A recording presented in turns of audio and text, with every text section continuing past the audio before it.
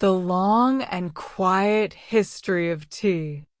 Hello and welcome. There is no need to pay close attention. There is nothing you need to remember from our story tonight. We are simply going to let our minds wander, to drift back through the long and quiet corridors of time, to think about something very, very simple. A leaf.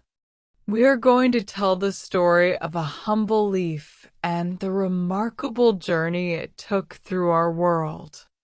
It is a story that unfolds not in years or decades, but in millennia.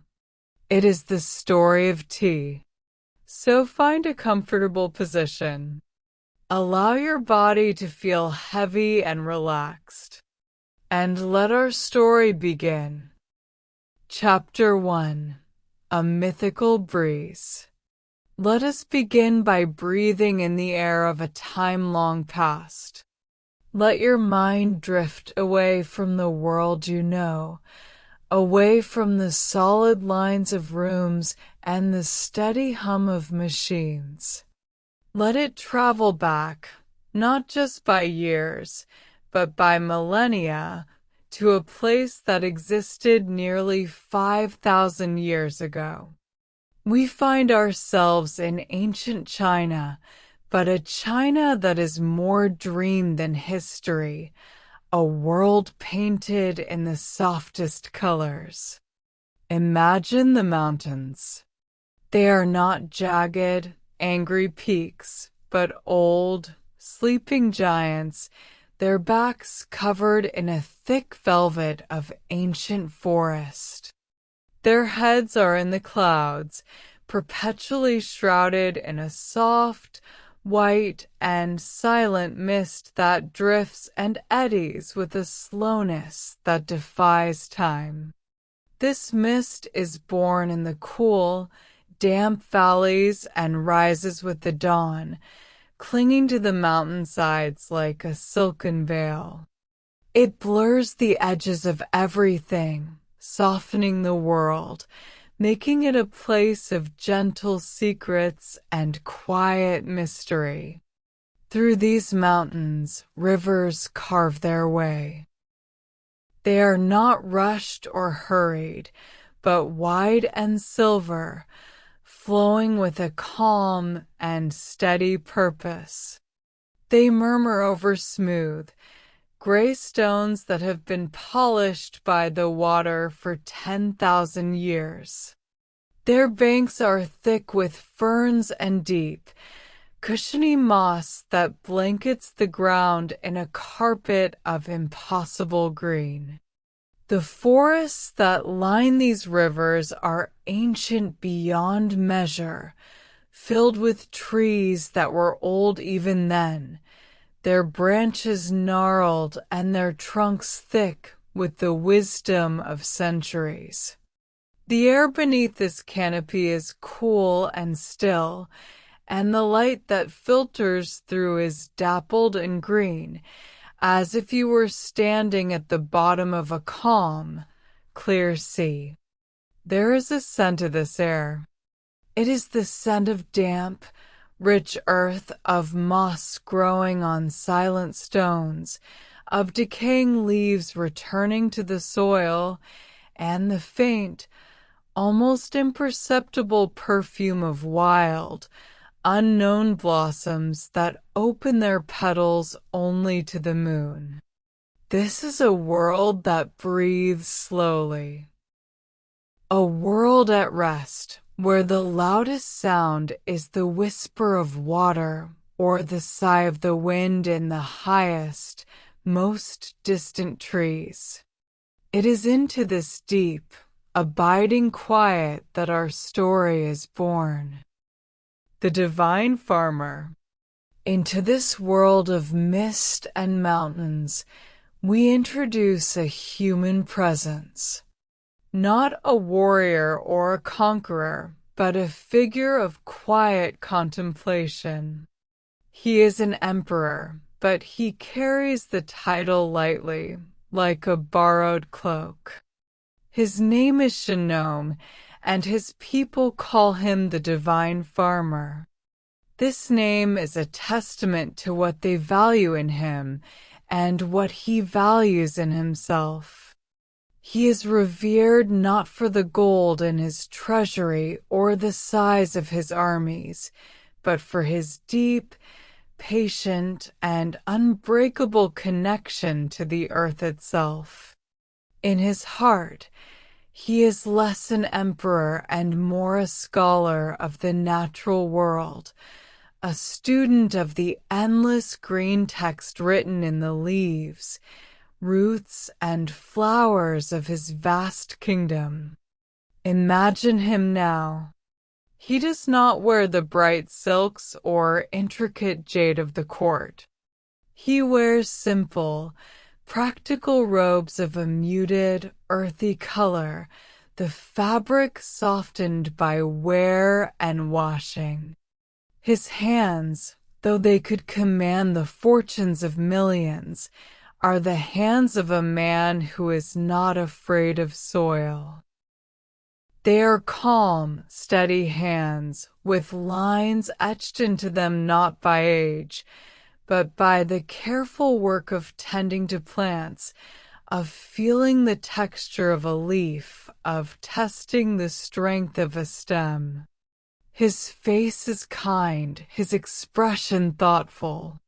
His gaze is not sharp or commanding, but calm and observant, the gaze of a man who has learned to find truth in stillness, to see great dramas unfold in the slow unfurling of a fern.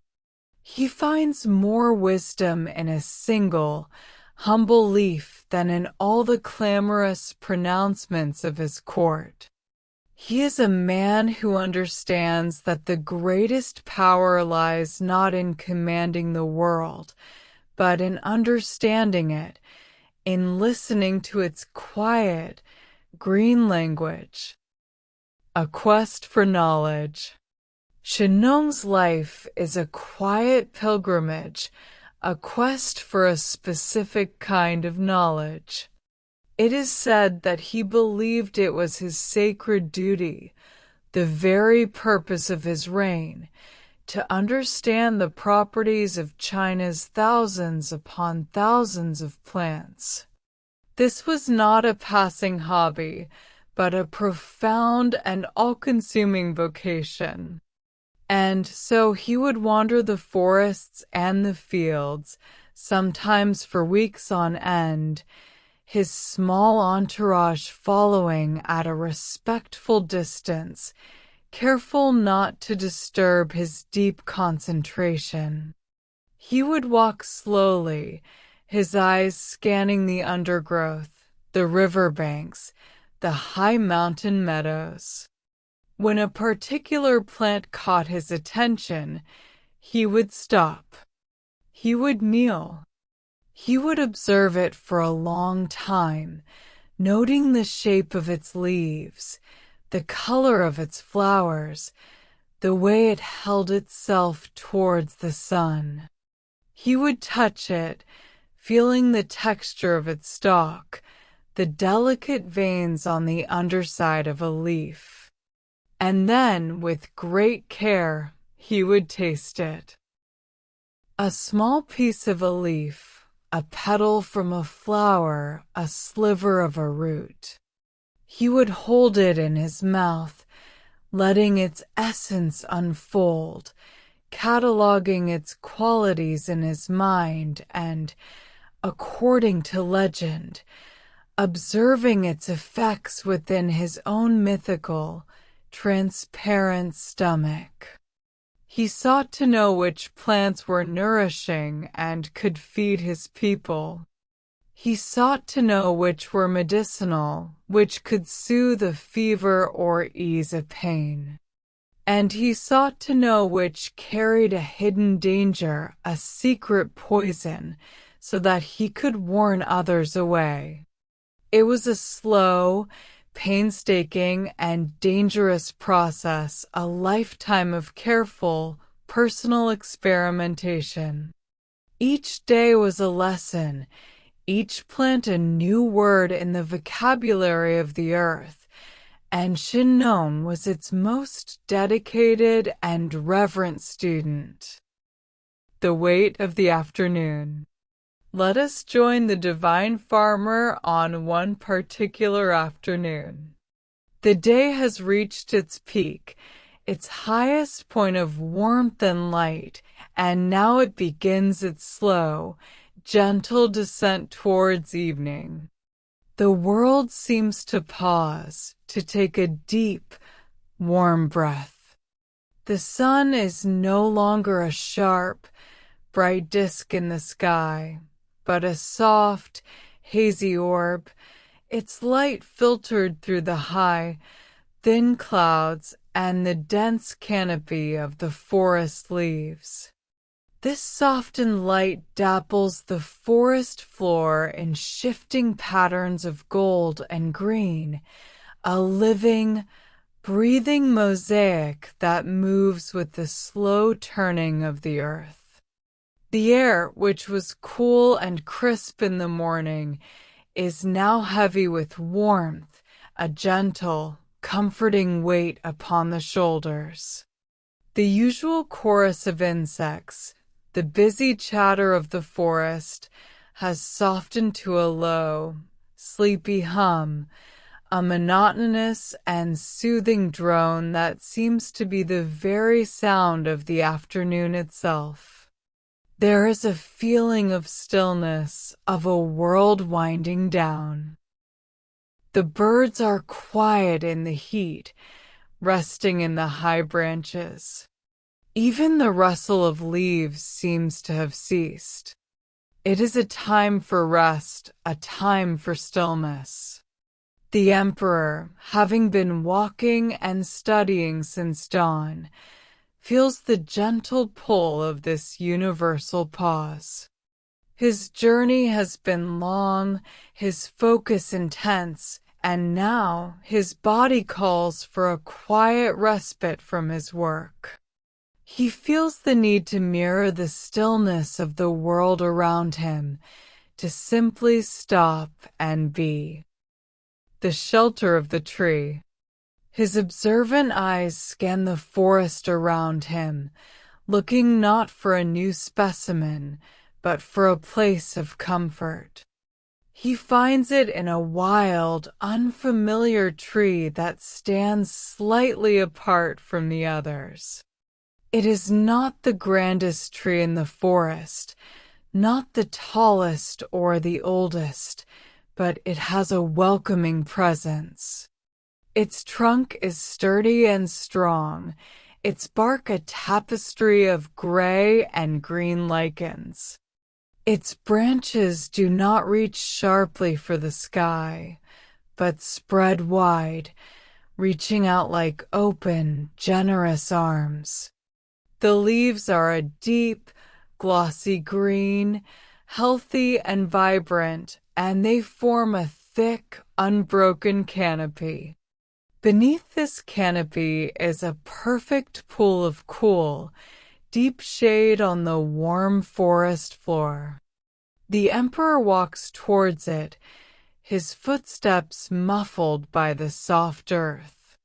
He settles himself at its base, his back resting against the rough, steady bark.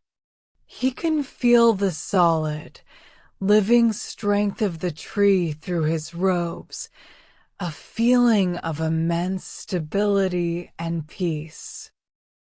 It is as if the tree has been waiting for him, offering its shelter.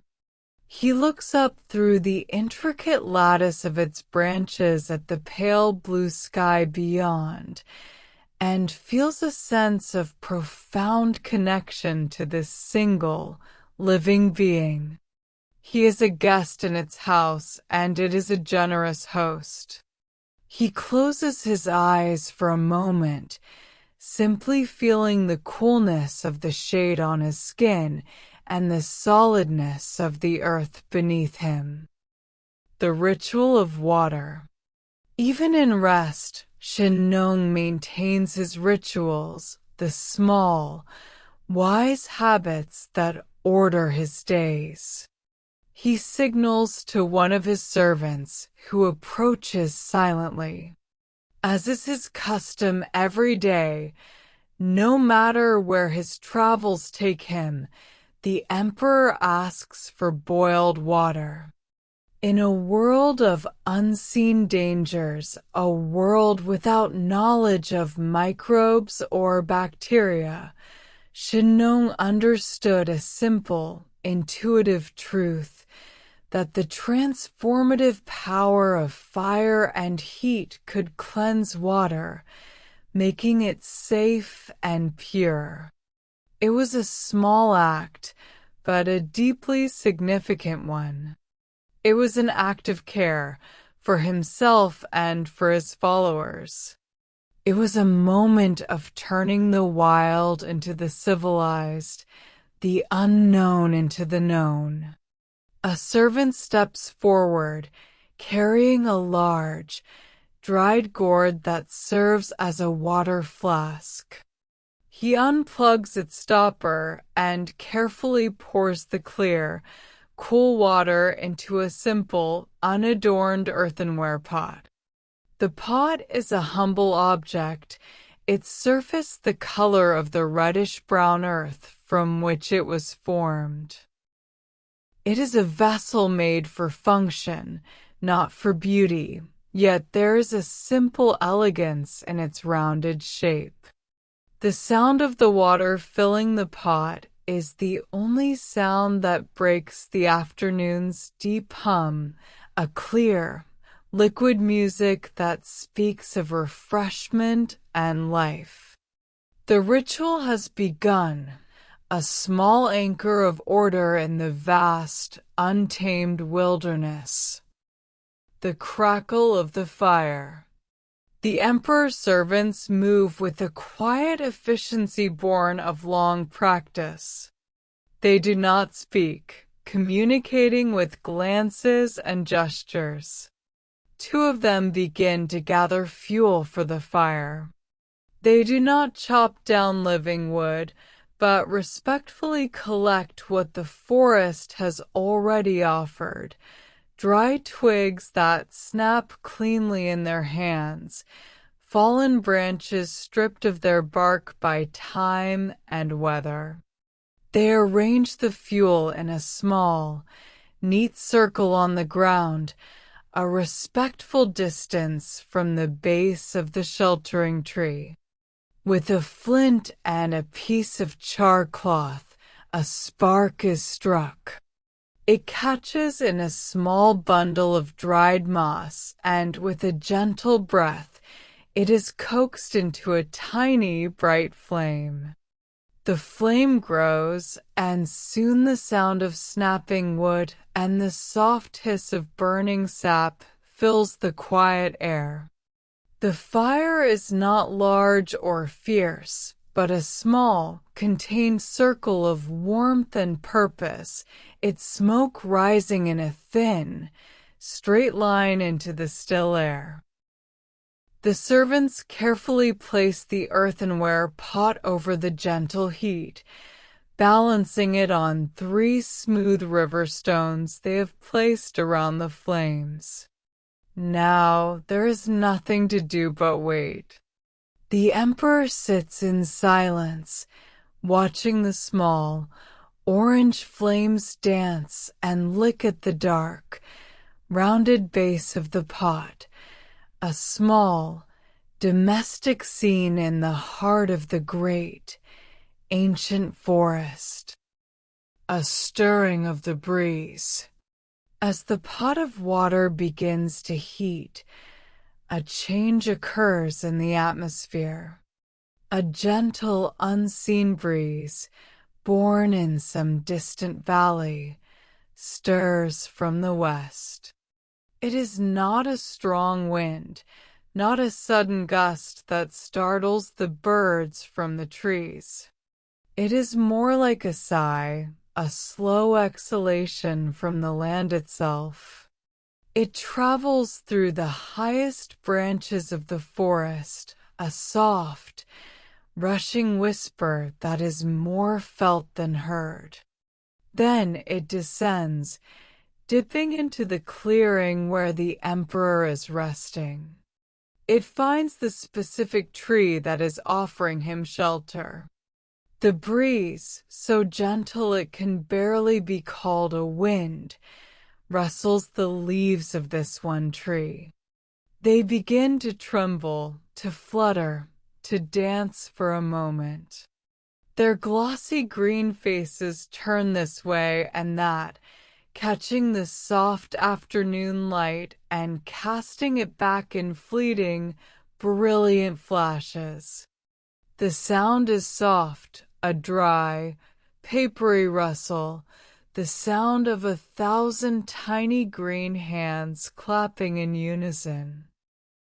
It is a momentary animation in the deep stillness of the day, a small, passing event, a random and unremarkable stirring of the air.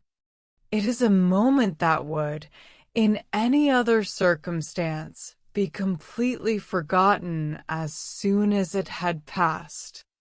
But today this small, insignificant breeze is an agent of destiny. The slow descent. The gentle persuasion of the breeze is enough. On one of the higher branches, a few leaves, perhaps 5 or 6 in number, small and perfectly formed, detach themselves from their stems. Their connection, weakened by the sun or the simple turning of the seasons, is finally broken. They are released into the air. They do not plummet to the ground. They are caught by the gentle breath of the breeze and begin a slow, meandering, and graceful descent. They dance and turn, spiraling slowly, lazily, through the warm, sunlit air. They seem to float, suspended between the sky and the earth. For a moment, they are like silent green birds, or small, flat emeralds thrown into the air, turning over and over as they fall. Their journey is quiet and unobserved. The emperor's eyes are closed in rest. The servants are focused on their duties. No one marks this tiny, arboreal event. No one sees their slow, elegant ballet as they drift down from the heights of the tree towards the small, crackling fire and the pot of water that bubbles gently over the flames. They are a secret, falling from one world into another. The unseen infusion. The leaves complete their journey.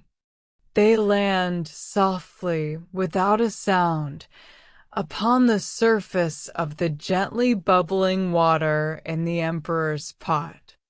They float there for a moment, resting on the surface tension, like tiny green boats on a small, hot lake. Then, as they become saturated with water, they slowly sink beneath the surface. No one has noticed. The fire crackles on.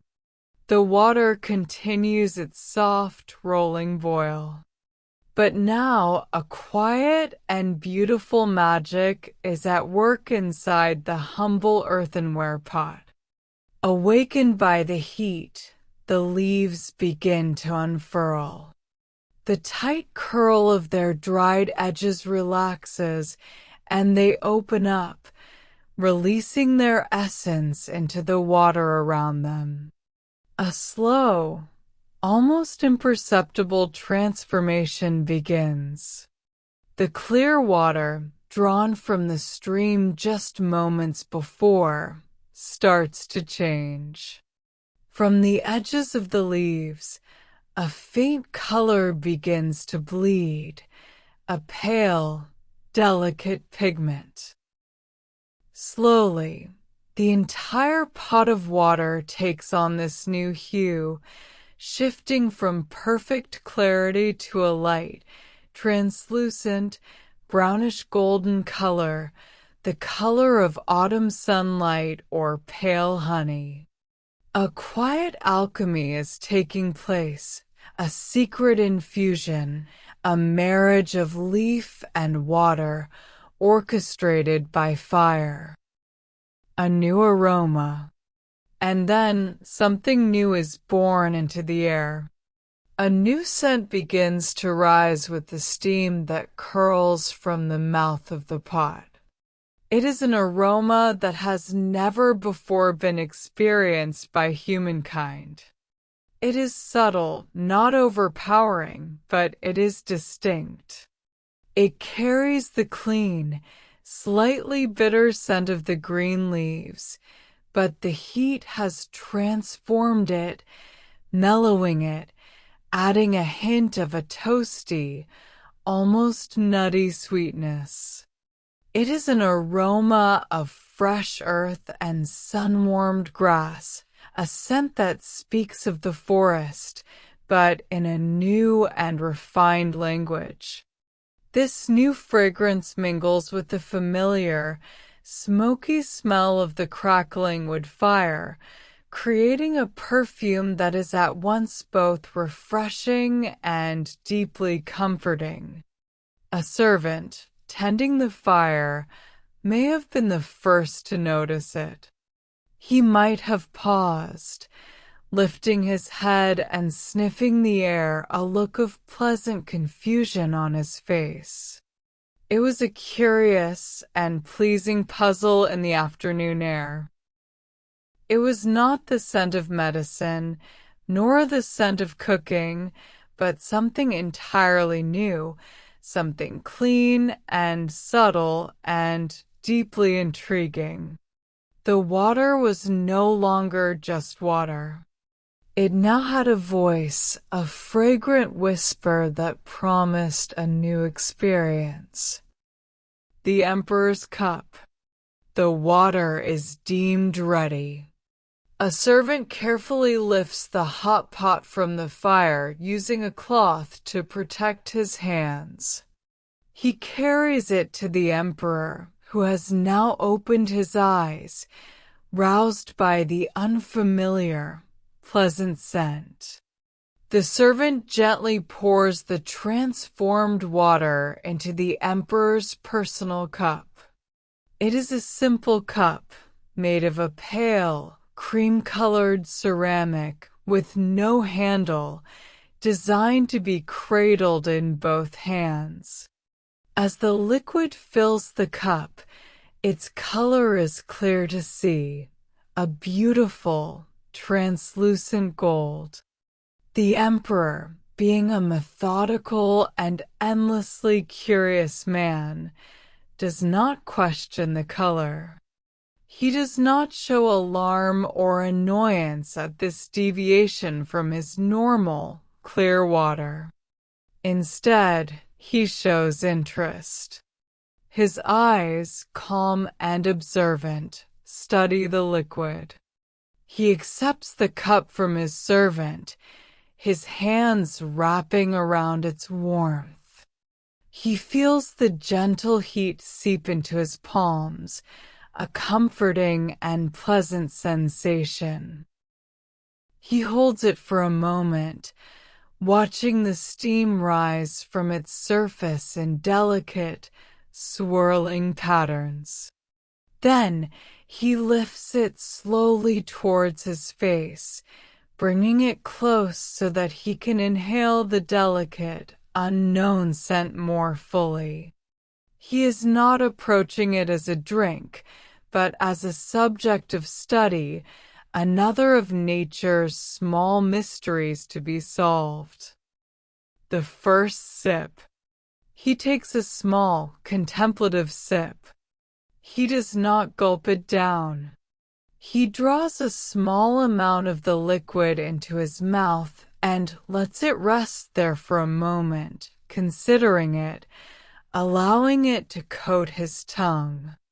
His mind, so attuned to the nuances of plants, analyzes the taste. It is not sweet, nor is it salty. It has a pleasant, subtle bitterness, a clean, vegetal flavor that is both stimulating and soothing. It is unlike anything he has ever tasted before. He swallows. He described the feeling that followed as a gentle warmth that flowed from his center outwards, a liquid that seemed to investigate every part of his body with a friendly and intelligent curiosity. It was a sensation of awakening. He felt it sharpen his mind, clearing the drowsy fog of the sleepy afternoon. His thoughts felt clearer, more focused. Yet, at the same time, it soothed his spirit.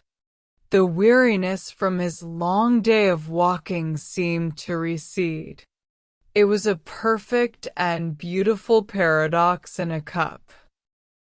A drink that could simultaneously invigorate and calm, awaken the mind and pacify the soul.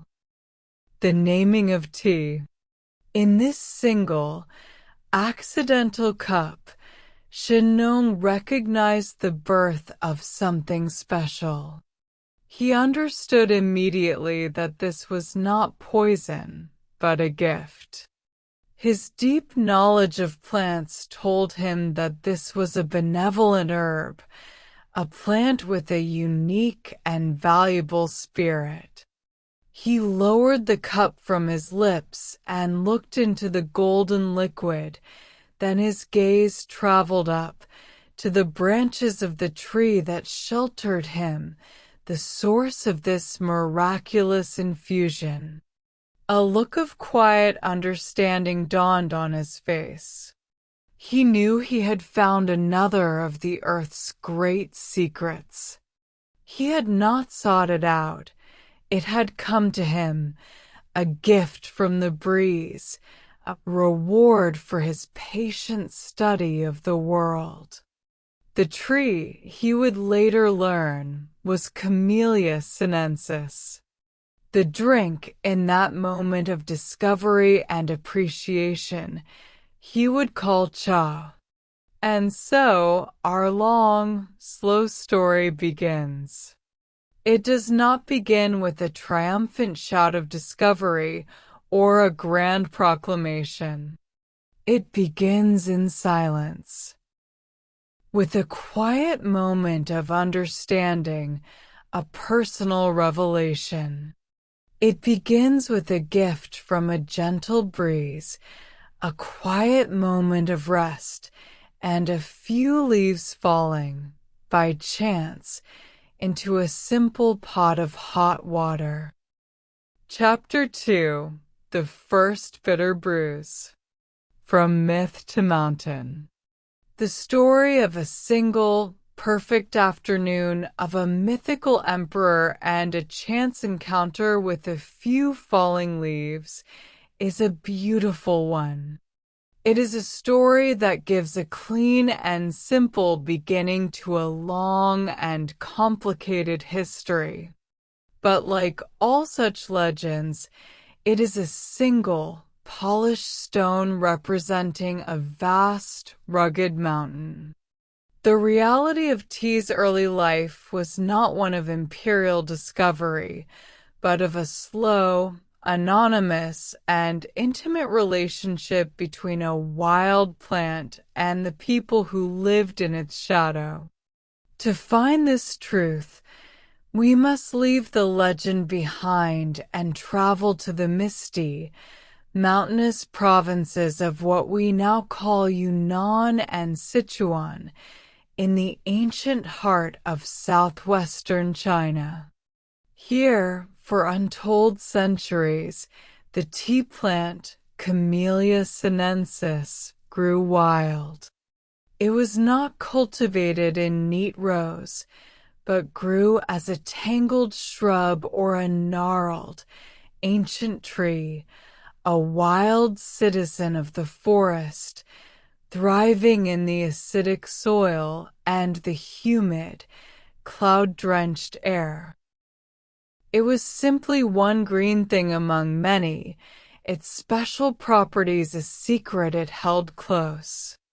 The people who lived here in small, isolated villages clinging to the mountainsides were the true discoverers of tea. Theirs was not a single, sudden revelation, but a slow, gradual understanding, a knowledge built over countless generations of foraging, of observation, and of necessity. A forager's find. Imagine a woman from one of these mountain villages, hundreds of years before any formal dynasty. Her life is woven into the rhythm of the forest. Each day, she walks the familiar paths, her keen eyes scanning the dense undergrowth. She is not looking for one specific thing, but for anything the forest might offer. Edible mushrooms clinging to a fallen log, tart berries, fibrous roots that can be pounded into flour, and the tender green shoots of ferns and other plants. Her knowledge is encyclopedic, passed down from her mother and her mother's mother. She knows which leaves are sweet, which are bitter, which will fill a stomach, and which will bring a fever. One day, she comes across a shrub with glossy, dark green leaves. She has seen it before, but perhaps today, in a lean season when other greens are scarce, she looks at it with new eyes. She plucks a leaf, rubs it between her fingers, feels its tough, leathery texture. She brings it to her nose and smells its clean, grassy, slightly bitter scent. Guided by an instinct born of a lifetime of foraging, she gathers a handful of the leaves, placing them in the woven basket on her back. She does not know its name, nor its destiny. To her, it is simply another offering from the forest, another possibility for the evening meal. The leaf as a vegetable. When the forager returns to her village, the leaves she has gathered are prepared in the simplest way imaginable. They are not brewed or infused. They are cooked. The fresh, tough leaves are dropped into a pot of steaming water or placed in a basket over a bubbling pot, a process that softens their fibrous texture and leaches out some of their intense bitterness. After a few minutes, they are removed, their color now a dull, cooked olive green. They are then served as part of the meal, perhaps mixed with rice, millet, or other, milder greens. The taste is not one of pleasure. It is a powerful, assertive bitterness, a flavor that dominates everything else on the palate.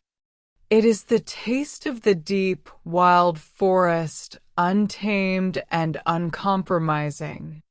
For these early people, the concept of eating for pure pleasure was a luxury they did not have. Food was fuel, it was sustenance, it was life. And this bitter leaf, though challenging to the tongue, was a source of vital energy, a way to fill a hungry belly.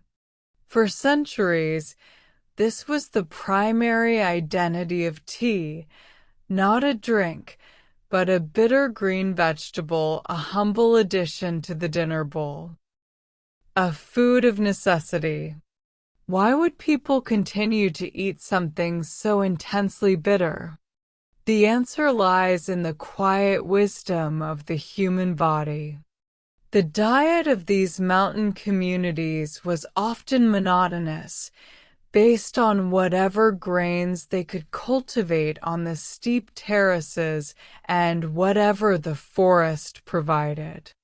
It was a diet that could easily lack the essential micronutrients and vitamins found in a wider variety of fresh vegetables. Unknowingly, these early people had stumbled upon a powerhouse of nutrition. The tea leaf is rich in vitamins and minerals, and its consumption, even as a simple, bitter vegetable, would have helped to ward off the deficiencies that plagued other isolated communities. They may not have understood the science, but they would have felt the results. Perhaps they noticed that the people who ate these bitter leaves had more energy, that their children were healthier, that they recovered from illnesses more quickly. The bitterness was the price of admission for the vitality the plant provided. It was not a food of choice, but a food of deep, instinctual necessity. The body recognized its value, even if the palate protested. The healer's hand. Within every ancient community, there is a figure who stands as a bridge between the physical and the spiritual, the known and the unknown, the healer.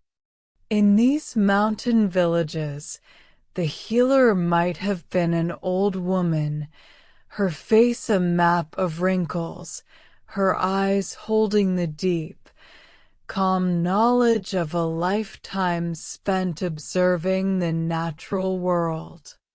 She was the keeper of the plant lore.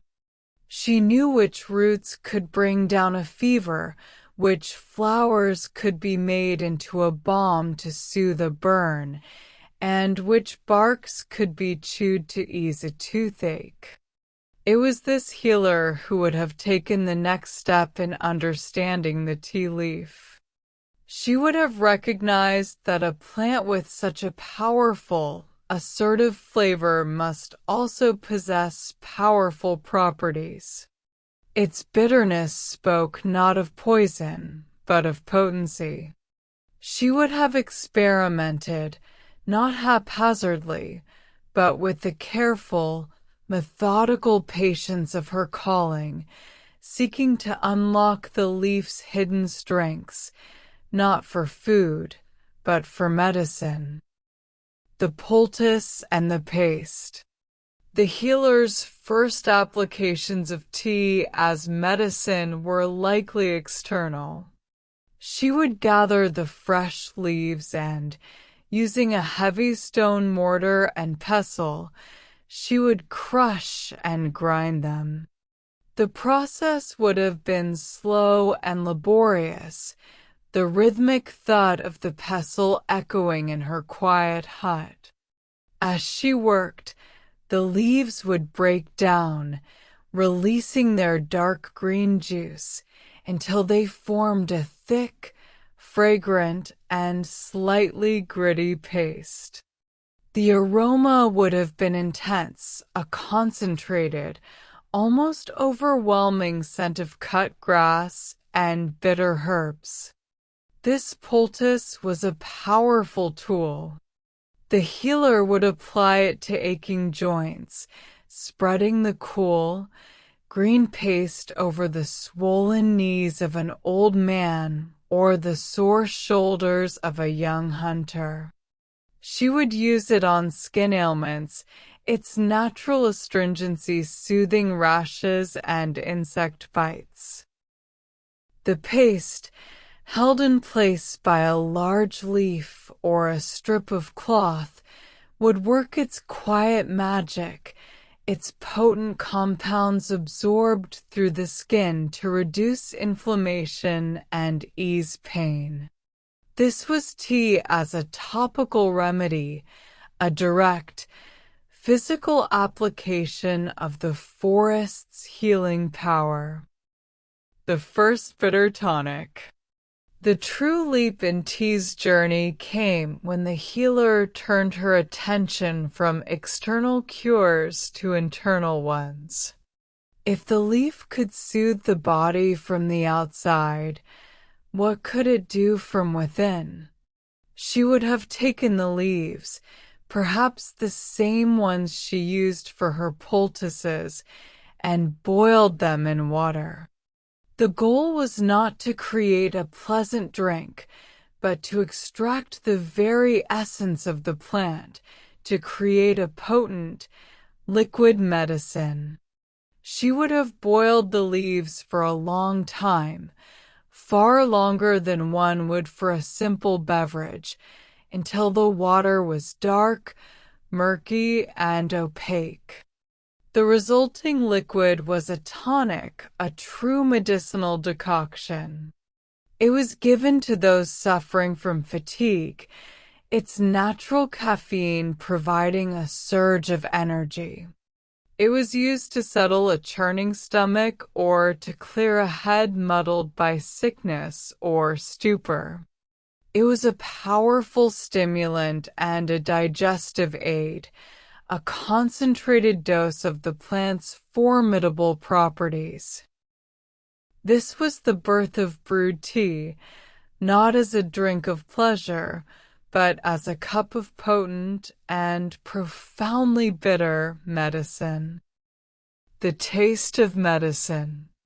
We must not romanticize the taste of this first brew. It would have been almost unpalatably bitter. Imagine the most bitter substance you have ever tasted, and then amplify it. It was a deep, vegetal bitterness that flooded the entire mouth, a flavor that seemed to have sharp edges. Following the bitterness would have been a powerful astringency, a dry, puckering sensation that felt as though it was stripping all the moisture from your tongue and cheeks.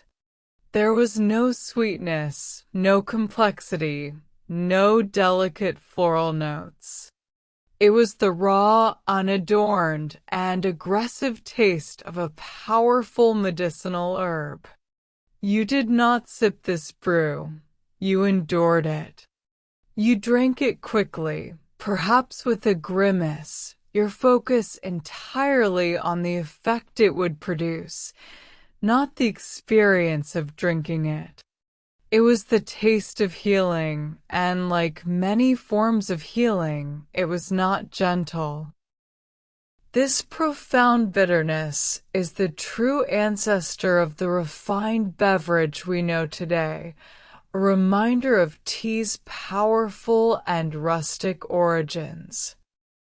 A ritual of healing, not hospitality. In this early phase of its existence, the act of preparing and serving this bitter tonic was a ritual of healing, not of hospitality. One did not offer a cup to a guest who had just arrived as a sign of welcome. One did not gather with friends to share a pot and pass the time.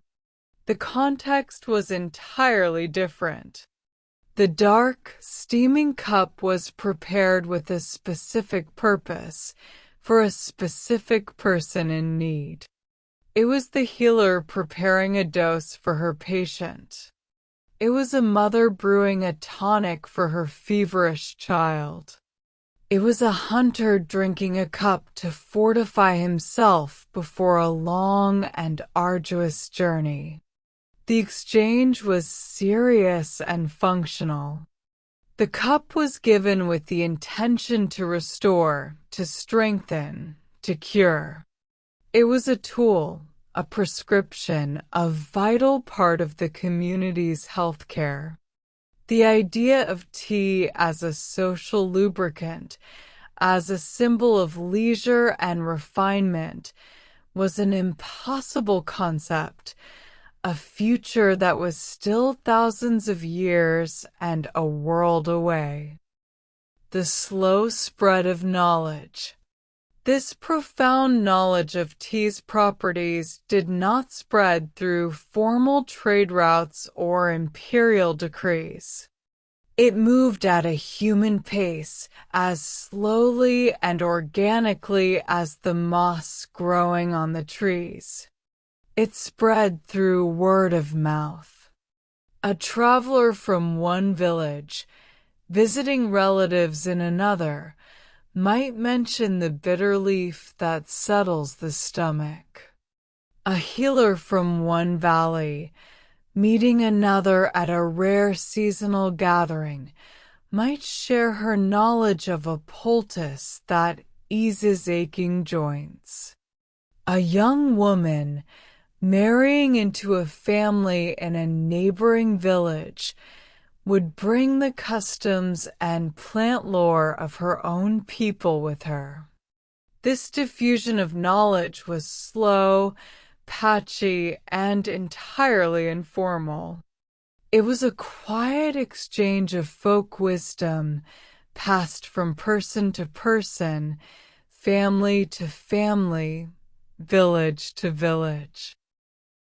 For centuries, this knowledge remained confined to the southern mountain regions, a well-kept secret, not by any deliberate intention, but simply by the natural barriers of geography and the immense difficulty of travel. Tea in the spirit world. For people who lived in such close and profound intimacy with the natural world, every plant, every river, every mountain possessed a spirit.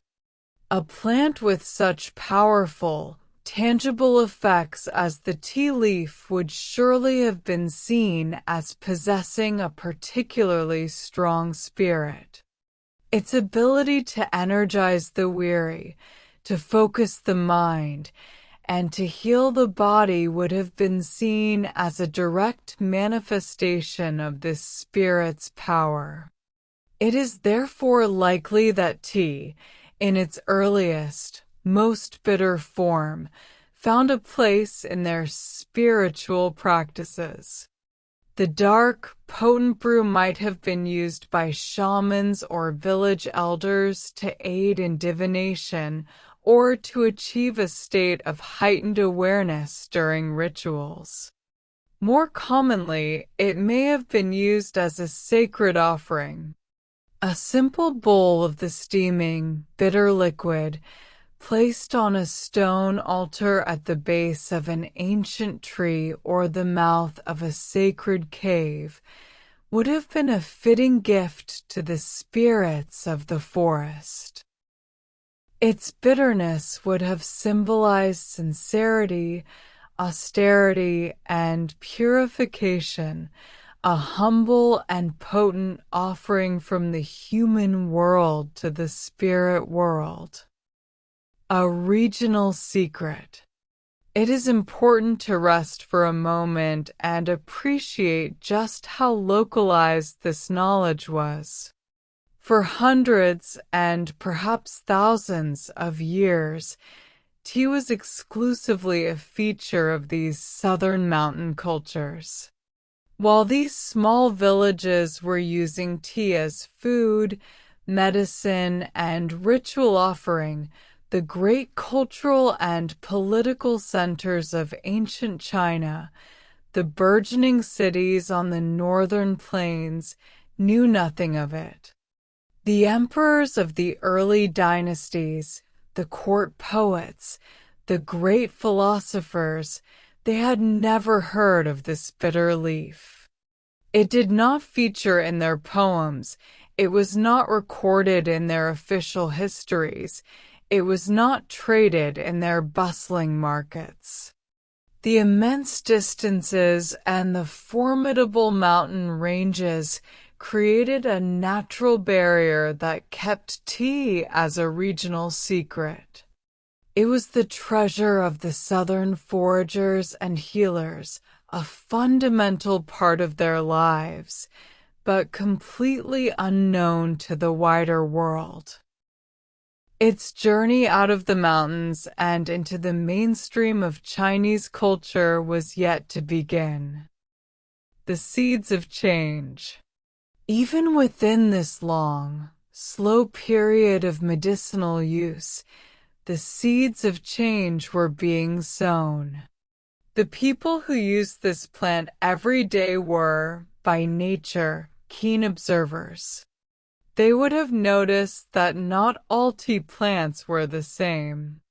Some produced leaves that were more intensely bitter than others.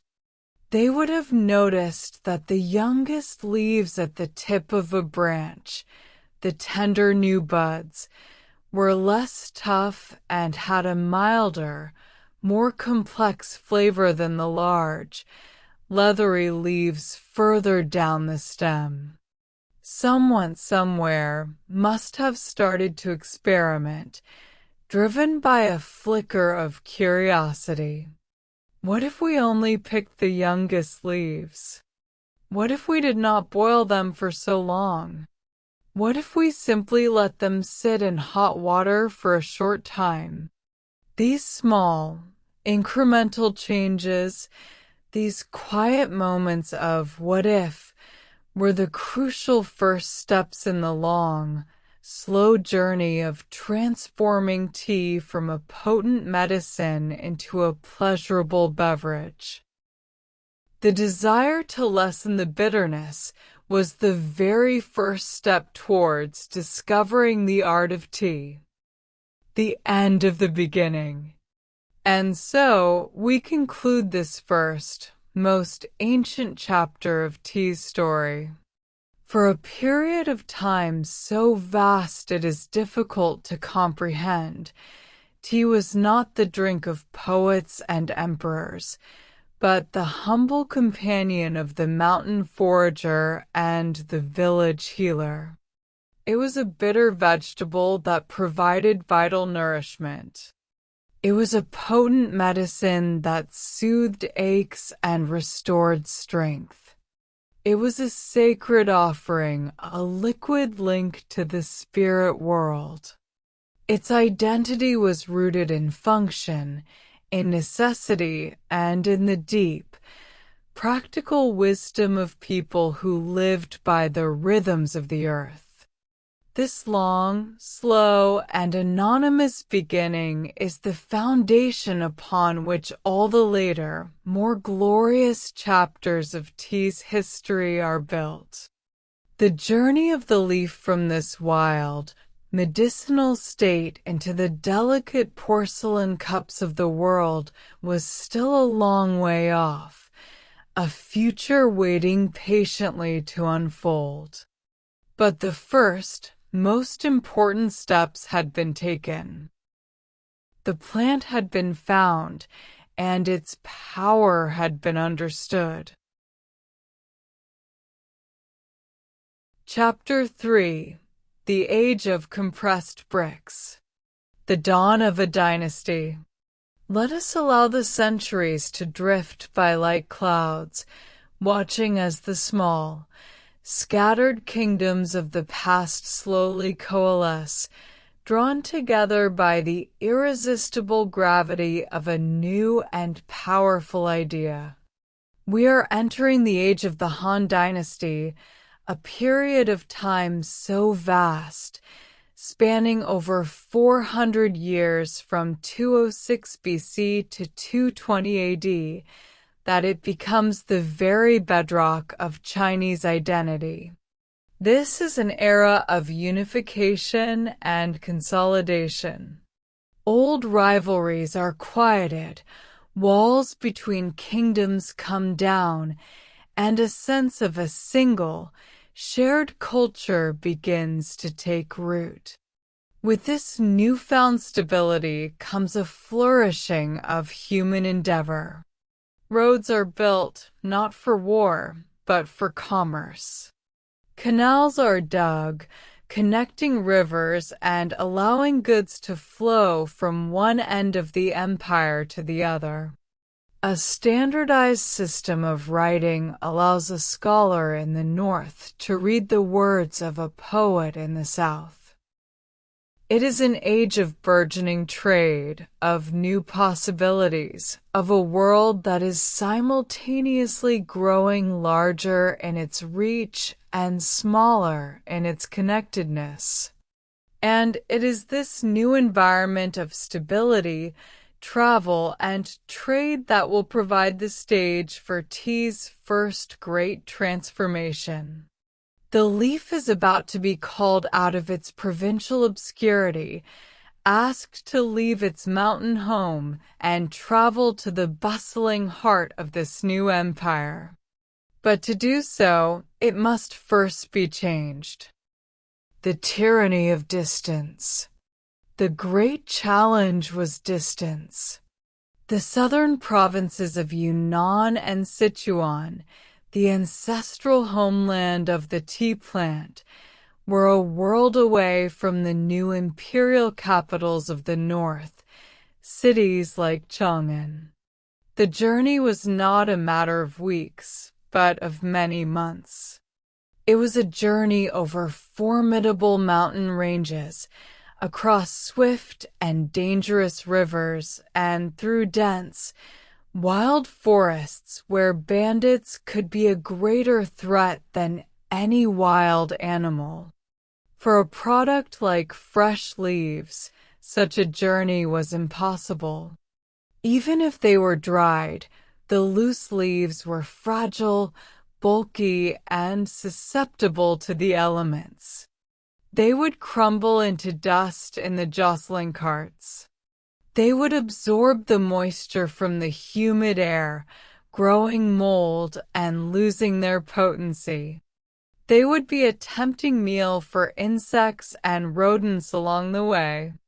The loose leaf was simply too delicate, too ephemeral, for the harsh realities of ancient long-distance trade. For tea to become a commodity, for it to travel from the hands of the southern forager to the cup of the northern official, it needed to be reinvented. It needed to be made durable, portable, and resilient. It needed to be transformed from a fragile leaf into something solid, something that could endure the tyranny of distance. The harvest and the wither. The process began, as it always has, with the harvest. In the southern mountains, entire communities would have been involved in this work. They would move through the forests, seeking out the wild tea trees and shrubs. At this early stage, they were likely not selective, not yet focused on picking only the youngest, most tender buds. They would have harvested the larger, tougher, more mature leaves, the ones with the most substance and the most potent, bitter flavor. The picking would have been done by hand, the leaves dropped into wide, shallow bamboo baskets. Back in the village, the fresh leaves would be spread out on large bamboo mats under the sun or in a warm, airy shed.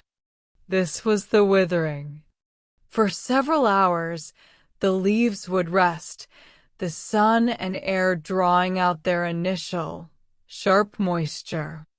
They would become soft, limp, and pliable, like fresh greens that have begun to wilt. This simple, patient step was crucial. It made the tough leaves flexible and ready for the next, more vigorous, stage of their transformation. It was the first step in taming the wild leaf. The power of steam.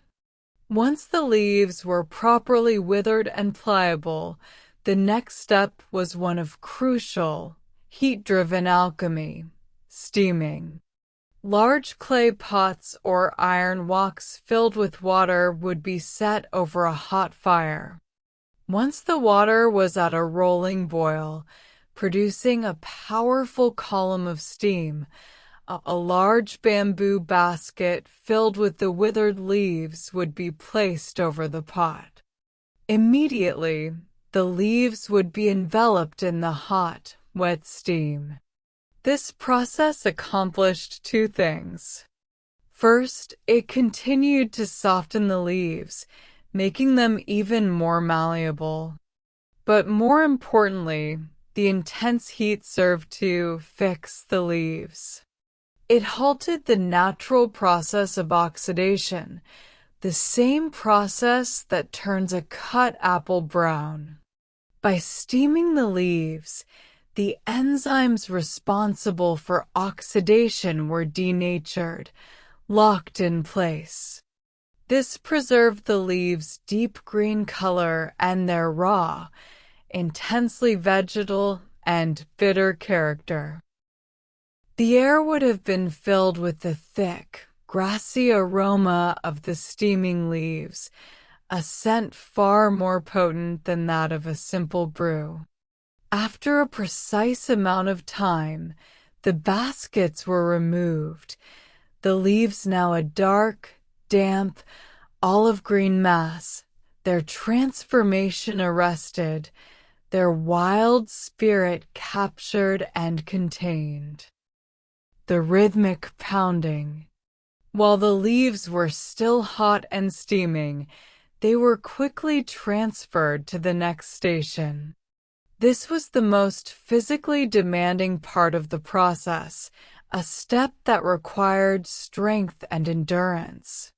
The damp, hot leaves were tipped into large, heavy mortars, which could be carved from stone or a single, massive piece of wood.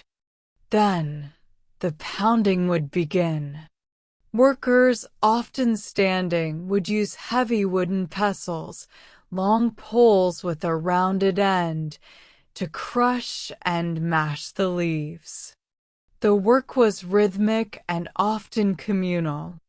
You can imagine the sound, the steady, percussive thud, thud, thud of the pestles striking the leaves, a sound that would have been the heartbeat of the village during the tea processing season. The goal was not to pulverize the leaves into a powder, but to break them down completely, to crush the cell walls and release the remaining juices, transforming the mass of individual leaves into a single, cohesive, and sticky paste. The air would be thick with the concentrated, almost overwhelming aroma of the crushed tea. It was a laborious, sweat-inducing process that turned the harvest of the forest into the raw material for a new creation. The shaping of the brick. The result of the pounding was a thick, dark green, and fragrant paste. This paste was then taken to be shaped. The tools for this were molds, typically carved from wood, though sometimes from stone. These molds were often rectangular, but could also be round or square. Many would have a design carved into the bottom, perhaps a simple geometric pattern, the symbol of a particular village or trading family, or a character representing good fortune. This carving would serve as a maker's mark, an ancient form of branding. A worker would take a precise amount of the tea paste and press it firmly into the mold. Every corner had to be filled, every bit of air pushed out. Then a wooden lid would be placed on top, and immense pressure would be applied, perhaps using a heavy stone or a simple lever press. This pressure squeezed out the last of the excess water and compressed the paste into a dense, solid block. When the brick was carefully removed from the mold, it would be damp and heavy, but it would hold its shape perfectly, the maker's mark now embossed clearly on its surface. The slow drying. The newly formed bricks were still damp and relatively fragile. They now had to enter the final, most patient stage of their creation, the drying. The damp bricks were carefully arranged on large wooden racks inside airy, well-ventilated sheds. These sheds were designed to protect the tea from rain while allowing the air to circulate freely. The bricks were spaced apart, allowing air to flow around each one. And then they were simply left to wait. For weeks, sometimes even for a month or more, the bricks would sit in the quiet dimness of the drying shed. Day by day, the air would slowly draw the moisture out of them. They would shrink slightly, becoming harder, denser, and darker in color. This was a quiet, passive process. There was no fire, no hurry. It was a process of surrendering to time, of allowing the tea to settle into its final, permanent form. A worker would walk the sheds, checking on the bricks, feeling their hardness, knowing by touch and experience when they were finally ready, when they had been transformed from a damp paste into a hard, dry, and stable object. A marvel of logistics. Let us consider the finished product. The tea brick was a masterpiece of ancient problem-solving. It was incredibly dense and hard, almost like a piece of dark, green-flecked slate. It was no longer susceptible to crumbling. It was largely resistant to moisture. A splash of rain on a journey would not harm it. Its density meant that it offered little purchase for insects or rodents. It was compact and standardized in its size and weight, making it easy to count, stack, and transport. A porter could carry a far greater value of tea in this compressed form than he ever could as loose leaves. The brick had transformed the ephemeral leaf into a durable good, something that could be stored for months or even years without significant degradation. It was a brilliant innovation, born of necessity, that solved the fundamental problem of getting a fragile agricultural product from the remote, mountainous south to the thirsty, distant north. It was the key that would unlock tea's future, allowing it to step onto the larger stage of the empire. The long road north. Once the bricks were fully dried and hardened, the journey could begin. The bricks would be carefully stacked and wrapped, perhaps in cloth or matting, to protect them from chipping. Holes were often molded into the bricks so that they could be strung together on ropes of hemp or bamboo fiber, creating long, heavy chains of tea. These loads were then hoisted onto the backs of human porters, men whose entire lives were spent carrying goods through the mountains or loaded into sturdy, slow-moving, ox-drawn carts. The caravan would set off, beginning the long, slow trek out of the southern mountains. The journey was arduous. The paths were narrow and often treacherous, clinging to the sides of steep cliffs. The carts would get bogged down in mud during the rainy season.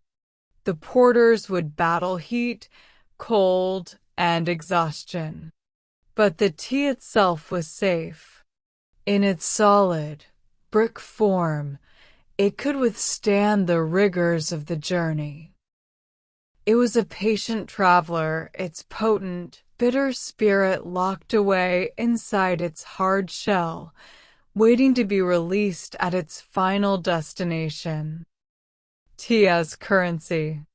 As these durable, standardized bricks of tea began to move along the trade routes, they took on a new and powerful identity. In the remote frontier regions, where minted coins from the capital were scarce or non-existent, the tea brick became a reliable medium of exchange. It had an understood value. A trader arriving in a mountain village knew that one brick of tea could be bartered for a certain quantity of salt, a vital and rare commodity. 2 bricks might be worth a well-made iron knife. A larger number could be exchanged for a goat or a bundle of precious animal hides. This was not a symbolic transaction. The tea brick was money. It was more stable than a perishable foodstuff and more useful than a lump of unrefined metal. It was a currency born of practicality, its value rooted in the desire for its medicinal and restorative properties.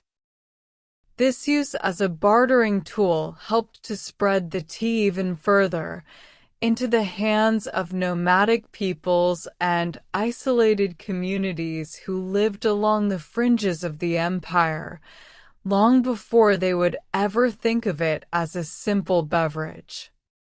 Arrival in the north. After months of travel, the caravans would finally arrive in the great cities of the north, like the magnificent Han capital, Chang'an. The contrast would have been immense. The tea bricks, earthy, rustic, and smelling faintly of the smoky fires and damp forests of the south, were now in the heart of a sophisticated, cosmopolitan metropolis. In the city's sprawling markets, the bricks would be sold alongside goods from every corner of the empire and beyond. They would be displayed in stalls next to shimmering bolts of silk, intricately painted lacquerware, fragrant spices from the West, and elegant pottery. To the urban dweller, this dark, hard brick was an exotic curiosity. It was a taste of the wild, untamed South, a product from the very edge of their known world. It was sold not in elegant tea houses, which did not yet exist, but in apothecaries, in stalls selling medicines and herbs, or in general stores that dealt in practical, everyday goods. Its arrival was quiet, another strange new product in a city already overflowing with them. A new class of drinker. With its arrival in the northern cities, tea began to find a new audience. It was no longer just the drink of southern mountain villagers. Now it was being discovered by a different class of people, the government officials, the scholars, the wealthy merchants. For them, it was not a part of their ancestral diet. It was a new and interesting tonic. A scholar, staying up late to study the classics, might drink a cup of the bitter brew to keep his mind sharp. A government official, feeling weary after a long day in the imperial court, might take it as a restorative. A wealthy merchant might serve it to a guest as a curiosity, a sign of his access to exotic goods from the far reaches of the empire. However, it was still viewed primarily through a medicinal lens. It was a health drink, a stimulant, a digestive aid. The idea of drinking it for pure pleasure, for its flavor and aroma, had not yet taken hold. It was still a functional beverage, its rustic origins clinging to it like the mountain mist. The persistence of bitterness. It is important to remember that although the form of tea has changed dramatically, its basic character has not. Tea, scraped from these hard bricks and brewed in boiling water, was still extremely bitter. The process of pressing and drying did nothing to mitigate the strong, vegetal taste of the plant. In fact, prolonged storage and travel could even enhance the taste, adding earthy, sometimes even musty notes. The preparation was still raw. A piece of the brick would be broken off, perhaps toasted over a fire to soften and clean it, then crushed into a powder. This powder was then boiled in water, often with salt or other additives to make the taste more palatable. The resulting beverage was not a clear, translucent liquid, but a murky, dark broth, often with sediment at the bottom of the cup. It was a strong, robust, and demanding drink. It was still more of a medicine than a delicacy, a drink you drink for the effect, not for the pleasure. The transformation of taste, the art of brewing, was still in the future. The foundation for an empire of taste. Thus we conclude this chapter in the history of tea, the age of compressed bricks. This innovation, born of practical necessity, was perhaps the most important step in the early spread of tea. The tea brick itself was not the end goal. It was a solution to a problem, a bridge between two worlds. It solved the problem of transport and storage, which allowed the leaf to leave its mountain homeland and begin its journey into the wider world of the Chinese Empire. It created a standardized commodity that could be exchanged and sold, making tea part of the growing economy. It introduced tea to new people in new places, sowing the seeds for future demand. The tea brick was a solid, reliable, and humble foundation. On this foundation, all future improvements would be built. The art of whipping powder in the Song dynasty, the invention of the teapot in the Ming dynasty, and finally the birth of a global tea culture. The Age of Bricks was a quiet but necessary revolution that set the stage for all that followed. Chapter 4: The Sage and the Classic of Tea. The Golden Dynasty. Let us allow the world to turn, to move forward from the practical, earthy age of the Han. We arrive now in a new era, an epoch of such brilliance and cultural confidence that later generations would look back upon it as a golden age. This is the Tang Dynasty, a period stretching from the year 618 to 907. It is an empire at peace with itself, secure in its borders and bursting with a creative energy that touches every facet of life. The capital city, Chang'an, is the most magnificent city on earth, a sprawling, cosmopolitan metropolis where merchants from Persia, scholars from Korea, and monks from India walk the same wide, tree-lined avenues as the native poets, painters, and officials. There is a sense of openness, of possibility, of intellectual curiosity. Art is not merely decoration, but a path to understanding the universe. Poetry is not a frivolous pastime, but the highest form of expression, capable of capturing the deepest truths of human experience and the natural world.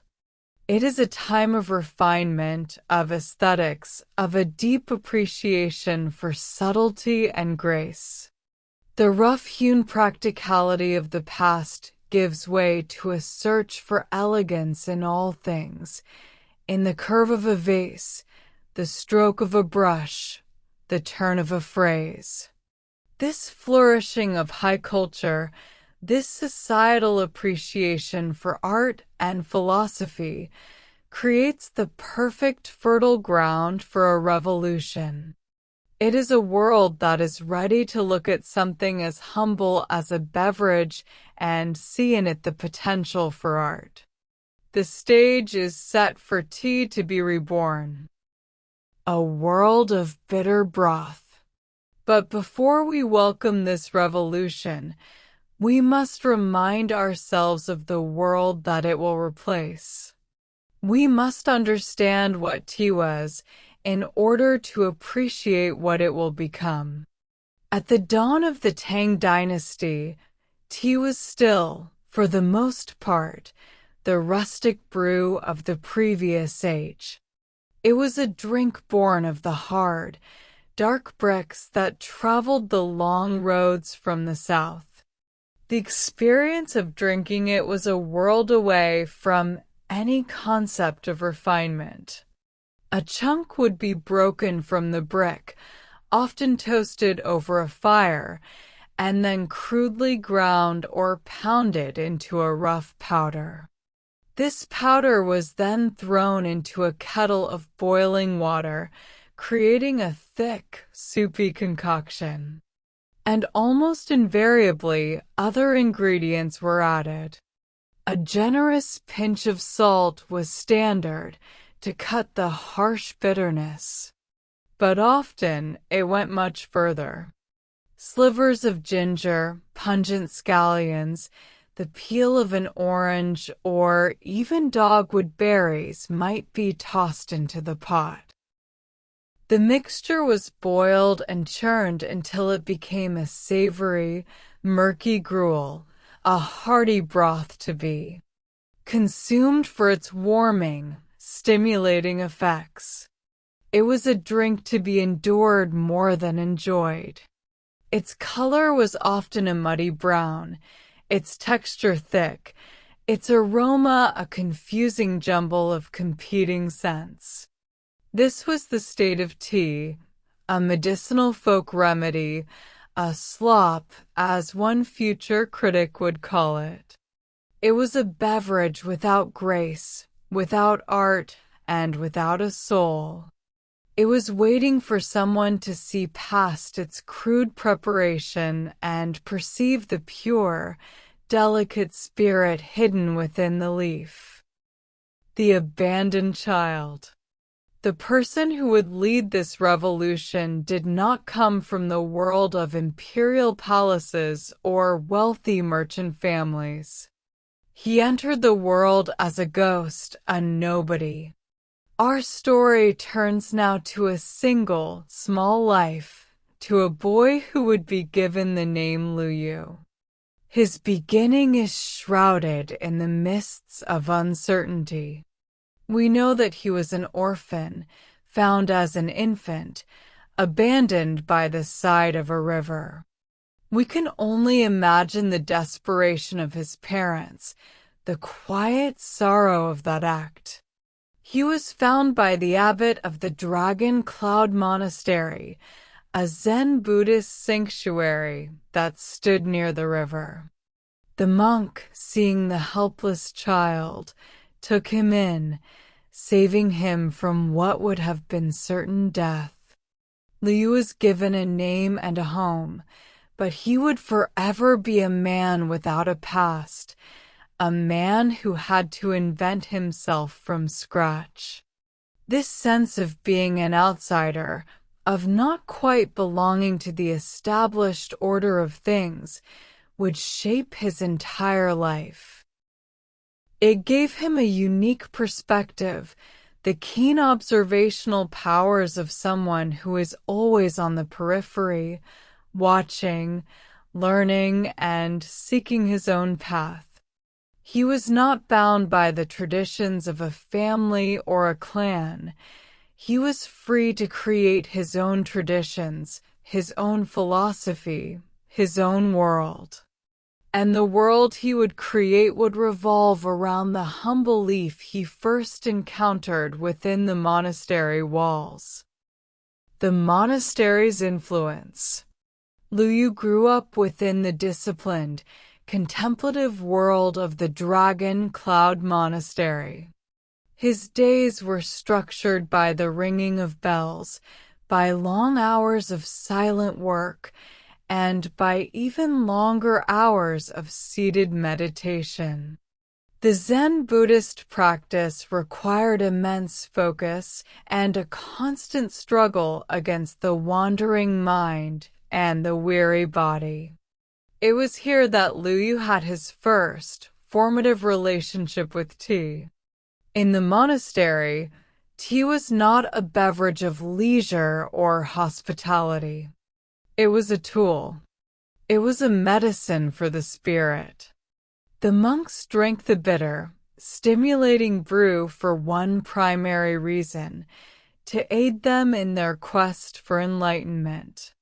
The caffeine in the tea helped to ward off drowsiness during the grueling, pre-dawn meditation sessions. It sharpened their focus, allowing them to remain still and aware for hours on end. Luyu, as a young acolyte, would have been tasked with preparing this tea. He would have learned to break the bricks, to grind the powder, to boil the water, to serve the monks their bitter, functional brew. He experienced tea first as a servant, as a provider of a necessary tonic.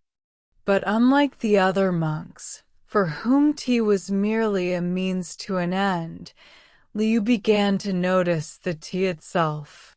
He noticed the subtle differences in aroma, the varying degrees of bitterness, the way the steam danced from the kettle. For him, the preparation was not just a chore, it was becoming a quiet fascination, a restless spirit.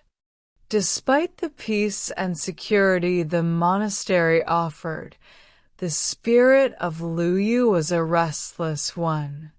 He was a brilliant student, quickly mastering the Buddhist classics, but he chafed under the strict discipline. The abbot wished for him to take his vows and become a monk, to dedicate his life to the Buddhist path. But Luyu felt a different calling. He was possessed by a powerful curiosity about the wide world that lay beyond the monastery's walls. He wanted to see the great cities, to read the works of the poets and historians, to understand the workings of the empire. He was also, at times, a mischievous and playful figure, a side of him that did not fit well with the severe austerity of Zen practice. He once famously refused to study the Buddhist sutras, declaring he was more interested in the teachings of the great secular philosophers like Confucius. This rebellious streak, this deep-seated need to follow his own path, eventually led him to a momentous decision. He could not spend his life in quiet contemplation of the void. His fascination was with the tangible world, with the details of life. And increasingly, his fascination was with tea.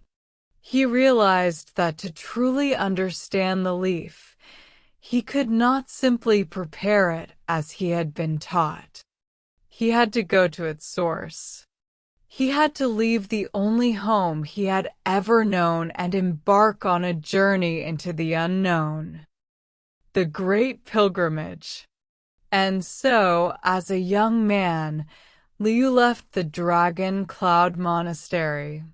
He did not leave in anger, but with a quiet sense of purpose. He began what would become a great pilgrimage, a journey that would consume more than 20 years of his life. This was not a religious pilgrimage to a sacred mountain or a famous temple. His pilgrimage was dedicated entirely to tea. He traveled on foot with few possessions, relying on his wits and the kindness of strangers. His journey took him across the length and breadth of the Tang Empire. He traveled south into the misty mountains of Yunnan and Sichuan, the very birthplace of tea, to see the wild trees and learn from the descendants of the first tea foragers. He journeyed to the east, to the coastal regions where new methods of cultivation were beginning to emerge. He visited famous mountains known for producing leaves with a unique character. He spent time in bustling market towns where tea bricks were traded, and in quiet monasteries where different brewing traditions were practiced. His quest was all-consuming. It was a slow, patient, and often arduous journey, a life of constant movement and observation, driven by a singular, burning passion to know everything there was to know about this one plant. The student of the leaf. Liu was no mere tourist. He was a dedicated and methodical researcher, an ethnographer, botanist, and historian all in one. When he arrived in a new region, he would immerse himself in the local tea culture. He did not just observe from a distance, he participated. He would sit for hours with old, weathered farmers, men whose families had been working with tea for generations. He would listen to their stories, their folk wisdom about the soil, the weather, and the best times to harvest. He would work alongside them in the fields, learning to distinguish the subtle differences between the leaves of different plants. He would help with the processing, learning firsthand the arts of withering, steaming, and pounding. He would taste the local water, noting its character. He would meticulously document everything, the tools they used, the shape of their kilns, the way they packed the bricks.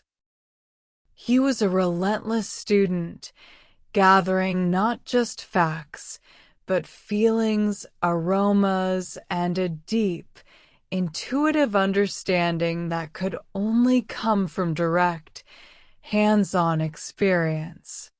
He was building a library of knowledge in his mind, a library filled with the quiet, practical wisdom of the common people who truly lived and breathed the way of tea. The distillation of knowledge. After more than 2 decades of wandering, the pilgrimage came to an end. Liu Yu, now a man in middle age, possessed a knowledge of tea that was unparalleled in the history of the world. He had seen more, tasted more, and learned more about this single plant than any person alive. Now came the second great task of his life, to distill this vast, chaotic ocean of information into something clear, coherent, and meaningful. He retreated from the world, finding a quiet place of seclusion to begin the monumental task of writing. We can imagine him in his simple scholar's hut, the culmination of his life's journey spread out around him. There would be notes written on scraps of paper or silk, samples of dried leaves in small pouches, perhaps a collection of rustic tea bowls and tools he had gathered on his travels. He had to find the patterns within the data, to connect the dots between the soil of a mountain in Sichuan and the taste in a bowl in Chang'an. He had to create a system, a philosophy, a grand unified theory of tea. It was a process of deep reflection, of turning 1,000 scattered facts into a single, elegant truth. The birth of the Cha Jing. The result of this intense period of reflection and writing was a single, slender volume, the world's first book dedicated entirely to the subject of tea. He called it the Cha Jing, which translates simply and elegantly as the classic of tea. The book was a masterpiece, not just of information, but of literature. Liu wrote with the precision of a scientist and the soul of a poet. The Cha Jing was divided into 10 chapters, methodically covering every conceivable aspect of tea. He began with its mythical origins, paying homage to the divine farmer, Shinong. He then detailed the types of soil and cultivation methods best for growing high-quality tea. He described the proper way to harvest and process the leaves. He dedicated entire sections to the tools one must use, the water one must seek, and the correct way to brew and drink the final product. But it was more than a technical manual. Woven throughout the practical advice was a deep, philosophical reverence for the subject. He wrote about the spirit of tea, its ability to promote harmony and quell the passions. He had created not just an instruction book, but a sacred text for a new art form. The 24 Implements. One of the most revolutionary aspects of the Cha Jing was its insistence on precision and its deep respect for the tools of the craft. Liu believed that to prepare tea properly was to engage in a form of art, and like any artist, the tea master required a specific set of tools. He codified a list of 24 essential implements. This was not a suggestion. It was a prescription. To deviate was to show disrespect to the tea. The list was exhaustive and specific. It included a brazier, a small charcoal stove, to provide a clean and controlled heat. It included bamboo tongs for handling the hot charcoal and a special iron cauldron for boiling the water. There was a bamboo roller for crushing the roasted tea cake, a sieve made of fine silk to ensure the powder was uniform, a delicate feather brush for cleaning the tools, and a special long-handled ladle for scooping the water. He even specified the material and design of the salt container and the wastewater bowl. By creating this elaborate and specific ritual, Liu was making a powerful statement. He was elevating the act of making tea from a crude kitchen chore to a refined and serious discipline, a ceremony that required focus, grace, and the proper respect for every single element involved. The soul of water. For Liu Yu, the tea leaf was only half of the equation. The other half, equally important, was the water. He dedicated an entire chapter of the Cha Jing to the subject of water, treating it with a reverence that must have seemed astonishing at the time. He understood that water was not just a neutral medium, but an active participant in the creation of the final brew, capable of either elevating or ruining the tea. He created a famous and influential ranking of water sources. The very best water, he declared, was from a slow-moving mountain spring, gathered from among the stones. This water was pure, alive, and possessed a natural sweetness that would complement the tea. The second best was river water, but only if it was drawn from a point far from human habitation. The very worst, he proclaimed, was water from a city well. This water was stagnant, dead, and full of impurities that would clash with and corrupt the delicate flavor of a good tea. This obsession with the purity of water reveals the incredible refinement of Lu Yu's palate and his philosophy. He was teaching people to taste, to pay attention to the subtlest of details, to understand that in the pursuit of perfection, every single element matters. The rejection of slop. This was perhaps the most radical and influential declaration in the entire Cha Jing. With the sharp, uncompromising authority of a true connoisseur, Liu attacked the common practice of adding other ingredients to tea. He dismissed the traditional brew of tea boiled with salt, ginger, scallions, and orange peel as nothing more than the slop of gutters and ditches. It was a shocking and powerful condemnation. His reasoning was clear and revolutionary. These strong, pungent additions completely overwhelmed and masked the true, subtle, and complex flavor of the tea leaf itself. Why, he argued, would you go to the trouble of sourcing a fine tea only to drown its delicate character in a soup of onions and salt? He advocated for a radical purity. Tea, he insisted, should be appreciated on its own terms. Its natural bitterness, its subtle sweetness, its complex aroma, these were the qualities to be savored. He taught a new way of tasting, a new way of appreciating. He was asking people to set aside their crude habits and listen to the quiet, nuanced voice of the leaf itself.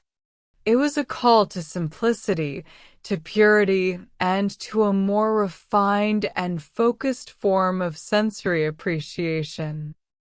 Tea as art and philosophy. Ultimately, the Cha Jing did more than just provide instructions. It gave tea a soul. Lu Yu masterfully wove his practical advice together with the deepest principles of Chinese philosophy. The act of preparing tea, as he described it, became a form of moving meditation, a practical application of Taoist and Buddhist ideals. The focus on balance, on the harmony between the fire, the water, and the leaf, echoed the Taoist search for harmony with the natural world. The emphasis on mindfulness, on paying complete attention to every step of the process, was a direct reflection of Zen Buddhist practice. He wrote that the ideal company for tea was not a large, boisterous crowd, but one or two quiet, thoughtful friends, or even just oneself. Tea, in his vision, was a catalyst for refined conversation, for the creation of poetry, and for quiet contemplation of art and nature. It was no longer just a drink to quench thirst or keep one awake. It was a path, a Tao, a way to cultivate peace, tranquility, and a deeper appreciation for the simple, fleeting beauty of the present moment. The sage's legacy. The impact of the Cha Jing was immediate and profound. The book was copied and circulated among the educated elite of the Tang dynasty, and its ideas spread like wildfire. Suddenly, the old, savory tea broth seemed hopelessly rustic and unsophisticated. The new, pure style of tea advocated by Lu Yu became the height of fashion. To be able to prepare and serve tea according to the principles of the Cha Jing was a mark of one's refinement, education, and good taste. Scholars, poets, and high-ranking officials became avid tea connoisseurs. Elegant tea houses began to appear in the cities. The demand for high-quality tea skyrocketed, transforming the tea trade. Lu Yu himself, the once abandoned orphan, became a celebrated figure, a friend to governors and famous poets. After his death, his status grew even further. He was deified, elevated to the status of Chashan, the sage or god of tea. Potters and tea merchants would make offerings to his image, praying for success in their craft. He had single-handedly taken a crude folk medicine and transformed it into a high art, a philosophical practice, and a cornerstone of Chinese culture. His quiet, patient work had forever changed the destiny of the leaf. Chapter 5: The Tea Horse Road. The Two Empires. As the culture of tea reached its zenith within the heartland of the Tang dynasty, its influence began to press against the empire's borders, not as a wave of art or philosophy, but as a current of vital commerce. To understand this next chapter, we must lift our gaze from the tea bowl and look at the wider world, at the grand political landscape of 8th century Asia. Two powerful empires stood side by side, sharing a long and often contentious border. In the east was the Tang Empire of China, a vast, wealthy, and largely agricultural society, a civilization of cities, canals, and rice paddies. In the west, rising from the highest plateau on earth, was the formidable Tibetan Empire. This was a civilization of warriors, nomads, and devout Buddhists, a people forged by the harsh realities of life at extreme altitude. These were two vastly different worlds, separated by the colossal, jagged wall of the Hongduan Mountains.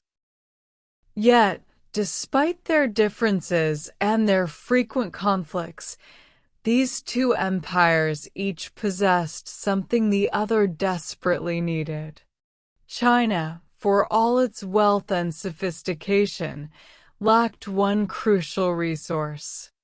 Tibet, for all its martial strength and spiritual depth, had a fundamental vulnerability. The stage was set for one of the most remarkable and demanding trade relationships in human history, a relationship built on a simple, symbiotic need, a trade that would carve a new map onto the mountains themselves. The high plateau's need. Life on the Tibetan Plateau, the roof of the world, is a life lived at the limits of human endurance. At an average elevation of over 14,000 feet, the air is thin, the winters are long and brutal, and the sun is fierce and unforgiving. The land, for all its stark and breathtaking beauty, is not gentle. The soil is poor and the growing season is short. While the Tibetans were masters of their environment, their diet was, by necessity, limited. It was based primarily on roasted barley, which could be grown at high altitudes, and on the meat and dairy products from their vast herds of yaks and goats. What was conspicuously absent from this diet was fresh vegetables. In the cold, dry climate, it was nearly impossible to cultivate the green, leafy vegetables that were a staple in the lowlands of China. This created a serious nutritional deficiency. Without a source of essential vitamins and minerals, the population was vulnerable to diseases like scurvy. And then came tea. The Tibetan people discovered that the dark, compressed bricks of tea arriving from China were more than just a stimulating beverage. When boiled for a long time, the leaves released vital nutrients into the water. This bitter brew was a lifeline. It provided the vitamins that their diet lacked. It aided in the digestion of their high-fat diet of meat and butter. It became a fundamental pillar of their health and survival. For the people of the high plateau, tea was not a luxury. It was a form of liquid vegetable, a medicine they needed to consume every single day to live. The imperial thirst for horses. While the Tibetans craved the leaves of the south, the Chinese emperor in his palace at Chang'an craved something else: horses. The Tang dynasty, for all its cultural achievements, was an empire under constant pressure. Its long northern and western borders were a porous frontier, constantly threatened by the raids of highly mobile, horse-mounted nomadic peoples like the Turks and the Mongols. The Chinese armies, largely composed of infantry, were at a severe disadvantage against these swift and deadly cavalry forces. To defend the empire, to project power, and to keep the vital Silk Road open, the Tang emperors needed to build a powerful cavalry of their own. But the heartland of China, with its wet rice paddy agriculture, was not good horse country. The horses they could raise were often small and not well suited to the rigors of war. The very best horses, the strong, resilient, and tireless steeds needed for a proper war machine, came from the high, grassy steppes of the Tibetan Plateau. These Tibetan horses were legendary for their strength, their stamina, and their ability to thrive in harsh conditions. The emperor needed these horses by the thousands. He was willing to trade almost anything to get them. And he soon realized that the one commodity the Tibetans desired above all else was that dark, bitter leaf from his own southern provinces: tea. Thus, the simple equation was born: a leaf for a horse. It was a trade that would shape the destiny of both empires. The imperial thirst for horses. While the Tibetans craved the leaves of the south, the Chinese emperor in his palace at Chang'an craved something else: horses. The Tang dynasty, for all its cultural achievements, was an empire under constant pressure. Its long northern and western borders were a porous frontier, constantly threatened by the raids of highly mobile, horse-mounted nomadic peoples like the Turks and the Mongols. The Chinese armies, largely composed of infantry, were at a severe disadvantage against these swift and deadly cavalry forces. To defend the empire, to project power, and to keep the vital Silk Road open, the Tang emperors needed to build a powerful cavalry of their own. But the heartland of China, with its wet rice paddy agriculture, was not good horse country. The horses they could raise were often small and not well suited to the rigors of war. The very best horses, the strong, resilient, and tireless steeds needed for a proper war machine, came from the high, grassy steppes of the Tibetan plateau. These Tibetan horses were legendary for their strength, their stamina, and their ability to thrive in harsh conditions. The emperor needed these horses by the thousands. He was willing to trade almost anything to get them. And he soon realized that the one commodity the Tibetans desired above all else was that dark, bitter leaf from his own southern provinces: tea. Thus, the simple equation was born: a leaf for a horse. It was a trade that would shape the destiny of both empires. The birth of a trade route. And so, the trade began. But there was no existing superhighway, no easy path connecting the tea-growing regions of Sichuan and Yunnan with the high plateau of Tibet. The formidable Hongduan mountain range, a chaotic and almost vertical landscape of deep gorges and razor-sharp ridges, stood in the way. The Tea-Horse Road was not designed by an imperial engineer with a grand plan. It was not built. It was forged, step by painful step, out of pure necessity. It was a network, a web of countless small, treacherous trails, discovered and worn into the landscape over centuries by local hunters, foragers, and itinerant monks. These paths were the opposite of the wide, straight Silk Road that crossed the gentle deserts of the north. The Tea-Horse Road was a vertical challenge.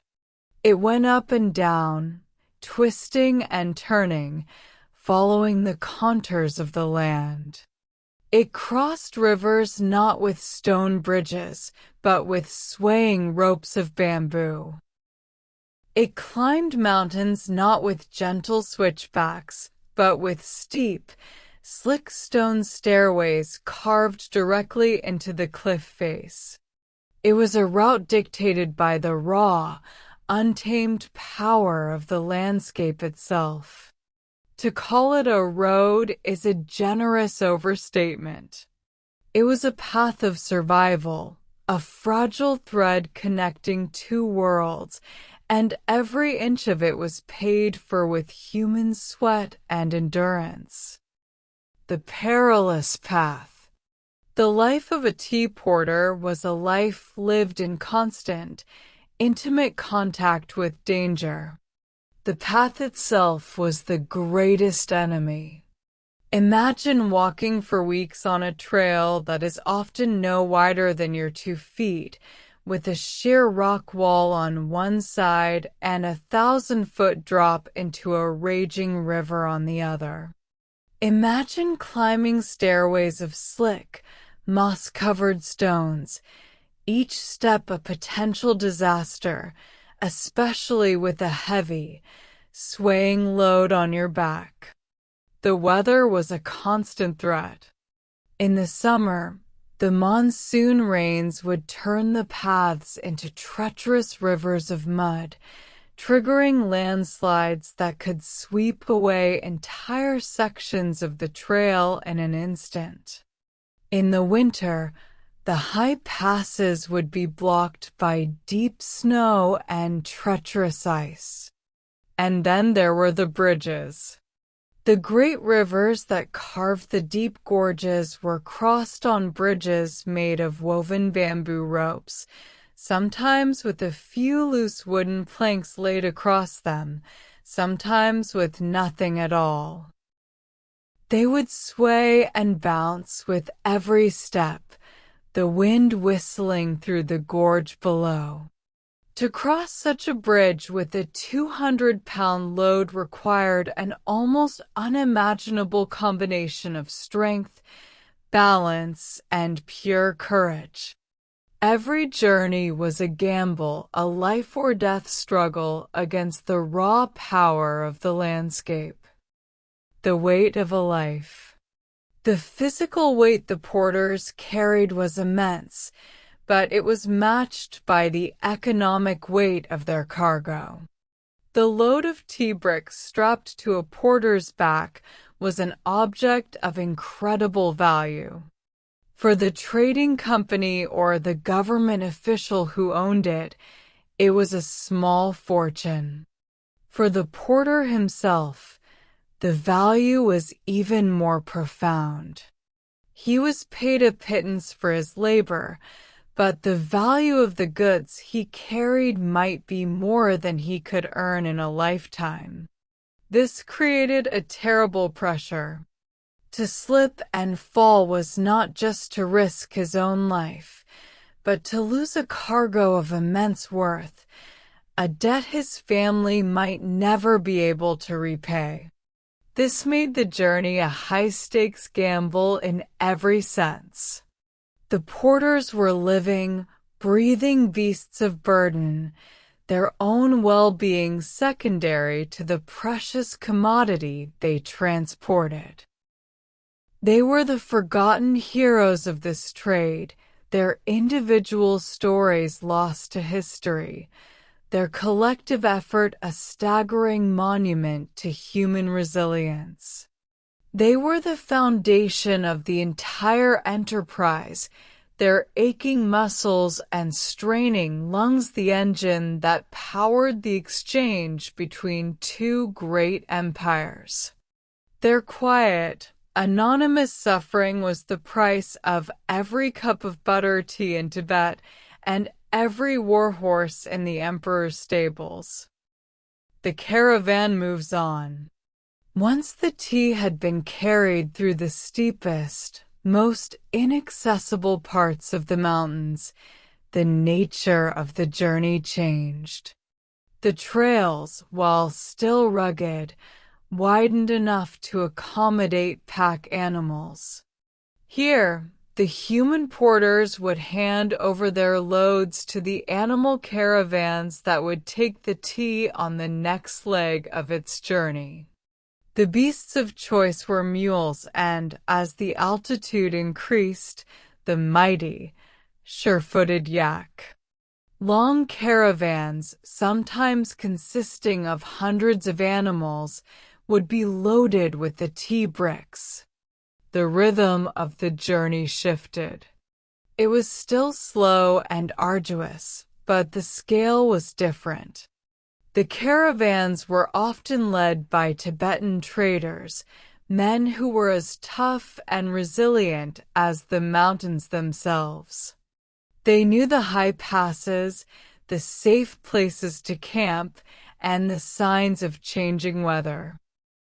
The image of the lone, struggling porter was replaced by the image of the long, snaking caravan, a moving river of commerce flowing across the vast, empty landscapes of the high plateau. The tinkling of mule bells and the low groans of the yaks replaced the sound of the porter's labored breathing. The tea was now entering the Tibetan world, carried by Tibetan animals and guided by Tibetan hands. The trading posts. The Tea Horse Road was not just a path, it was punctuated by vital hubs of activity, by bustling, multicultural trading posts that sprang up at key points along the route. Towns like Konding in Sichuan, known to the Tibetans as Dartzedo, were vibrant, chaotic melting pots. Here, the world of Han China and the world of Tibetan nomads collided. The air would be filled with a cacophony of different languages and the smells of Chinese noodles, Tibetan butter tea, and the pungent odor of pack animals. Han Chinese merchants in their silk robes would negotiate with Khampa traders from eastern Tibet, fierce-looking men with long hair, daggers at their belts, and turquoise jewelry in their ears. Nashi, Yi, and other local ethnic groups, each with their own unique dress and customs, would add to the vibrant mix. These towns were the essential gears in the machinery of the trade. It was here that tea was warehoused, taxed, and consolidated. It was here that caravans were formed and supplies were purchased. They were wild, rough-and-tumble frontier towns, places of opportunity and danger, where fortunes could be made and lives could be lost, all fueled by the endless flow of dark tea bricks moving west and sturdy horses moving east. The art of the barter. The actual exchange of goods was a serious and ritualized affair. This was not a simple transaction with a fixed price. It was a careful, negotiated barter between two groups of shrewd and experienced traders. A Chinese official or a wealthy merchant would present his tea bricks. The Tibetan traders would inspect them with intense scrutiny. They would assess the color and the hardness of the brick. They would break off a corner, crumble it between their fingers, and smell it, judging its aroma and quality. They were looking for signs of mold, or for bricks that had been adulterated with leaves, twigs, or even dust to increase their weight. At the same time, the Chinese traders would be inspecting the horses brought by the Tibetans. They would check their teeth to gauge their age, examine their legs for signs of weakness, and watch them move to assess their gait and temperament. Once the goods were inspected, the long, often multi-day process of haggling would begin, usually conducted through translators. A price would be proposed, so many bricks of a certain quality for a horse of a certain age and size. Counteroffers would be made. There would be long pauses, feigned disinterest, and dramatic arguments. It was a high-stakes negotiation, a battle of wits and wills, a practiced dance that had been performed for centuries in these dusty frontier towns. A river of tea, a flood of horses. It is difficult to overstate the sheer scale of this trade, which continued in various forms for over 1,000 years, long after the Tang dynasty had fallen. We must imagine it not as a trickle, but as a constant, flowing river. In its peak years, it is estimated that millions of pounds of brick tea would make the journey from Sichuan and Yunnan into Tibet annually. This was a colossal amount, enough to supply the daily needs of a huge portion of the Tibetan population. In the other direction flowed a flood of horses. Historical records from the Tang dynasty speak of government-supervised trades involving tens of thousands of horses in a single year. This was a massive transfer of strategic resources. The tea fundamentally altered the Tibetan diet and way of life, while the horses fundamentally altered the military capabilities of the Chinese state. It was a trade that reshaped both societies on a grand scale. The road was not just a path for a few luxury goods, it was a vital artery, pumping a life-sustaining resource in one direction and a war-sustaining resource in the other, its pulse beating for a millennium. More than a trade. While the primary exchange was one of tea for horses, the road carried much more than just commercial goods. With the caravans of mules and the traveling merchants came a rich and vital flow of culture, ideas, and beliefs. The tea horse road became a major conduit for the spread of Buddhism, with Chinese monks traveling westward towards the sacred sites of Tibet, and Tibetan lamas traveling eastward, bringing their unique form of esoteric Buddhism into China. Artistic styles mingled. Chinese artisans were influenced by the bold colors and spiritual intensity of Tibetan art, while Tibetan painters adopted some of the delicate brushwork and landscape techniques of Chinese masters. Technologies were exchanged, methods of metalworking, weaving, and architecture. Even language was shared, with a pidgin trading language developing in the frontier towns that mixed words from Chinese, Tibetan, and other local dialects. The road was a cultural corridor, a place of interaction and hybridization. It was a testament to the fact that even when two empires are officially at odds, the people on the ground, the traders, the monks, the artisans, will always find ways to connect, to share, and to create something new from the meeting of their two worlds. The Tibetan transformation. The ultimate destination for the vast majority of the tea was the hearth of the ordinary Tibetan family. Here, the hard, dark, and bitter brick underwent its final transformation. It was broken up, boiled into a dark concentrate, and then churned with salt and rich, creamy yak butter to create pacha. This was more than just a drink. It became the very heart of Tibetan culture and hospitality. To this day, a visitor to a Tibetan home is immediately offered a cup of butter tea. It is a gesture of welcome, of respect, of friendship. The cup is constantly refilled. To allow a guest's cup to go empty is a sign of poor hospitality. The drink provides the warmth, calories, and hydration needed to thrive in the high-altitude environment.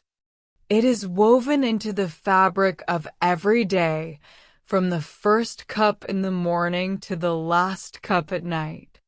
The steady supply of tea from the tea horse road did not just supplement the Tibetan diet.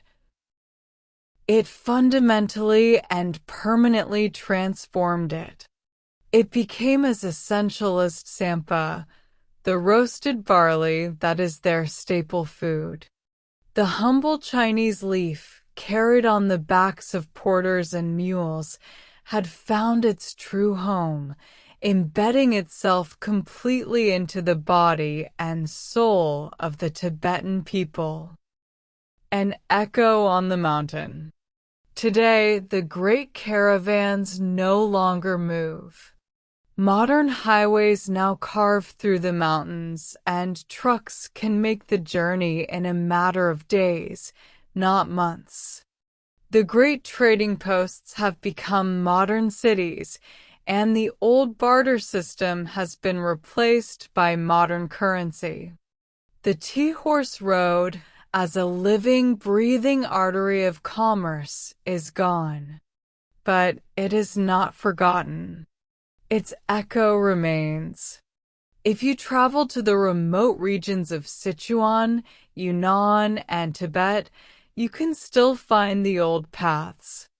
You can see the stone stairways, now worn smooth and covered in moss, climbing impossibly up the side of a cliff. You can walk across the ancient, swaying rope bridges, their bamboo cables now replaced with steel.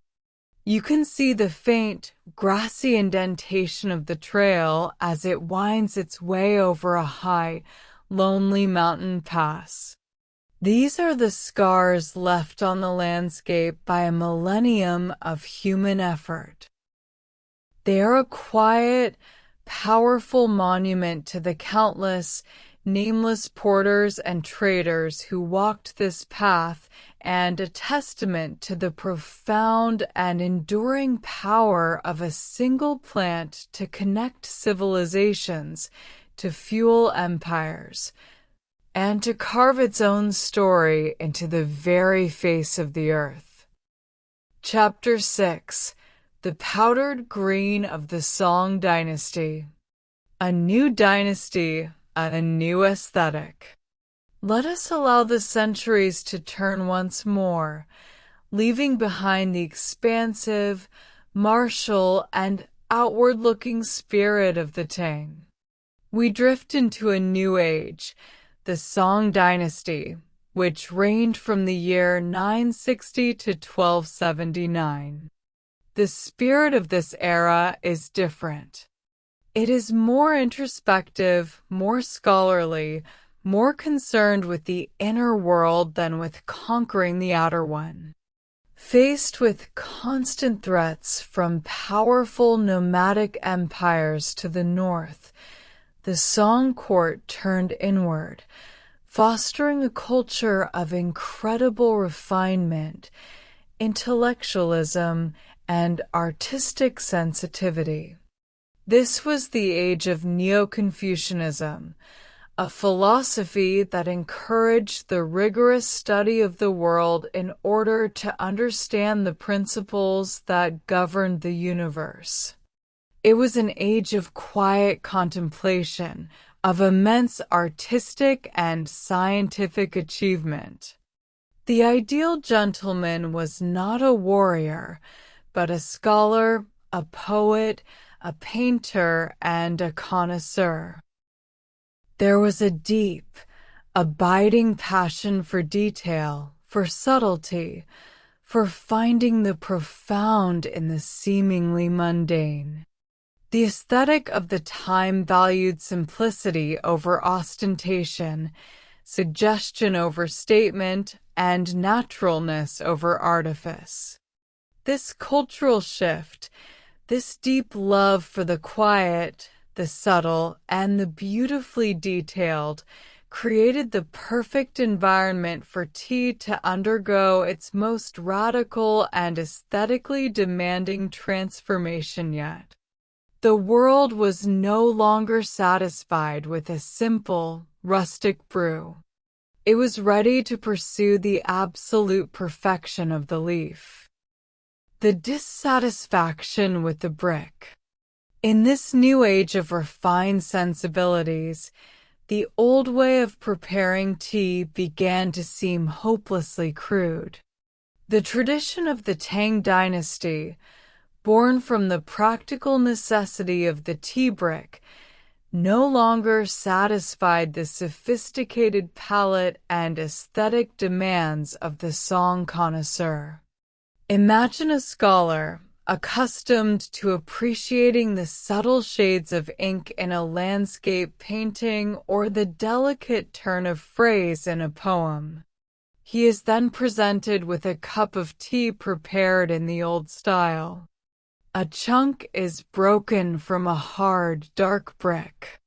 It is roughly ground into a coarse powder and boiled in a kettle, often with salt and other spices. The resulting liquid is a murky, opaque broth, a muddy brown or a dull green.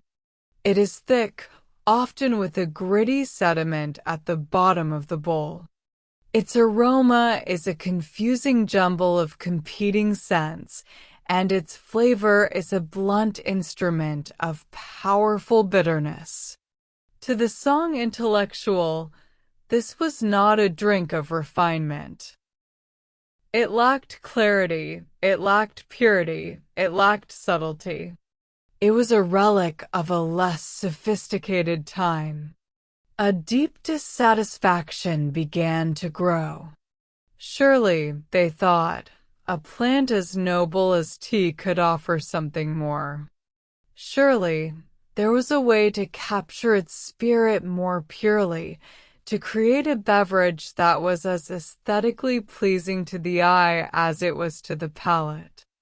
The quest began not for a new way to transport tea, but for a new way to experience it. The pursuit of tenderness. The search for a more refined tea began where all tea begins, in the field. The connoisseurs and tea masters of the Song dynasty realized that the quality of the final beverage was inextricably linked to the quality of the raw material. The old method of harvesting large, mature leaves from wild trees was no longer good enough. These leaves were tough, fibrous, and overwhelmingly bitter. The new focus was on tenderness. A new ideal of harvesting was born, one that required immense labor and a fanatical attention to detail. Tea producers began to select only the youngest, most delicate, and most potent parts of the tea plant. The new standard of excellence was the single, unopened leaf bud at the very tip of a branch, often covered in a fine, silvery down, along with the two smallest, most tender leaves immediately below it. This was the plant at its most vibrant, full of the fresh energy of new growth. Harvesting in this way was incredibly slow and painstaking. A picker could spend an entire day in the fields and gather only a small quantity of these precious buds and leaves. This was a fundamental shift from quantity to quality. The goal was no longer to produce as many tea bricks as possible, but to gather a small amount of the most perfect, most tender leaves imaginable, the essential first step in creating a tea of unparalleled delicacy. The art of steaming and drying. Once these precious, tender leaves were harvested, they had to be processed with a level of care that matched their quality. The old methods were too crude. The new methods were a delicate art. The freshly picked buds and leaves were first carefully steamed. This process had to be timed to perfection. Too little steam, and the enzymes would not be neutralized, allowing the leaves to oxidize and turn dark, losing their prized green character.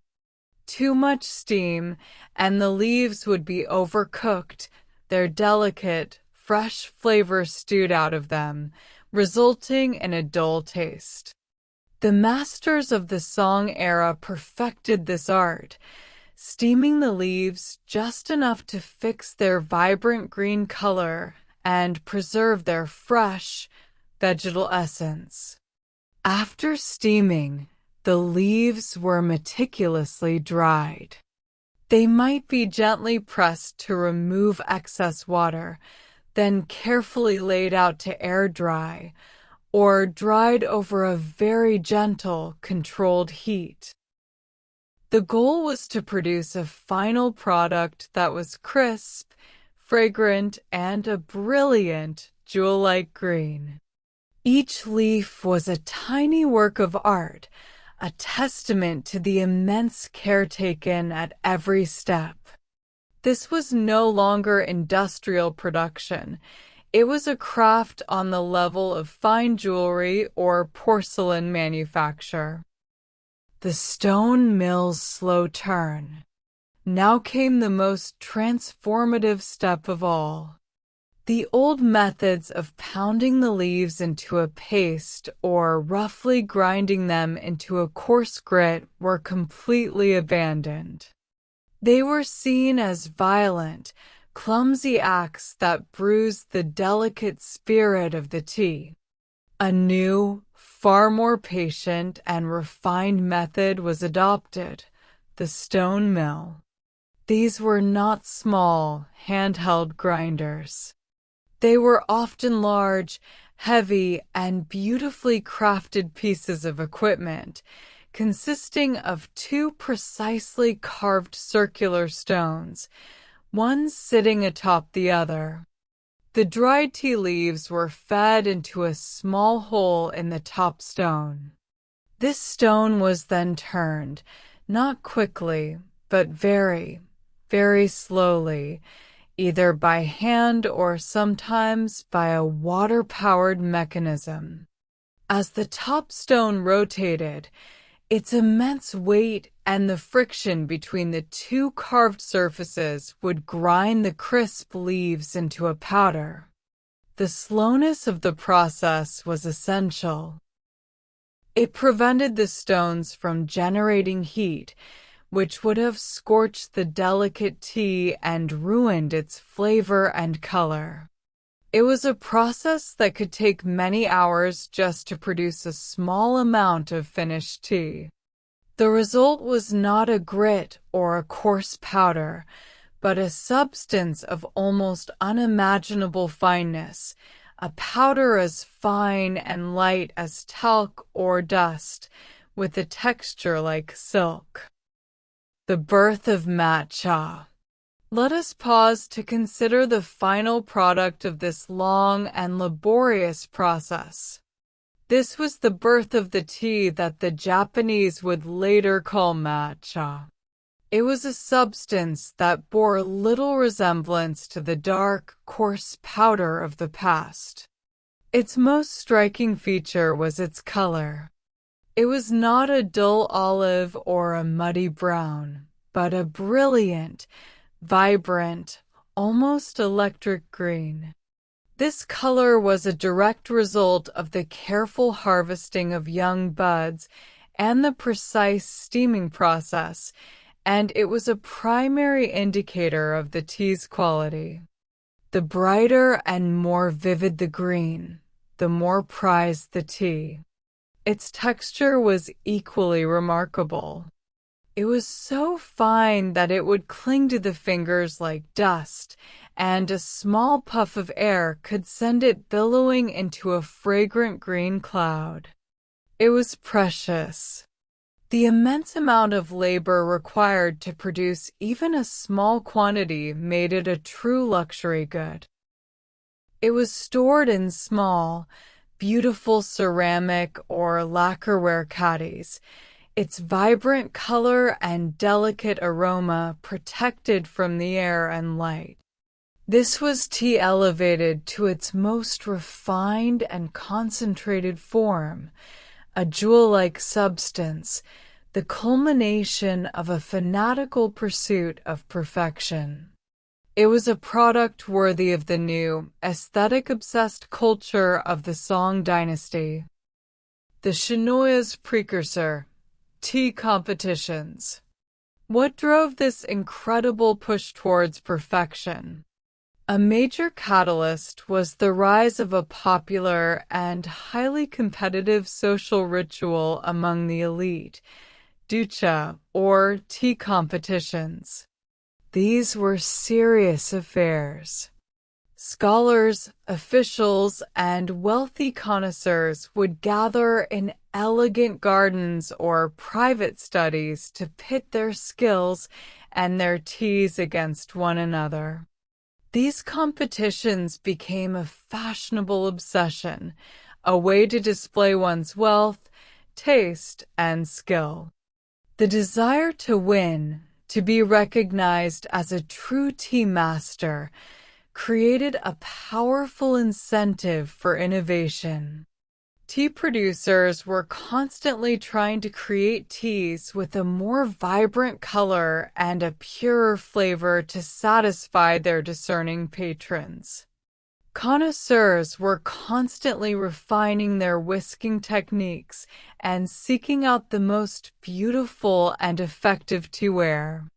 The tea competitions created a feedback loop of excellence.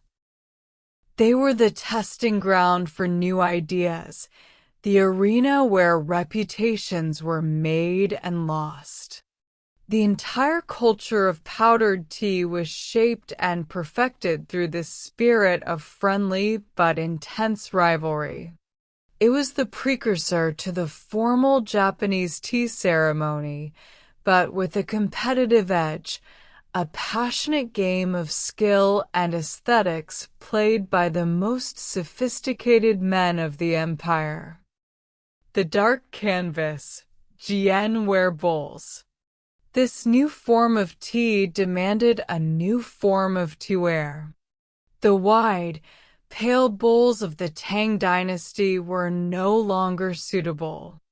A new vessel was needed, one that could serve as the perfect stage for the drama of whisked green tea.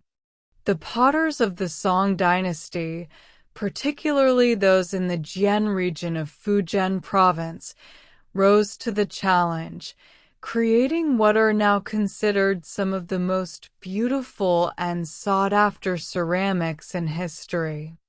These were the Jianware tea bowls. They were typically conical in shape, with a thick, heavy foot that made them stable and easy to hold. But their true genius was in their glaze. The potters used a local, iron-rich clay and glaze, which, when fired at high temperatures, produced a stunning range of dark, lustrous colors, from a deep, russet brown to a pure, glossy black.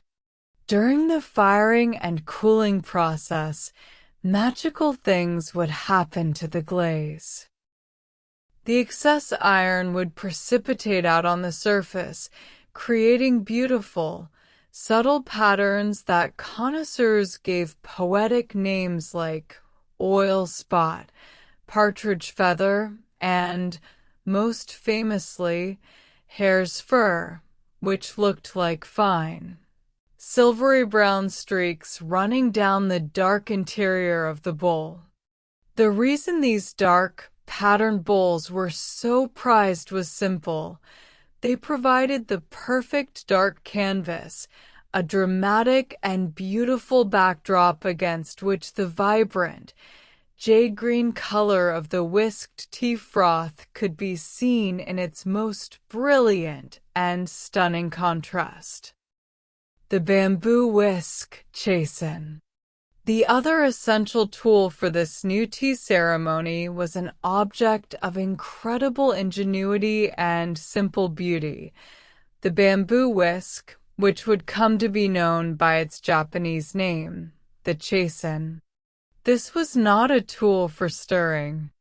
Its purpose was far more specific and sophisticated. It was a tool for aeration, for whipping air into the mixture of powdered tea and hot water to create a thick, stable foam. The whisk was a masterpiece of functional design, traditionally carved from a single piece of bamboo. A section of bamboo would be carefully cut. One end would be split again and again into dozens of fine, flexible tines. These tines were then woven with thread to separate them and, using steam and skillful hands, their tips were curled inward. The result was a beautiful, flower-like object, both strong and delicate. The number of tines could vary, with whisks of 80, 100, or 120 tines being common, each producing a slightly different quality of froth. To hold a chasen is to hold a perfect marriage of natural material and human ingenuity. It was the essential instrument that allowed the tea master to transform the simple mixture of powder and water into the creamy, frothy beverage that was the ultimate goal of the Song tea ritual. The art of the whisk. The preparation of the tea was now a graceful and precise performance. The tea master would begin by warming the dark jianware bowl with hot water, then drying it completely with a clean cloth. A small amount of the vibrant green powder would be carefully sifted into the bowl to ensure there were no lumps. Then, a small amount of hot, but never boiling, water would be poured in.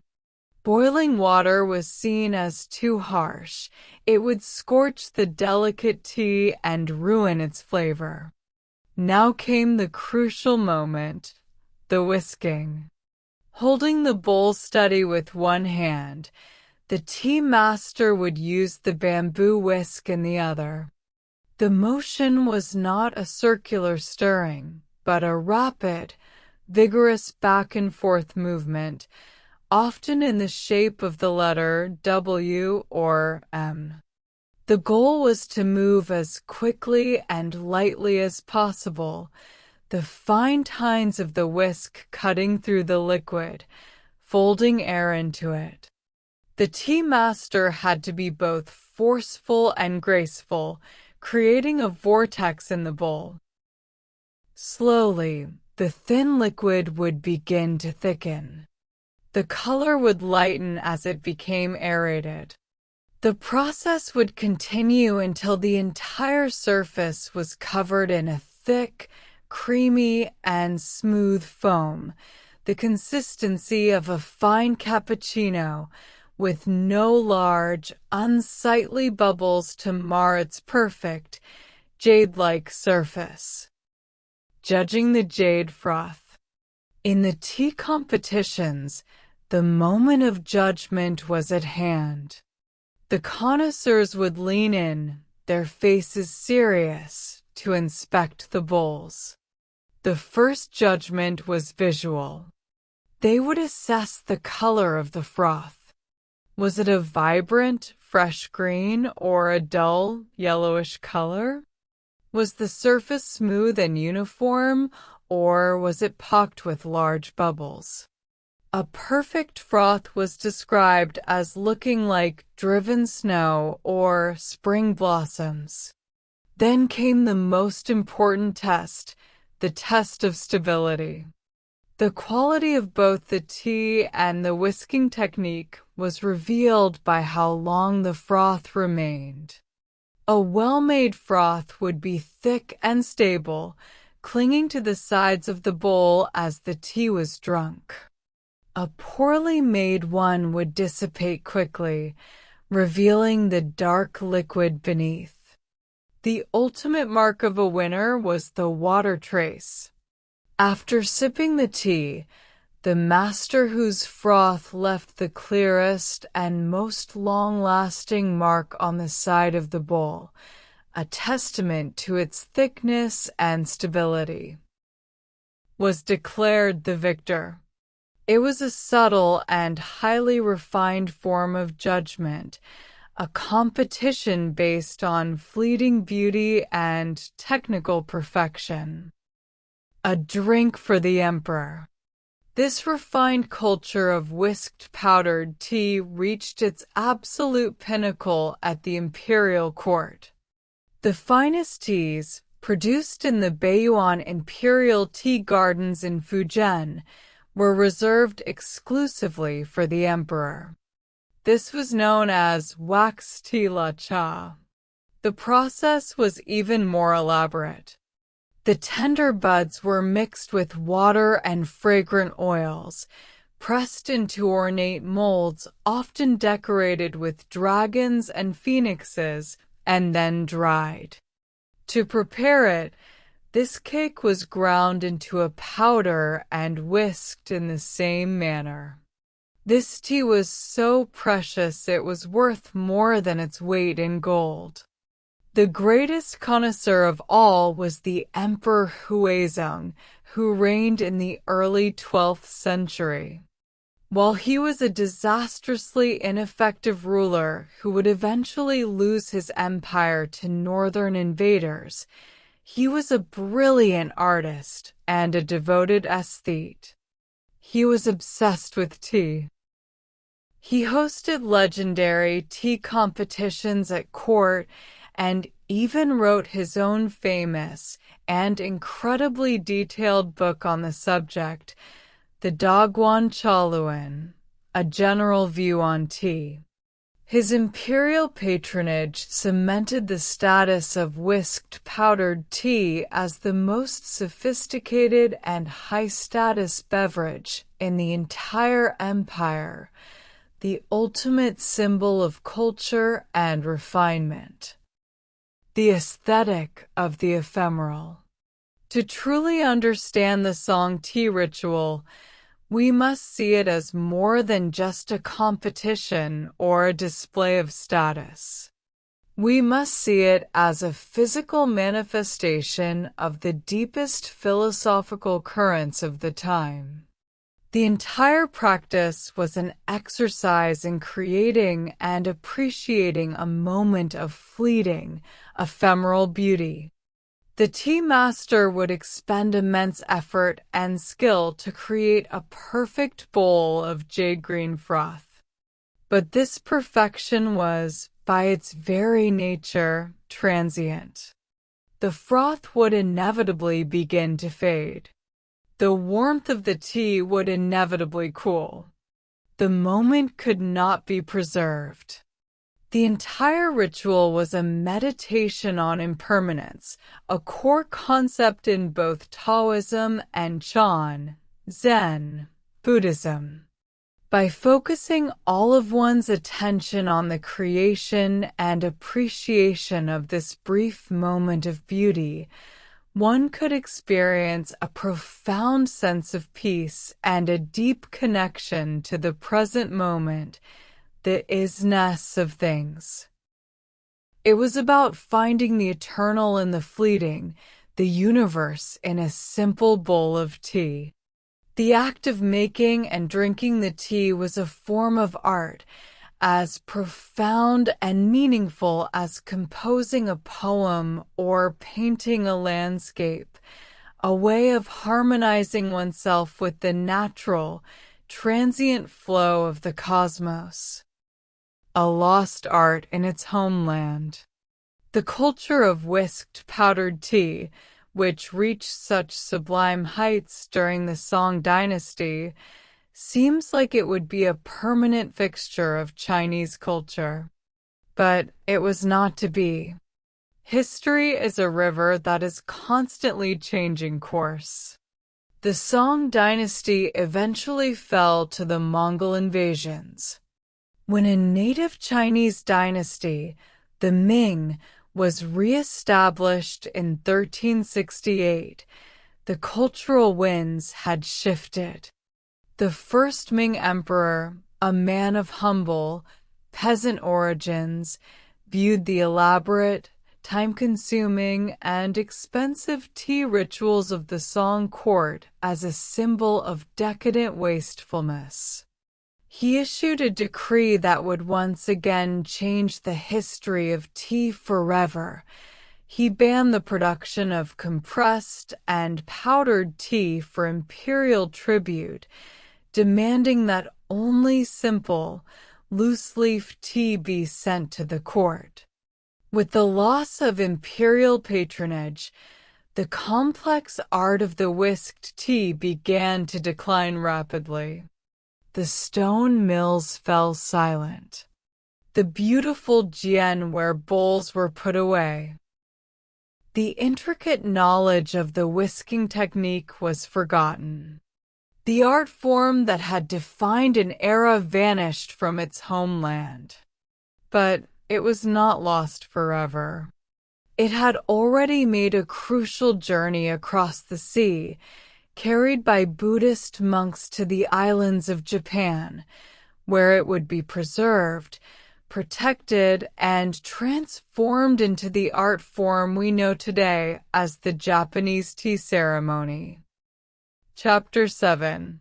The Way of Tea in Japan. The First Seeds. Our story now must leave the shores of China, the land of tea's birth. We must cross the unpredictable waters of the East China Sea, a journey of many days, and travel to the mountainous, volcanic islands of Japan. Tea's first arrival here was quiet and sporadic. During the golden age of China's Tang dynasty, Japan looked to its powerful neighbor as a source of immense cultural and spiritual wisdom. Japanese Buddhist monks would undertake the perilous sea voyage to study at the great monasteries of China, seeking to bring back new scriptures, new philosophies, and new forms of art. It was these early travelers, monks with names like Seicho and Kukai, who first brought tea back to Japan in the early 9th century. But the tea they brought was the tea of their time, the compressed, solid bricks of the Tang era. They brought back the seeds of the tea plant and a knowledge of the bitter, boiled brew that Liu had sought to refine. This early introduction, however, did not take deep root. It was an exotic curiosity, a drink largely confined to the emperor's court and a few high-ranking monks. It was a foreign novelty, and when Japan later entered a period of isolation, cutting off ties with China, this early tea culture withered and was almost entirely forgotten. The seeds had been planted, but the soil was not yet ready. The true, permanent arrival of tea would have to wait for a new wave of travelers and a new form of the leaf. Aisai, the second father. Centuries passed. The memory of brick tea faded in Japan. Then, in the late 12th century, another Japanese monk made the journey to China. His name was Aisai, and he was seeking a purer, more authentic form of Zen Buddhist practice. The China he arrived in was not the China of the Tang, but the highly refined, introspective world of the Southern Song dynasty. And the tea he encountered there was not the boiled broth of old, but the vibrant, whipped, powdered green tea that had become the obsession of the Song elite. For Aisai, this was a profound revelation. He saw how the Chinese Chan, or Zen, monks used this tea. He saw the beautiful dark glazed bowls, the delicate bamboo whisks, and the intense focus required for the ritual. He understood that this was not just a beverage to keep one awake, but a powerful tool for achieving the state of mindfulness and concentration that was the very heart of Zen practice. He saw its potential, not just for monks, but for his entire nation. He dedicated himself to learning the art, studying the methods of cultivation, processing, and preparation. When he finally returned to Japan in the year 1191, he carried with him not just new Zen teachings, but something tangible, precious tea seeds from the finest Chinese gardens and the complete knowledge of how to transform them into the beautiful, frothy, jade-green beverage he had come to revere. He was to become the second and true father of tea in Japan. A prescription for the shogun. Upon his return, Eisai understood that to establish this new form of tea in Japan, he needed powerful patrons. He did not initially present tea as an art form or a philosophical path, but as something far more practical and persuasive, a medicine of incredible power. He wrote a short but influential book, the Kissei Yajoki, which translates as Drinking Tea for Health. In it, he extolled the virtues of tea, describing it as a miraculous elixir that could strengthen the heart, cure diseases, and promote a long and healthy life. Tea, he wrote, is the ultimate mental and medical remedy and has the ability to make one's life more full and complete. His great opportunity came when the young and powerful shogun, Minamoto no Sanetomo, fell gravely ill, suffering from the effects of a night of heavy drinking. The court physicians were helpless. Eisai was summoned. He calmly prepared a bowl of the whisked powdered tea according to the song methods he had learned, and presented it to the ailing shogun. The shogun drank the tea, and his condition quickly improved. This event was a masterful piece of public relations. The shogun, amazed by his recovery, became a powerful believer in and patron of tea. With this high-profile endorsement, tea's reputation was secured. It was no longer just a strange monastic practice. It was a powerful, shogun-approved medicine, a key to health and vitality. This pragmatic introduction paved the way for its deeper cultural acceptance. The Zen connection.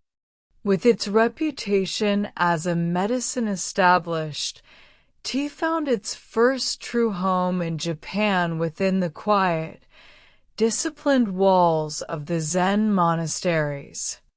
The connection was natural and profound. Zen Buddhism, which Eisai had championed, emphasizes rigorous self-control, discipline, and the practice of long hours of seated meditation or zazen to achieve enlightenment. This is an incredibly demanding practice. The mind wanders, the body aches, and drowsiness is a constant enemy. The monks immediately recognized powdered tea as their perfect ally. The caffeine provided a gentle, sustained energy that helped them stay awake and alert during the long, pre-dawn meditation sessions, without the jittery side effects of other stimulants. But the connection was deeper than just a physical one. The very act of preparing the tea, the focused, mindful, and precise movements, was seen as a form of meditation in itself. It was a practice of being completely present in the moment. The ritual demanded the same qualities that Zen sought to cultivate: calm, focus, simplicity, and a deep awareness of the here and now. Tea was not a distraction from meditation, it was an extension of it. It became an integral part of monastic life, a sacred ritual that both prepared the mind for meditation and embodied its core principles. From monastery to mansion. From the quiet cloisters of the Zen monasteries, the practice of drinking powdered tea began to seep out into the world of secular power. Its new and most enthusiastic adopters were the members of the ascendant warrior class, the samurai, who now held the real power in Japan. The samurai were drawn to Zen Buddhism for its emphasis on discipline, self-control, and mental fortitude, qualities that were essential for a warrior. As they embraced Zen, they also embraced its central ritual, the drinking of tea. At first, their interest was likely practical. They saw it as a status symbol, a sophisticated new custom imported from the cultural superpower of China. It was a way to appear refined and worldly. They would invite Zen monks to their mansions to perform the tea ritual, watching with a mixture of curiosity and respect. But they also saw a deeper connection. The focus and mental clarity that tea provided was as useful on the battlefield as it was in the meditation hall. The practice of tea, with its emphasis on precision and calm, resonated with the warrior's own code of conduct. And so, the simple bowl of green tea made a momentous journey, moving from the hands of the meditating monk to the hands of the ruling warrior. The extravagance of Tacha. However, the samurai's initial adoption of tea was anything but quiet and contemplative. They took the refined ritual of the Zen monks and transformed it into a lavish, ostentatious, and boisterous form of entertainment befitting their competitive and worldly nature. These gatherings were known as tacha, or tea-tasting contests. A host would procure dozens of different types of tea, some grown in Japan, hancha, or real tea, and others from different regions, hicha, or other tea. Guests, often dozens of them, would gather in a grand hall decorated with priceless Chinese art and treasures. They would then be served cup after cup of tea, and they would gamble, often for extravagant prizes like gold, silk, or armor, on their ability to correctly identify the tea's origin. These parties were loud, drunken affairs, lasting for hours, filled with feasting, sake drinking, and boisterous competition. It was a way for the host to show off his immense wealth, his access to rare imported goods, and his collection of precious Chinese tea-ware known as karamano. This was the polar opposite of the Zen ideal. It was a celebration of materialism, ego, and sensory excess. The quiet, spiritual soul of tea was in danger of being lost in a wave of samurai extravagance. The rise of the tea masters. As the extravagant tacha parties reached their peak, a quiet counter-revolution began. A new class of men emerged, men who were often both practitioners of Zen and advisors to the powerful samurai lords. These were the first true tea masters. They saw that the original spirit of tea, the spirit of simplicity, mindfulness, and inner peace, was being lost. They began to gently push back against the obsession with expensive, imported Chinese objects and the culture of competitive gambling. The first great figure in this movement was a man named Murata Juko. He had studied Zen under the famous and iconoclastic Master Ikkyu, and he began to formulate a new philosophy for tea. Juko taught that true beauty could be found not just in the perfect, flawless treasures from China, but also in the simple, rustic, and imperfect objects made by humble Japanese craftsmen. He famously stated that he preferred the chilled and withered beauty of a simple, locally made baizen or shigaraki were bold to the perfect symmetry of a Chinese celadone. This was a radical idea. He was suggesting that the soul of tea was not to be found in wealth and status, but in humility, simplicity, and a deep appreciation for the natural and the unadorned. He was planting the seeds of a new aesthetic. The philosophy of wabi-sabi. The new aesthetic championed by masters like Murata Juko and his successor, Takino-ju, was rooted in a uniquely Japanese worldview that would come to be known as wabi-sabi. This is a concept that is difficult to translate directly, but it is the very soul of the Japanese tea ceremony. Wabi refers to a kind of rustic simplicity, a quietness, a life free from the pursuit of worldly wealth and luxury. It is the feeling of finding satisfaction in a simple hut, a humble meal, a single flower. It is an inner spiritual richness that transcends outward material poverty. Sabi, on the other hand, refers to the beauty that comes with age, wear, and imperfection. It is the beauty of a weathered stone, a moss-covered roof, or a faded piece of cloth.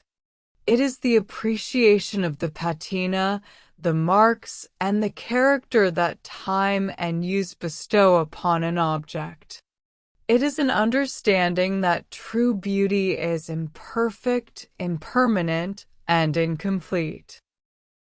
Together, wabi-sabi is a philosophy that finds a profound and melancholy beauty in the humble, the asymmetrical, the aged, and the natural. The tea masters began to intentionally seek out and use objects that embodied this spirit, rejecting the perfect and the new in favor of the flawed and the old. This philosophy would become the guiding principle for the entire art form. Shin-no-rikyu, the great master.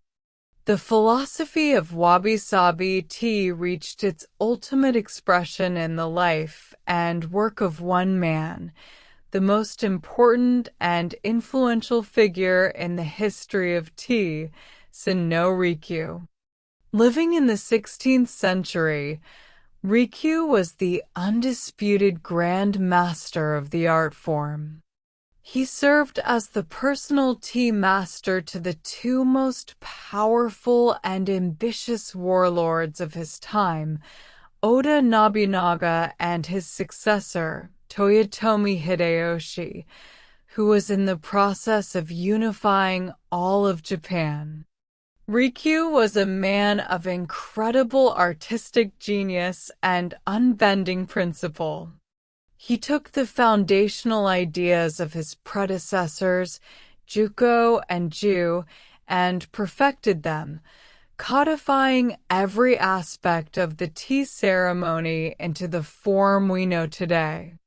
He established the sequence of events, the specific utensils to be used, the proper way to handle each object, and the ideal architecture for the tea space. He was the ultimate arbiter of taste.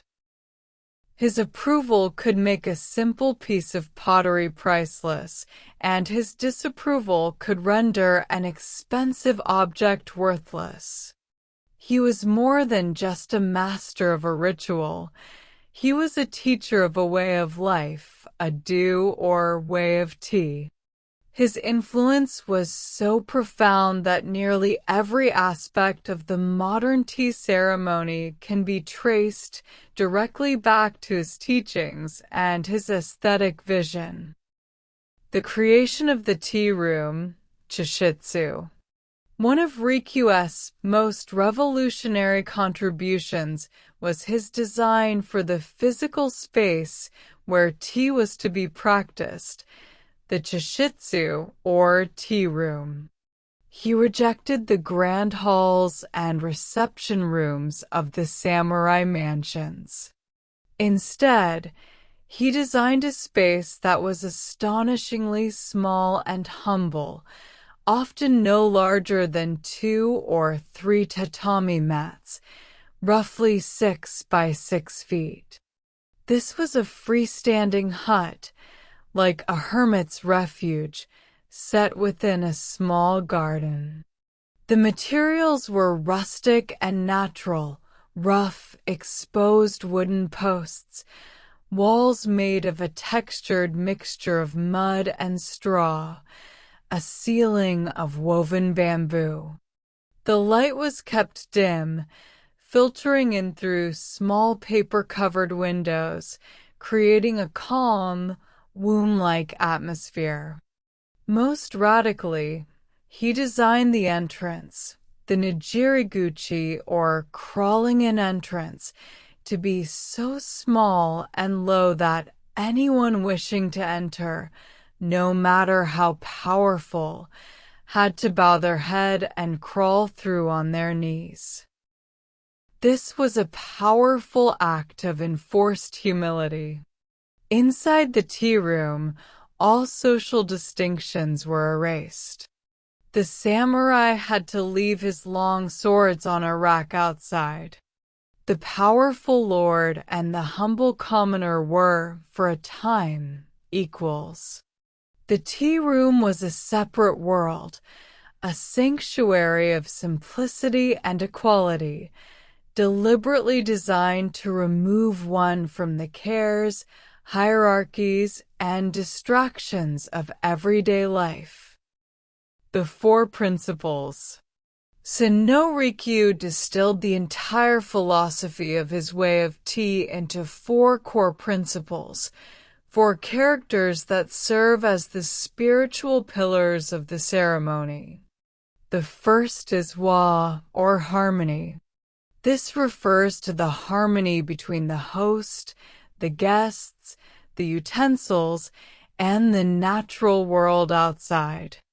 It is about creating a smooth, seamless, and peaceful atmosphere where everything is in its right place and everything flows together without conflict. The second principle is K, or respect. This is the respect the guest shows to the host shows to the guest, and that both show to the utensils and the tea itself. It is born of a sincere gratitude for the shared moment, an understanding that every object and every person involved is worthy of deep respect. The third principle is sei, or purity. This refers to both an outer and an inner purity. The tea room is kept spotlessly clean. The utensils are ritually purified in front of the guests. This outer cleanliness, is meant to inspire an inner purity, a cleansing of the heart and mind from the dust of worldly concerns. The final principle is jaku, or tranquility. This is the ultimate goal of the practice.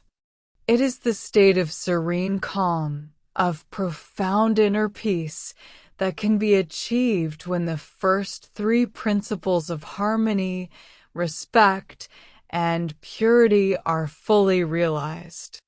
It is the quiet bliss that comes from being completely present in a simple, beautiful moment. The ritual in motion. Let us imagine a tea gathering, a chaji, as perfected by Rikyu.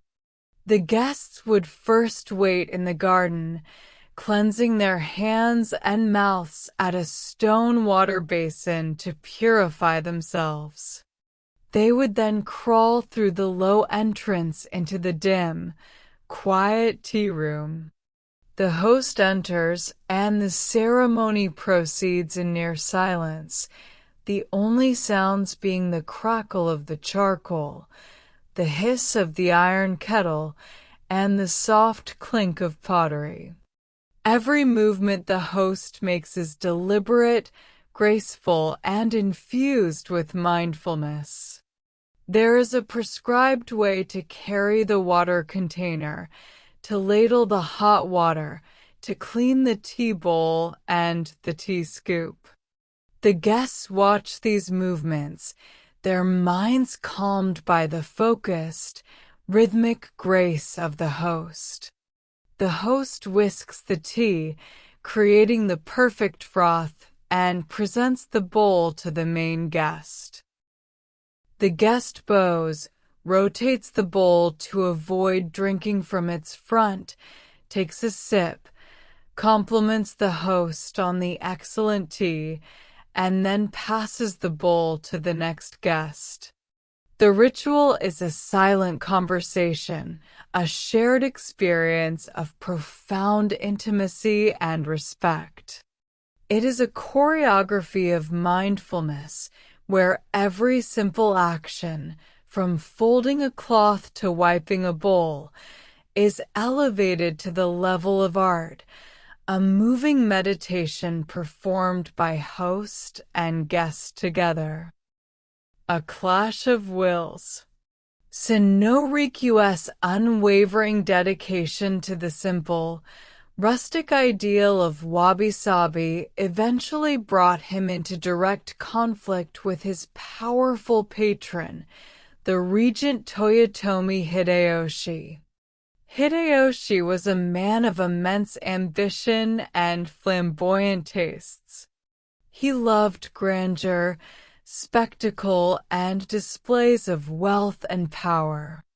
While he respected Rikyu's skill, he did not always embrace his philosophy.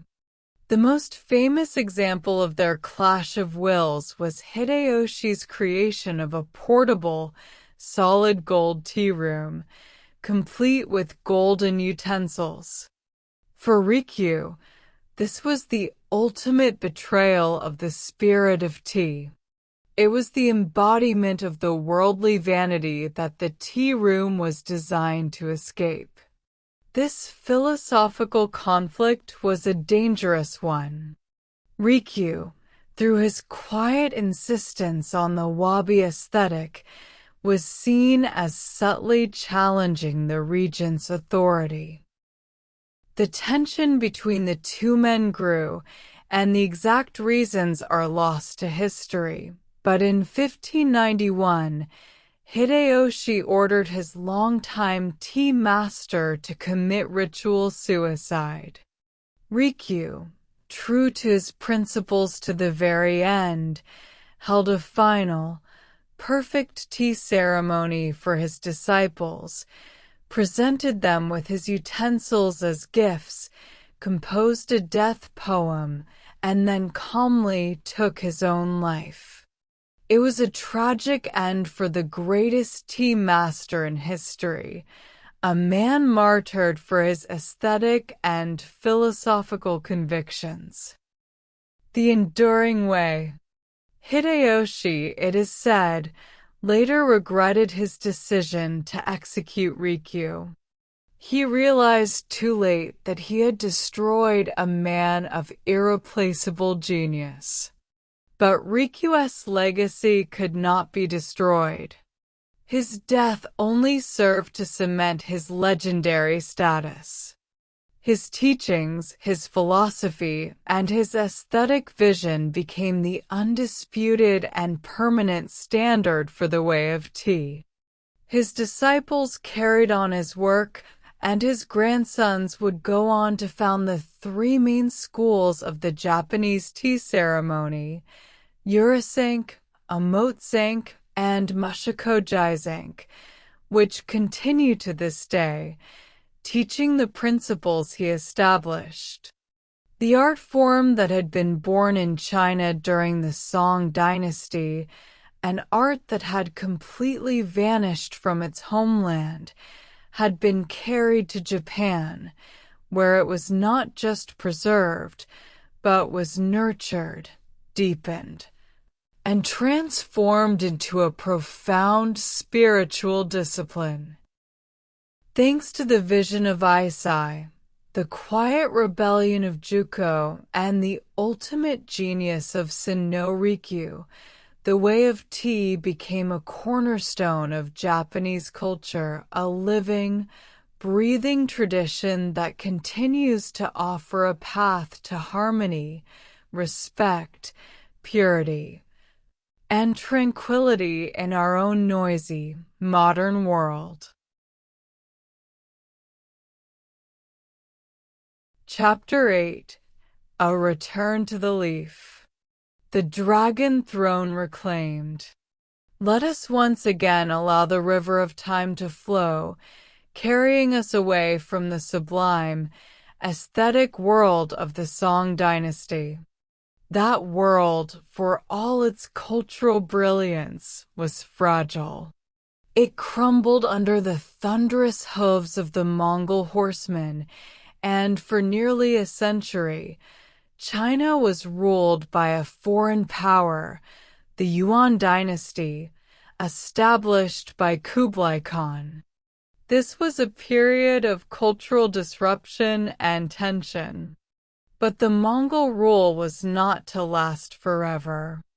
A spirit of rebellion smoldered among the native Chinese people, and it finally erupted into a great wave of revolt. In the year 1368, the Mongol court was overthrown, and a native Chinese dynasty, the Ming, rose to take its place. This was a moment of immense national pride and cultural resurgence.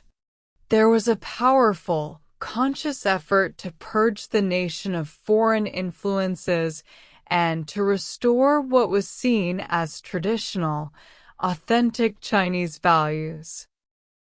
This was not just a political revolution, it was a cultural one. A new spirit of pragmatism, simplicity, and a focus on native traditions swept through the land. And this powerful cultural tide would have a profound and unexpected consequence, reaching all the way down into the simple, daily ritual of the tea bowl. The winds of change were blowing, and they would sweep away the delicate, frothy art of the past. The Hongwu Emperor's Decree. The man who led this revolution and became the first emperor of the new Ming dynasty was Zhu Yuanzhang, known by his reign title, the Hongwu Emperor. He was a man forged in the crucible of hardship. Born into a desperately poor peasant family, he had been orphaned as a boy and had spent time as a destitute wandering monk and a rebel leader before finally seizing the dragon throne. He was not a refined scholar or a pampered aristocrat.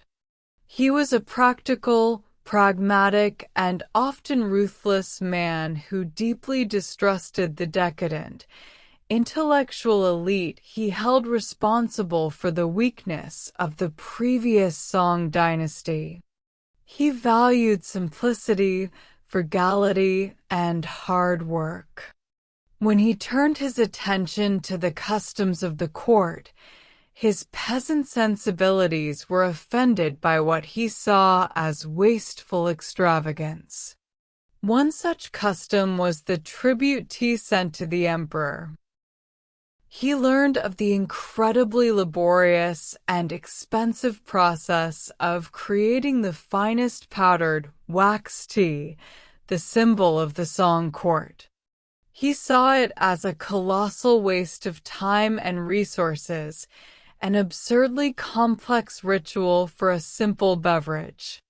And so, with the stroke of a brush, he issued a decree that would change the history of tea forever. He declared a ban on the production of compressed brick and powdered tea for imperial tribute. From that day forward, he commanded, all tribute tea was to be presented in its simplest, most natural form, as loose, dried leaves. The end of an era.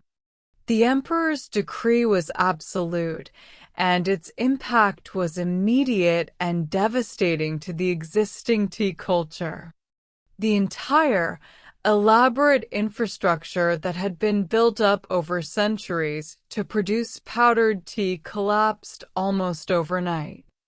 The great imperial tea gardens in Fujian, which had perfected the art of wax tea, had their primary reason for being eliminated. The demand from the court, the ultimate trendsetter, simply vanished. The art of the whisked tea, once the very symbol of sophistication, suddenly became associated with the decadent, fallen Song court. It was now seen as old-fashioned, overly complex, and out of step with the new, pragmatic spirit of the Ming. The great stone mills, once prized pieces of equipment, fell silent. The artisans who possessed the rare skill of carving the delicate bamboo whisks found themselves without customers. The potters of the Jian kilns, who had created the beautiful dark-glazed bowls, saw the demand for their signature product evaporate. The entire ritual, with its 24 implements, its complex rules, and its competitive games, faded into obscurity. An art form that had defined an era, that had been the subject of imperial treatises and the passion of the greatest minds of the age, simply vanished from its homeland, surviving only as a curious footnote in old books. The age of the jade froth was over. A new simplicity. With the old way gone, a new way had to be found. The emperor's decree had mandated a return to the loose leaf, and so the tea masters and connoisseurs had to adapt. This shift was framed not as a loss, but as a positive development, a return to a more natural, more honest way of experiencing tea. The new philosophy celebrated the leaf itself in its whole, unbroken form. Instead of pulverizing the leaf into an anonymous powder, the new method sought to preserve its integrity. The focus was no longer on creating a perfect, uniform froth, but on appreciating the unique character of the leaves themselves. This new method was astonishingly simple compared to the old ritual. It involved merely placing the dried leaves into a vessel and pouring hot water over them, allowing them to steep and infuse the water with their flavor and aroma. It was a method that was accessible to everyone, not just a highly trained elite. It required no special whisking technique, no collection of 24 implements. It was a democratization of tea, a return to a kind of rustic simplicity that aligned perfectly with the practical, no-nonsense spirit of the new Ming dynasty. The leaf was freed from the tyranny of the mill and the whisk, and was now allowed to speak for itself. The birth of the teapot. This new method of brewing, steeping, created a new practical problem. The wide, open bowl that was perfect for whisking was ill-suited for steeping. If you put leaves and hot water in a bowl, you ended up with a mouthful of leaves every time you tried to take a sip. Early solutions were clumsy. People might have used a second bowl or a lid to strain the leaves as they poured the liquid, or they might have simply tried to drink carefully from the edge. It quickly became clear that a new kind of vessel was needed. The ideal vessel would need to do three things. It needed to have a main chamber to hold the leaves and hot water together, allowing them to infuse. It needed a handle to hold it without burning one's fingers, and, most importantly, it needed a spout to pour the liquid tea while holding back the steep leaves. The logical solution, the vessel that perfectly met all these needs, was the teapot. While simple spouted ewers had existed for centuries for serving wine, the concept of a dedicated, lidded vessel specifically for brewing tea was a new invention, born directly out of this shift to loose-leaf steeping. The teapot was not a decorative choice. It was a brilliant piece of functional design, the perfect technological solution for a new way of drinking tea. The clay of Yixing. Just as the Jian kilns had risen to prominence to serve the needs of the Song tea ceremony, a new pottery center now emerged to create the perfect vessels for this new era of steeped tea. In Yixing, a city in Jiangsu province, potters discovered a unique and remarkable local resource, a type of dense, iron-rich clay known to the Chinese as zixia, or purple sand. This clay was special. It was found deep in the earth in hard, rock-like seams and had to be quarried and then aged for months or even years before it was ready to be used. When fired, it did not require a glaze. The clay itself, depending on the specific mineral content and the firing temperature, would mature into a range of beautiful, earthy colors, from a deep chocolate brown to a warm reddish orange to its signature rich, dark purple. But its most important quality was its porosity. The fired clay was not completely vitrified like porcelain. It remained slightly porous, with a microscopic, honeycomb-like structure. This meant that the teapot could breathe. And, crucially, it meant that the pot would, over time, absorb the oils and aromatic compounds of the tea brewed within it. This unique property would make Yixing teapots the most prized and sought-after teaware in the world for centuries to come. The Yixing potters. The artisans who worked with this special clay in Yixing were not just potters, they were revered artists. The Yixing tradition was one of hand-building, not wheel-throwing. A potter would take a lump of the prepared clay and, using a simple set of wooden and bamboo tools, paddles, ribs, knives, and picks, would slowly and meticulously construct the teapot piece by piece. The body would be formed by paddling a slab of clay into shape. The spout and handle would be crafted separately and then attached with perfect precision, and the lid would be ground by hand to fit the opening so perfectly that it would form an airtight seal. This was slow, painstaking work that required immense skill and a deep, intuitive understanding of the material. The greatest Ishing potters were famous figures, whose works were sought after by scholars and collectors. They would sign their pots with a small, carved seal, just as a painter would sign a scroll. There was a deep philosophical connection between the potter and the clay. They sought to create pots that were not just functional, but were also beautiful in their simplicity, their balance, and their harmony of form. The Ishing teapot was a humble object, yet in the hands of a master, it could become a masterpiece of ceramic art. A pot for every tea. Tea preparation.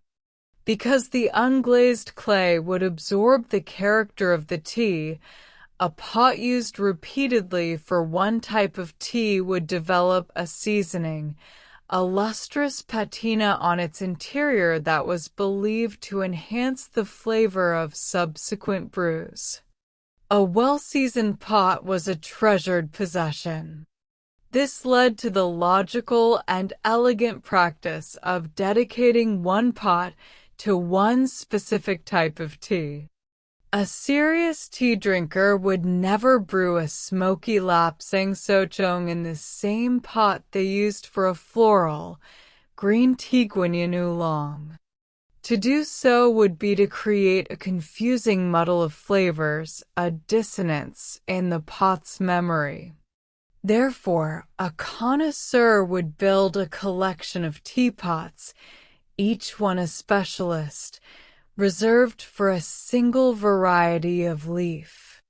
This practice encouraged an even deeper appreciation for the nuances of different teas. It fostered an intimate, long-term relationship between the drinker, their pot, and their chosen tea. The teapot was no longer just a neutral brewing device. It became an active participant in the ritual, a partner that grew and evolved along with the tea drinker over a lifetime of shared infusions. The rise of oxidation. Visual, an animated diagram showing the shift away from the rapid steaming and grinding of the Song dynasty to the slower, more patient processing of loose leaves opened the door for a monumental discovery: the deliberate control of enzymatic oxidation. Oxidation is the same chemical reaction that turns a cut apple brown when it's exposed to air. In a living tea leaf, the enzymes that cause this reaction are kept separate from the other compounds. But when the leaf is picked and begins to wither, and especially when it is bruised or rolled, these enzymes are released and begin to interact with the other elements, changing the leaf's color, aroma, and flavor. The Song method of rapid steaming was designed to prevent this from happening, to fix the tea in its green state. But the Ming producers began to experiment. What would happen if they allowed this process to occur? They discovered that by controlling the amount of oxidation, they could create entirely new categories of tea, teas with flavors and aromas that were completely different from the grassy, vegetal character of traditional green tea. This was a discovery as important as the invention of the teapot itself. It unlocked the full, hidden potential of the Camellia sinensis leaf, revealing that a single plant could be made to produce an almost infinite spectrum of different tastes. The creation of oolong. One of the most brilliant results of this new experimentation was the invention of partially oxidized tea, which came to be known as oolong or wulong, meaning black dragon. The creation of oolong tea is a complex and demanding art form. The process begins with withering the leaves in the sun. Then comes the crucial step. The leaves are brought inside and are skillfully shaken or tumbled in large bamboo baskets. This repeated, gentle bruising breaks the cell walls at the edges of the leaves, which encourages oxidation to begin in those areas, while the center of the leaf remains largely unoxidized. The tea master must carefully control this process, stopping the oxidation by applying heat at exactly the right moment. The level of oxidation can range from as little as 10%, creating a light, floral oolong very similar to green tea, to as much as 80%, creating a dark, roasty oolong that is closer to a black tea. This intricate process creates teas of incredible aromatic complexity, with notes ranging from fresh flowers like orchid and lilac to ripe fruits like peach and apricot to warm, toasty notes of honey and roasted nuts. Oolong tea was a revelation, a beautiful bridge between the two extremes of green and black tea, and a testament to the new heights of craftsmanship achieved by the Ming tea masters. The emergence of black tea. The final great innovation of the Ming era was the creation of fully oxidized tea. In China, this is known as Hongcha or red tea, a name that refers to the beautiful, deep reddish color of the brewed liquid. In the West, it would come to be known as black tea, a name that refers to the dark color of the dried leaves. The discovery of black tea was likely an accident. Perhaps a batch of green tea was delayed during transport on a rainy day, or a producer simply left the leaves to wither for too long. The leaves would have oxidized completely, turning dark brown and developing a completely new set of aromas and flavors. Instead of being grassy and vegetal, the tea was now mellow, sweet, and malty, with notes of dried fruit, cocoa, and sweet potato. It was a flavor profile that was, for many palates, much more accessible and less challenging than the astringent bitterness of green tea. This new red tea became particularly popular in the coastal province of Fujian, and it was this type of tea, with its smooth, rich flavor and beautiful red liquor, that would prove to be especially appealing to the first European traders who were about to arrive on China's shores. A new way of tasting. With the advent of these new types of tea and the new brewing method, the very act of appreciation had to be reinvented. The criteria of the Song dynasty were now irrelevant. No one cared about the color or stability of the froth, because there was no froth. A new set of aesthetic principles emerged, focused on the sensory experience of steeped, loose-leaf tea. The appreciation now began with the dry leaf. A connoisseur would admire the shape and color of the whole, dried leaves. Were they beautifully twisted, tightly rolled into small pearls, or left in their natural, unbroken form? Then, after a brief infusion to awaken the leaves, the aroma of the wet, infused leaves would be savored. But the most important judgment was reserved for the brewed tea itself, the liquor. The connoisseur would observe its color and clarity. Was it a pale jade green, a golden honey yellow, or a brilliant coppery red? Was the liquid clear and bright, or was it cloudy and dull? And finally, of course, came the tasting, the appreciation of the complex flavors and the lingering aftertaste, or huigan. It was a new, more holistic way of tasting, one that engaged all the senses in appreciating the journey of the leaf from its dry state to its full expression in the cup. The Gaiwan's Grace. While the Ishing teapot became the workhorse of the new tea era, another elegant and wonderfully simple brewing vessel also rose to prominence, the Gaiwan.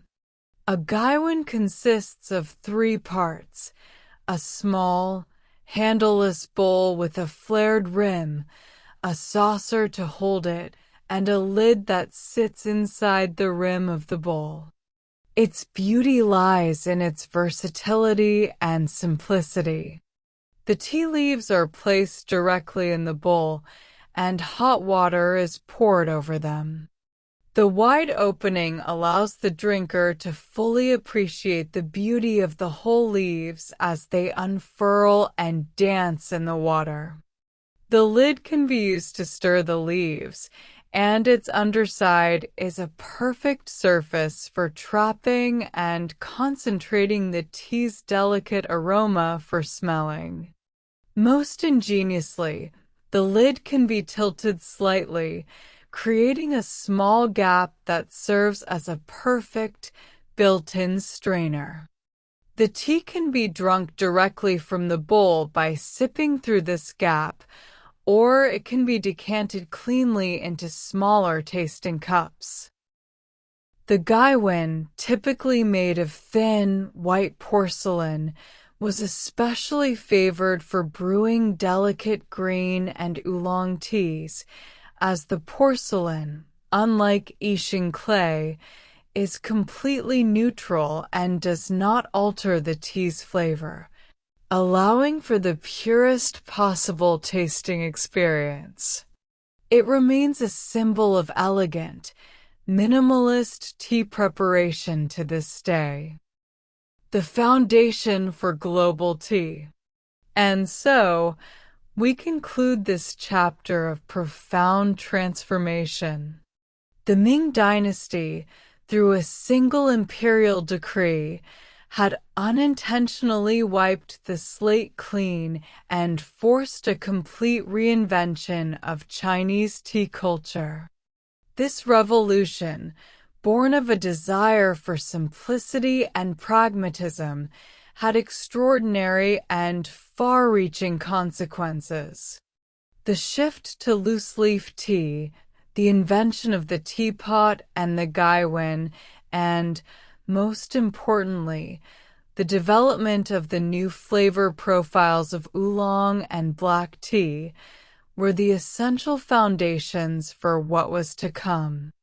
This was the form of tea steeped, loose leaves, often dark and mellow, that the first Portuguese and Dutch traders would encounter when they arrived on the shores of China in the 16th and 17th centuries. It was a form of tea that was portable, stable, and had a flavor profile that would prove immensely appealing to the European palate. The age of the whisked grain powder was a beautiful, introspective, and ultimately closed chapter. But the age of the steeped leaf, the age of the teapot, was an open door. The leaf was now ready. It was ready to leave Asia. It was ready to conquer the world.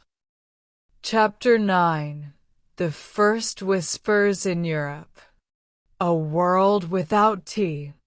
Let us now take our leave of Asia, the continent that has been the sole home of our story for 5,000 years. We must travel west, across vast, uncharted oceans and sprawling landmasses, to a place where the very concept of tea does not exist. We arrive in 16th century Europe. It is a continent buzzing with a new energy, a world of burgeoning nation-states, of religious upheaval, of breathtaking artistic creation in the High Renaissance. Yet, for all its dynamism, its daily sensory world is profoundly different from our own. Let us consider what people drink. The great beverage of the South, from the vineyards of France to the hills of Italy, is wine. It is a cornerstone of culture, religion, and daily life. In the north, in the cool lands of Germany, England, and the Low Countries, the staple is beer and ale, thick, hearty, and nourishing.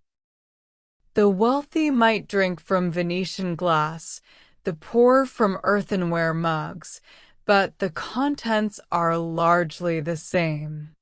Water, often of dubious quality, is drunk when necessary. Milk is for children or for making cheese and butter. Coffee and chocolate, those other great temperance beverages, have not yet arrived.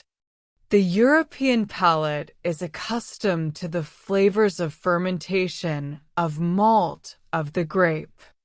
The idea of taking the dried leaves of a foreign shrub, steeping them in hot water, and drinking the resulting infusion is a concept as alien as a voyage to the moon.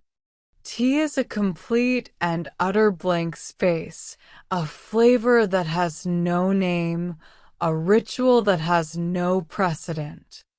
It is a ghost waiting for a body. The Venetian window. For centuries, Europe's primary window to the exotic wonders of the East was the magnificent city of Venice. La Serenissima, the most serene republic, had grown fantastically wealthy by dominating the trade routes of the Mediterranean. It was the final destination of the legendary Silk Road.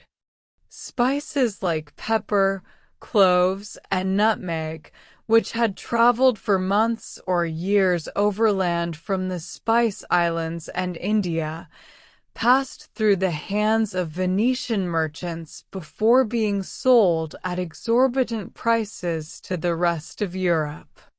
These merchants brought back not just goods, but stories.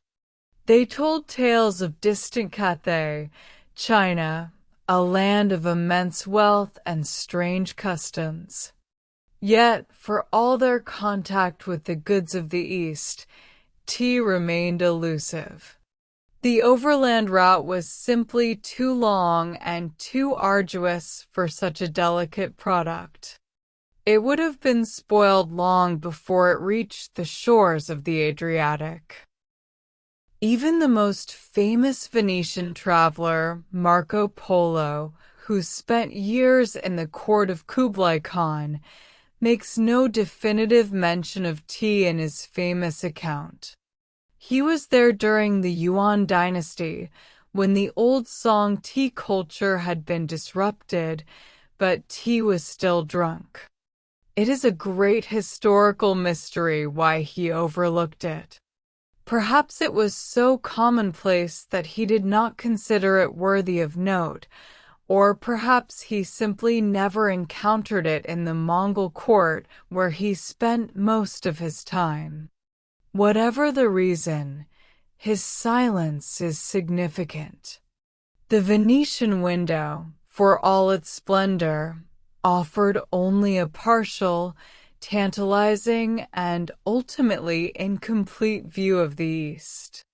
The path for T's story was there, but the leaf itself could not yet make the journey. The Portuguese vanguard. The world was about to be redrawn.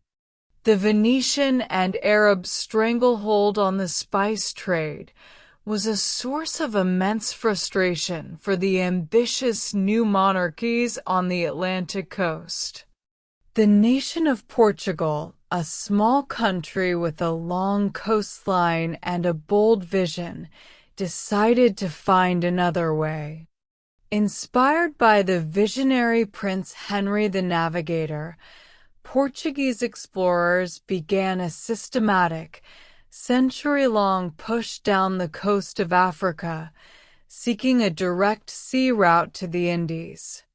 This quest reached its triumphant conclusion in 1498, when Vasco da Gama successfully rounded the Cape of Good Hope and sailed across the Indian Ocean to Calicut in India. This voyage was one of the most significant turning points in world history. It shattered the Venetian monopoly overnight. Suddenly, Europe had a direct, high-capacity sea lane to the riches of the East. The Portuguese, with their powerful cannons and aggressive naval tactics, quickly established a maritime empire, building a string of fortified trading posts from Africa to India and onward to the Spice Islands. And, crucially, they kept going east. In 1513, they reached China, and by 1557, they had established a permanent trading base at Macau, a small peninsula on the southern coast of China. For the first time, a European power had a permanent, year-round foothold in the land of tea. The door had been unlocked. The physical barrier was broken. The leaf now had a ship to carry it home. First encounters in the East. Imagine the scene. A Portuguese trader or a Jesuit missionary, newly arrived in Macau or Nagasaki, Japan, after a sea voyage of more than a year.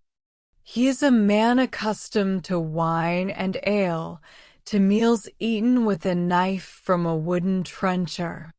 He is invited into the home of a wealthy Chinese merchant or a Japanese samurai lord. There, he witnesses a strange and fascinating ritual. His host does not offer him wine or water. Instead, a servant brings out a small, unglazed reddish-brown pot and a collection of tiny, thimble-sized cups. The host carefully places some dark, twisted leaves into the pot, pours hot water over them, and after a short time, pours a fragrant, reddish-brown liquid into the tiny cups. The European, accustomed to drinking from a large tankard, is likely confused by the small portions. He accepts the cup, feels its warmth, and takes a sip. The flavor is entirely alien. It is not sweet, not salty, not sour. It is a complex mixture of bitterness and a subtle, malty sweetness with a long, lingering aftertaste. He watches his hosts, who sip the drink slowly, savoring it, discussing its quality, its aroma, its color. For the European, this is a moment of profound cultural disorientation. He is witnessing a highly refined, centuries-old social ritual for which he has no context. He can only describe it in his letters and journals as a strange, hot, bitter drink, a curious local custom of the Orientals. A missionary's letter. The first concrete, first-hand accounts of tea to reach Europe came not from merchants, but from the pens of dedicated Jesuit missionaries. These men were not just there to convert, they were also scholars and keen observers, tasked with recording the customs of the lands they visited. One of the earliest and most important of these accounts comes from a Portuguese Jesuit named Jasper de Cruz, who was working in China in the 1560s. In a letter sent back to his superiors in Portugal, he provides a description of tea. We can imagine him sitting in his simple room in Macau, the sounds and smells of the bustling port city filtering in, as he tries to explain this strange beverage to an audience that has never conceived of such a thing. He describes how the Chinese take a powder of a certain herb, which they call cha, and put it in a porcelain pot of hot water. He notes that they drink it as hot as they can bear. He correctly identifies its primary uses, noting that it is not just a drink of hospitality, but also a medicine. He writes that it is good for headaches and for the stone and for sundry other diseases. His letter is a precious historical document. It is a snapshot of that first moment of genuine observation. It is factual, if a little imprecise. He calls it a powder, likely confusing it with ground tea from a brick. His focus on its medicinal properties is telling. It was the easiest way for a European mind to categorize this strange, bitter, and stimulating new drink. It wasn't food, it wasn't wine, so it must be medicine. The Tale of the Persian Merchant. While the Portuguese were having direct encounters, another, more romanticized account was making its way through the intellectual circles of Italy. This story came not from a European, but from a Persian merchant named Haji Muhammad. The tale was recorded by the noted Venetian author and Secretary of State, Giambattista Ramuzio, in his famous collection of travel narratives, Delle Navigazioni e Viaggi, published around 1559. Ramuzio, a man obsessed with gathering information about the wider world, recounts his meeting with this Persian merchant, who had traveled extensively along the overland trade routes. We can picture the scene, the Persian, a man of the world, regaling the sophisticated Venetians with tales of distant Cathay. He tells them of a wonderful beverage, which he calls chai Cathay, or the tea of China. He describes it not as a daily drink, but as a powerful medicine. He claims, with great authority, that taking 1 or 2 cups of this hot liquid on an empty stomach is a sovereign remedy for a host of ailments. It could, he says, relieve fevers, headaches, stomach aches, and even gout and joint pains. This account, filtered through 2 languages and the memory of 2 men, became one of the first widely circulated descriptions of tea in European literature.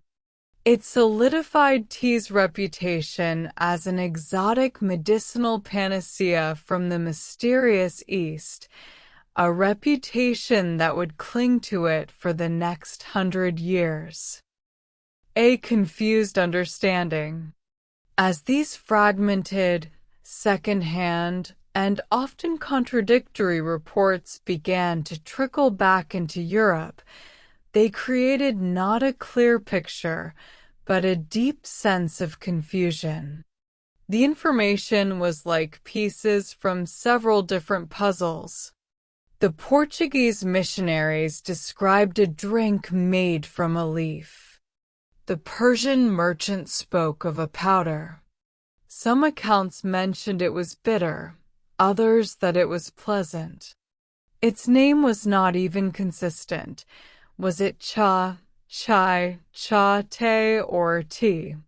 European scholars, botanists, and physicians, men who prided themselves on logic and categorization, struggled to make sense of it all. Without a physical sample to study, they were working in the dark. Wild theories began to circulate. Some believed it was the same plant as the camellia, a flower they knew from decorative gardens. Others, hearing that the leaves were prepared with heat, concluded it must be a type of vegetable. There are comical accounts of early attempts to prepare tea based on these misunderstandings. Some English households, receiving a precious sample of dried leaves, reportedly boiled them, threw away the bitter water, and then tried to eat the soggy leaves as a green, often with butter and salt, finding them quite disgusting. This period of confusion highlights the immense gap in knowledge between the two ends of the world. The West was trying to understand a product with a 5,000-year history using only a few garbled whispers and half-understood rumors. The Dutch ascendancy. The Portuguese may have been the first to open the door to the East, but they would not be the ones to dominate the tea trade. Their empire, though far-flung, was overstretched. A new, formidable commercial power was rising in the north, the Dutch Republic. The Dutch were pragmatic, innovative, and masters of trade and finance. In 1602, they consolidated their efforts by forming the Verenigd Oost-Indisch Company, VC, or the Dutch East India Company. This was a revolutionary new type of organization.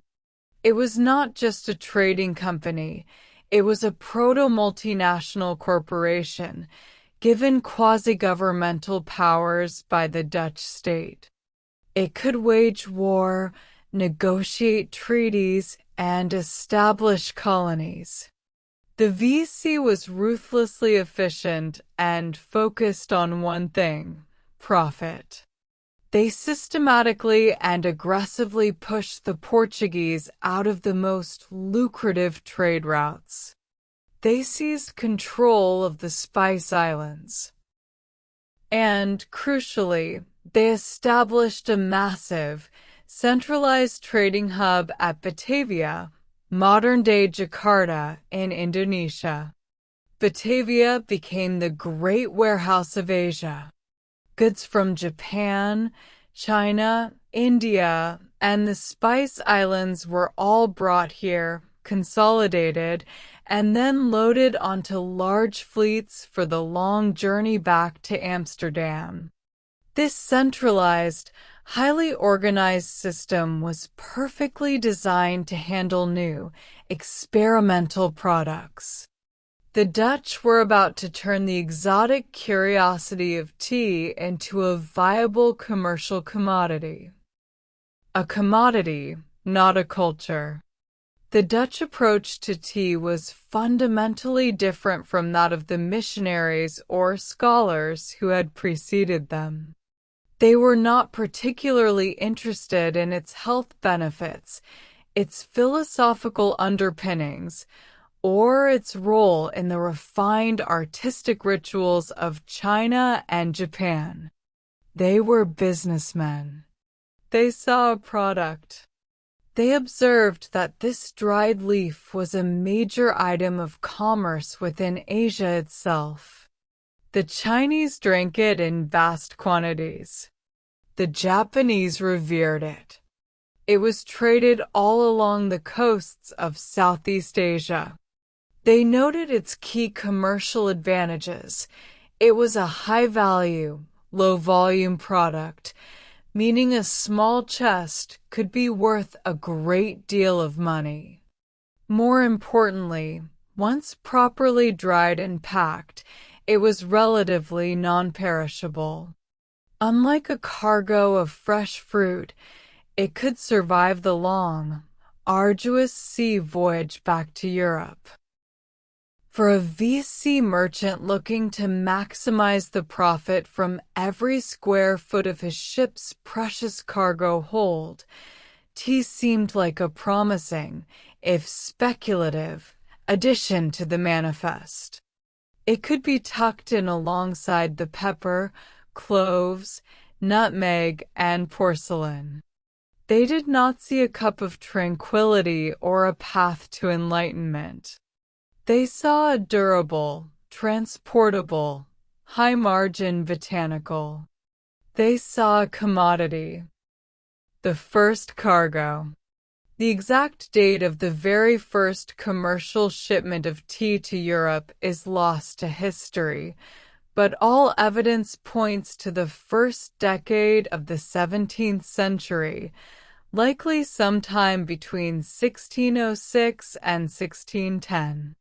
We can imagine the scene in the bustling port of Macau or perhaps the VOC's own trading post on Formosa, Taiwan.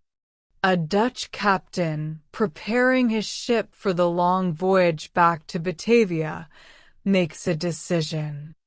Acting on the advice of the company's factors, he agrees to purchase a small, experimental consignment of tea. It would not have been a huge amount, perhaps just a few chests. The tea would have been the type most readily available for export from southern China, either a green tea or, more likely, a partially oxidized oolong or a fully oxidized black tea, as these were more stable for the journey.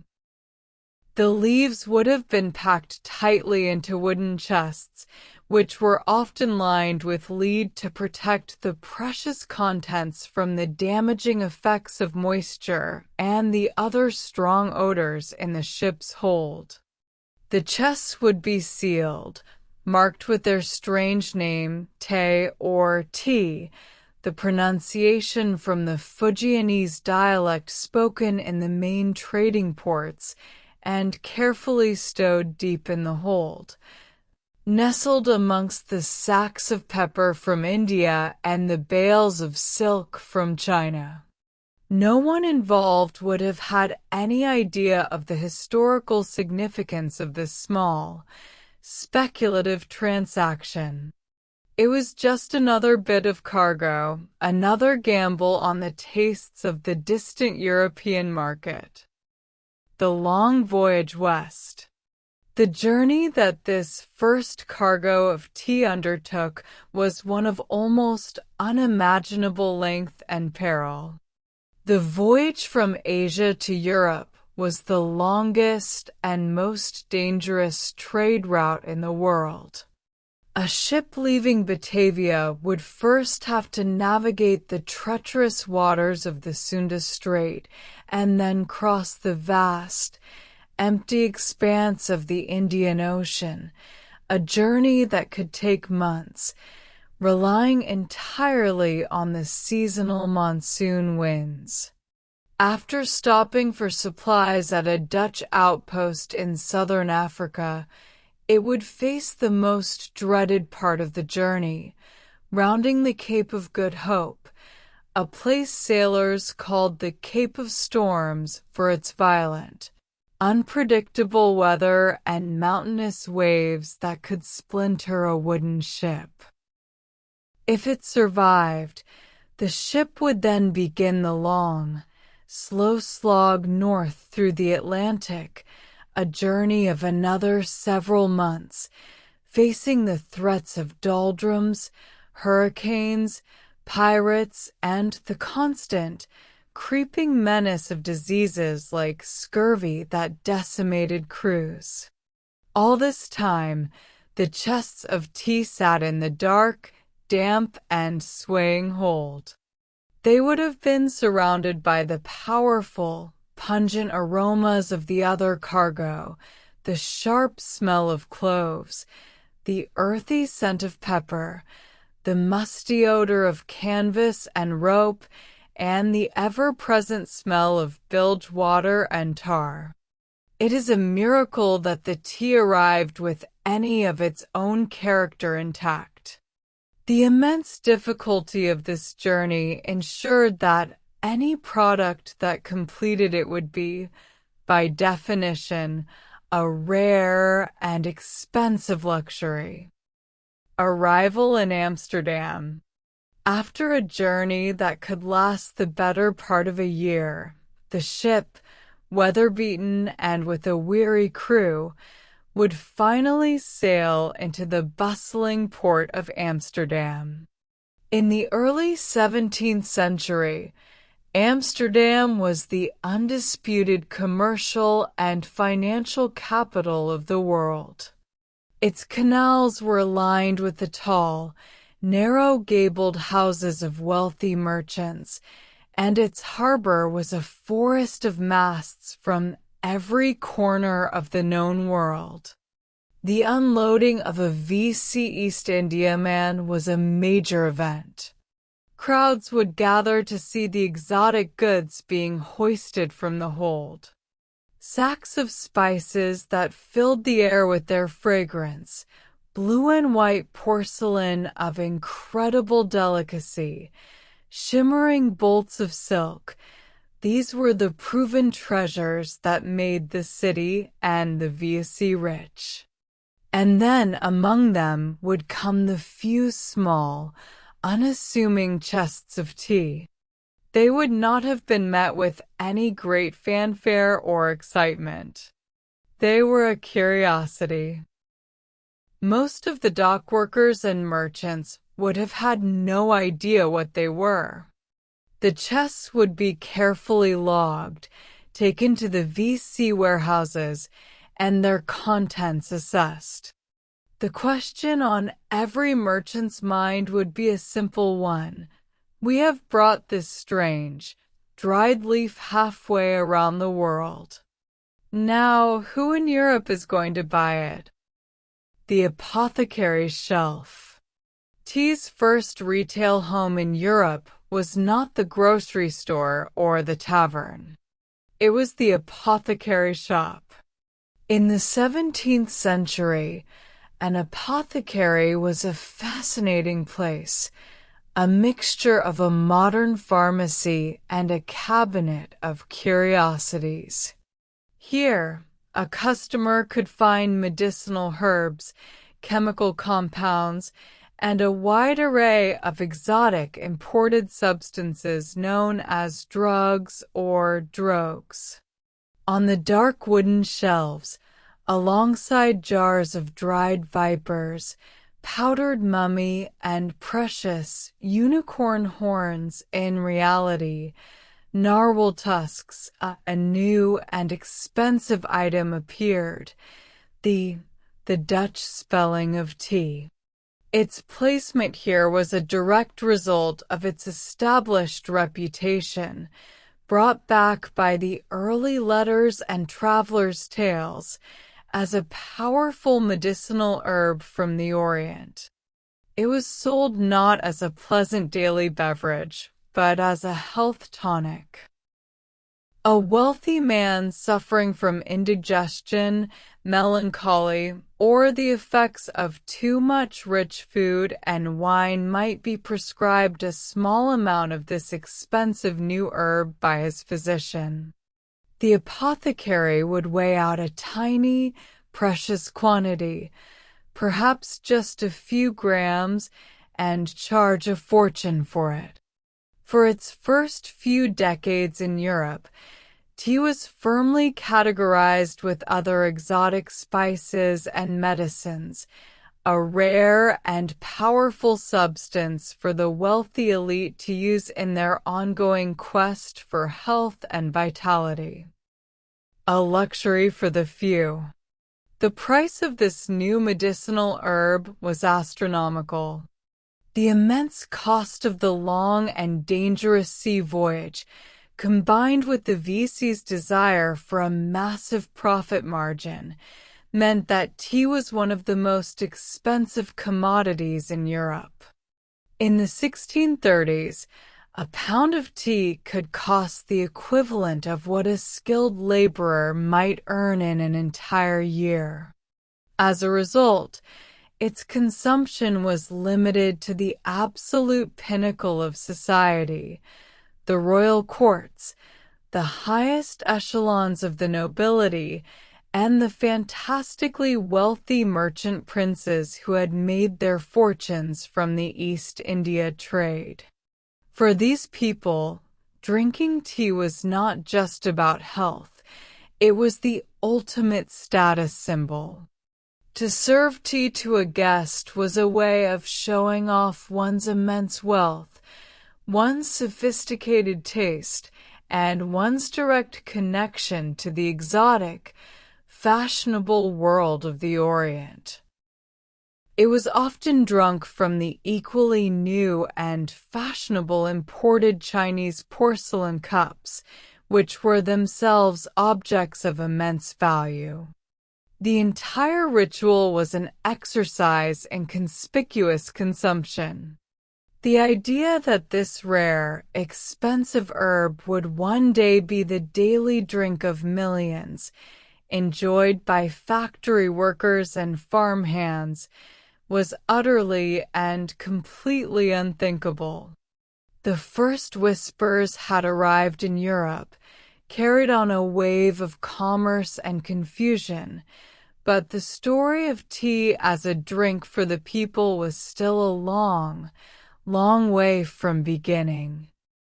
Chapter 10. Tea finds a European home. The Dutch embrace.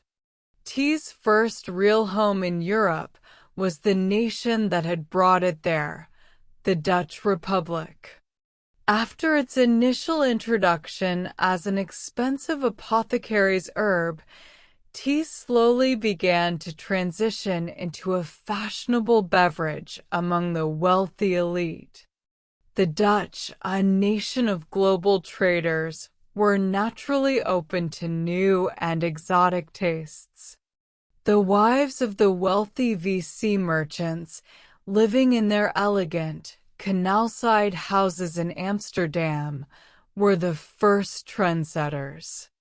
To serve this incredibly expensive, imported beverage was a sign of direct connection to the source of the nation's wealth. It was a way of displaying one's status, sophistication, and worldliness.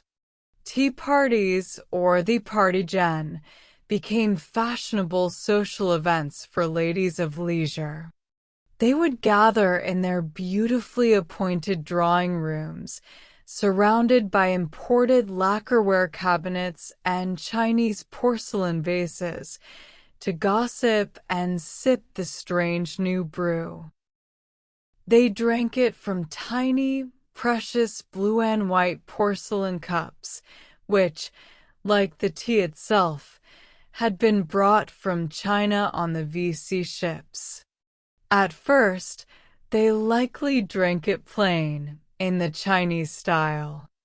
But soon, the European palate began to assert itself. A small lump of rock sugar candy was added to counteract the bitterness, and a splash of milk was found to soften its astringency, creating a milder, more comforting drink that was more suited to their tastes. It was in the quiet, sunlit rooms of 17th-century Holland that the foundations of the European way of tea were first laid. A Gallic curiosity.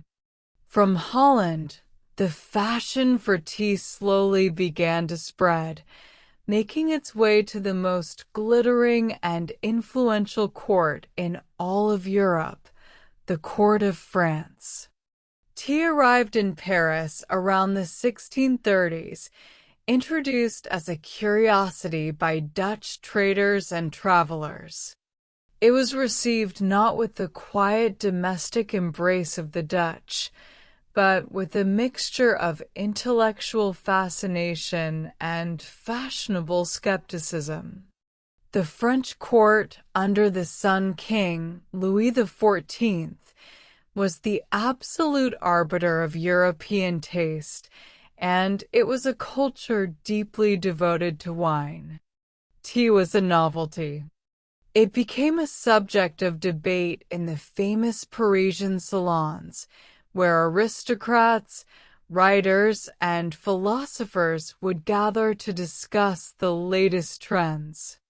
Was this Chinese herb truly a miracle cure for all ailments, as some claimed? Or was it a dangerous and exotic substance? Famous letter writers of the period, like Madame de Sévigné, wrote about it in their correspondence, noting that some were taking it with a splash of milk, a habit they found rather strange. For a time, tea was a fashionable fad at court. The famous playwright Racine was said to be a devotee. However, it failed to truly capture the French soul. It faced stiff competition from two other exotic new beverages that were arriving at the same time, coffee and, especially, hot chocolate, which was brought from the Spanish court and became a passionate obsession among the French aristocracy. In France, tea remained a minor player, a drink for a select few, often taken for its supposed medicinal benefits rather than for pleasure. The heart of European tea culture would lie elsewhere. The London Coffee House. Tea's journey to England was different again. It did not arrive first in the drawing rooms of the aristocracy, but in the noisy, democratic, and exclusively male world of the London coffee house.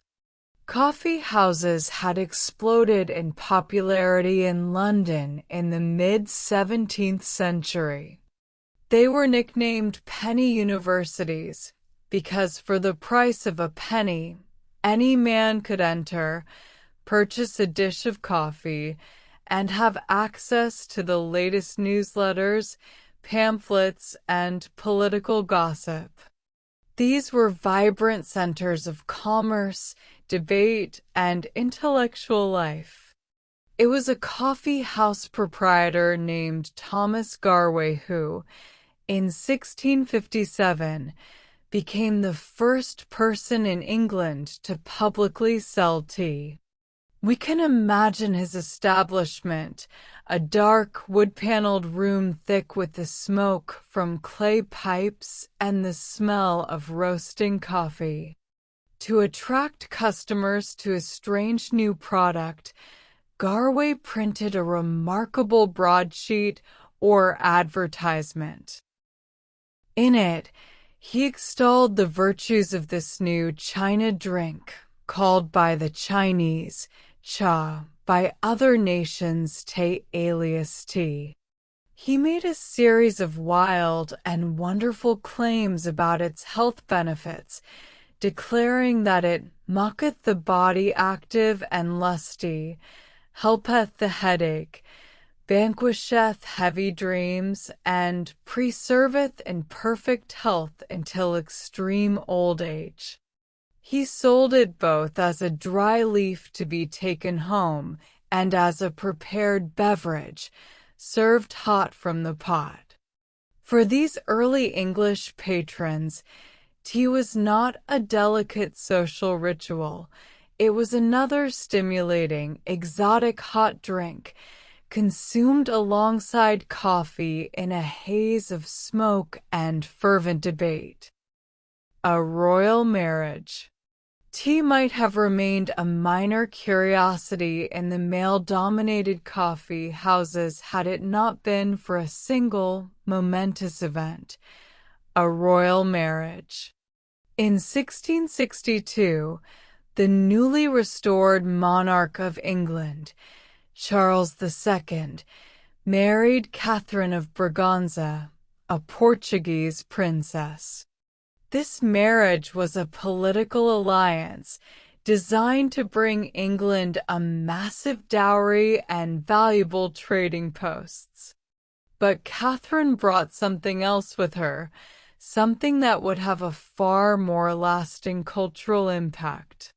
She brought a personal passion for tea. In her native Portugal, thanks to the nation's early and direct trade links with China via Macau, drinking tea was already a well-established custom among the aristocracy. Catherine had grown up drinking tea as a normal part of her daily life. When she arrived in the damp, chilly climate of England, a country of ale drinkers, she continued her beloved habit. She brought with her as part of her dowry a chest of the finest Chinese tea and, likely, a collection of delicate porcelain to wear. Her arrival marked a crucial turning point. Tea was no longer just a merchant's drink or a coffee-house novelty. It had now entered the most exclusive and influential circle in the entire kingdom, the royal court. The king's new foreign queen drank this strange beverage, and what the queen did, every fashionable lady in the land wanted to imitate. A royal marriage. Tea might have remained a minor curiosity in the male-dominated coffee houses had it not been for a single, momentous event: a royal marriage. In 1662, the newly restored monarch of England, Charles II, married Catherine of Braganza, a Portuguese princess. This marriage was a political alliance designed to bring England a massive dowry and valuable trading posts. But Catherine brought something else with her, something that would have a far more lasting cultural impact. She brought a personal passion for tea. In her native Portugal, thanks to the nation's early and direct trade links with China via Macau, drinking tea was already a well-established custom among the aristocracy. Catherine had grown up drinking tea as a normal part of her daily life. When she arrived in the damp, chilly climate of England, a country of ale drinkers, she continued her beloved habit. She brought with her as part of her dowry a chest of the finest Chinese tea and, likely, a collection of delicate porcelain to wear. Her arrival marked a crucial turning point. Tea was no longer just a merchant's drink or a coffee-house novelty. It had now entered the most exclusive and influential circle in the entire kingdom, the royal court. The king's new foreign queen drank this strange beverage, and what the queen did, Every fashionable lady in the land wanted to imitate. The East India Company takes notice. The new fashion at court did not go unnoticed by the powerful English East India Company. This vast trading corporation held a royal monopoly on all trade east of the Cape of Good Hope. Up until this point, they had shown little interest in tea, focusing on more profitable and established goods like spices, textiles, and saltpeter for gunpowder. In fact, in an embarrassing episode, when the company first wanted to present Queen Catherine with a gift of tea to curry her favor, they discovered they had none in their warehouses and had to buy it from Dutch merchants. This royal demand, however, changed their calculations. They saw a new and potentially lucrative market opening up right at the top of society. In 1664, the company placed its very first official order for tea. It was a tiny, tentative order for just 100 pounds of China drink to be shipped from their trading post in Java.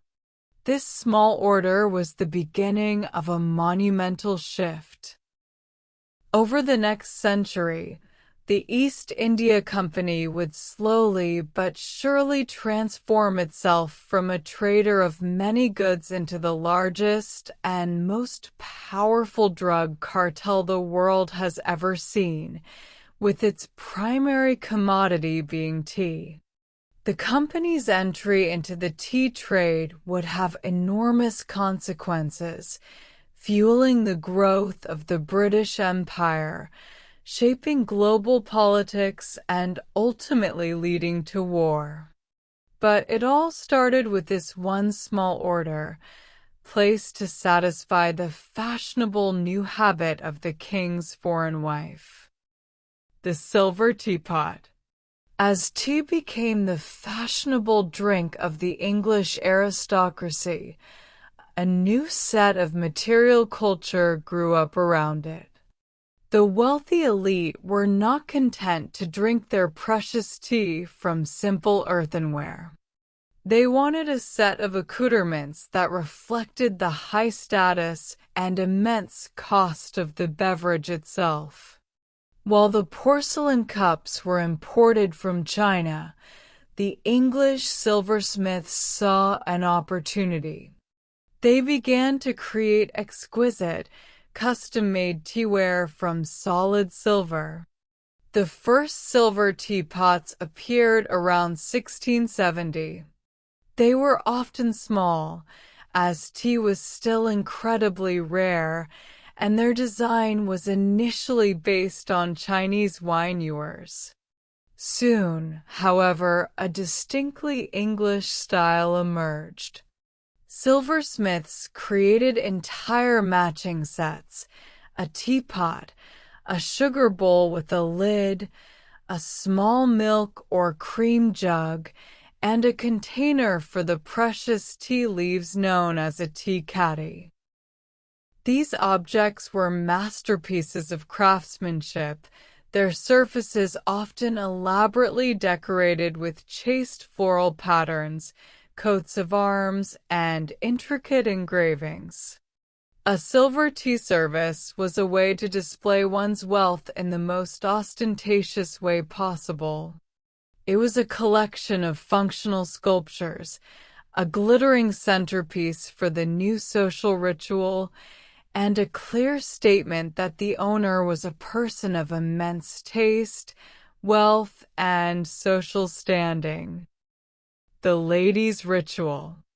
With the queen as its patron and a set of beautiful silver teaware to accompany it, the act of taking tea became a central and highly structured social ritual for aristocratic women. The drawing room, a private space within the home, became the primary theater for this performance. While men continued to conduct their business and politics in the public coffee houses, the ladies' tea party became a key feature of domestic social life. The lady of the house herself would preside over the ritual. The tea table would be set up before her, and she would personally perform the act of brewing and pouring the tea. This was a significant development. It gave women a formal role as a host and a purveyor of taste, a position of authority within their own social sphere. The ritual was a display of grace and elegance. The conversation was expected to be light, refined, and free from the coarse political debates of the coffee houses. It was a space for sharing news, for polite gossip, and for strengthening social bonds. The tea party provided a new and important social stage for women, a genteel and highly structured ritual over which they held complete control. A king's ransom in a cup. We must continually remind ourselves of the staggering cost of tea during this early period. In the late 17th century, a single pound of tea could cost as much as several months' wages for a common laborer. It was a luxury on par with saffron or the finest silk. This immense value dictated how it was handled. Tea was not kept in the kitchen with the common foodstuffs. It was stored in the drawing room, often in a beautiful, lockable tea caddy made of expensive wood, silver, or tortoiseshell. The lady of the house kept the key on her person at all times, a symbol of her control over this precious household asset. She would lock it away to protect it not from burglars, but from the temptation of her own household staff. A thieving servant could make a small fortune by pilfering just a few spoonfuls of the precious leaves. The act of unlocking the caddy at the beginning of the tea party was part of the ritual itself, a small piece of theater that reminded everyone present of the immense value and rarity of what they were about to consume. Every cup was, quite literally, a taste of luxury, a sip of liquid wealth. The smuggler's moon. Whenever a government places a high tax on a popular commodity, a shadow economy inevitably emerges. And so it was with tea. As the demand for tea began to grow, the British government saw it as a perfect source of revenue. They placed incredibly high taxes on legally imported tea, sometimes over 100% of its value. This made an already expensive product astronomically so, keeping it far out of the reach of anyone but the super-rich. This created a golden opportunity for smugglers. Organized gangs began to smuggle vast quantities of tea into Britain, primarily from Holland, where taxes were much lower. On dark, moonless nights, small, fast ships would cross the English Channel and land their illicit cargo on secluded beaches and coves. The tea would be quickly unloaded by local gangs and then transported inland by armed convoys of horsemen, known as ollers, who traveled by night.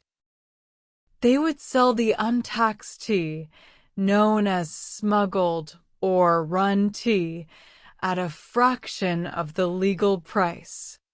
The smuggling trade became a massive and highly organized criminal enterprise, and it was often incredibly violent, with bloody clashes between the smugglers and the government's revenue men. For many ordinary people, the only way they could ever afford to taste tea was to buy it from the back of a smuggler's cart. The adulterated leaf.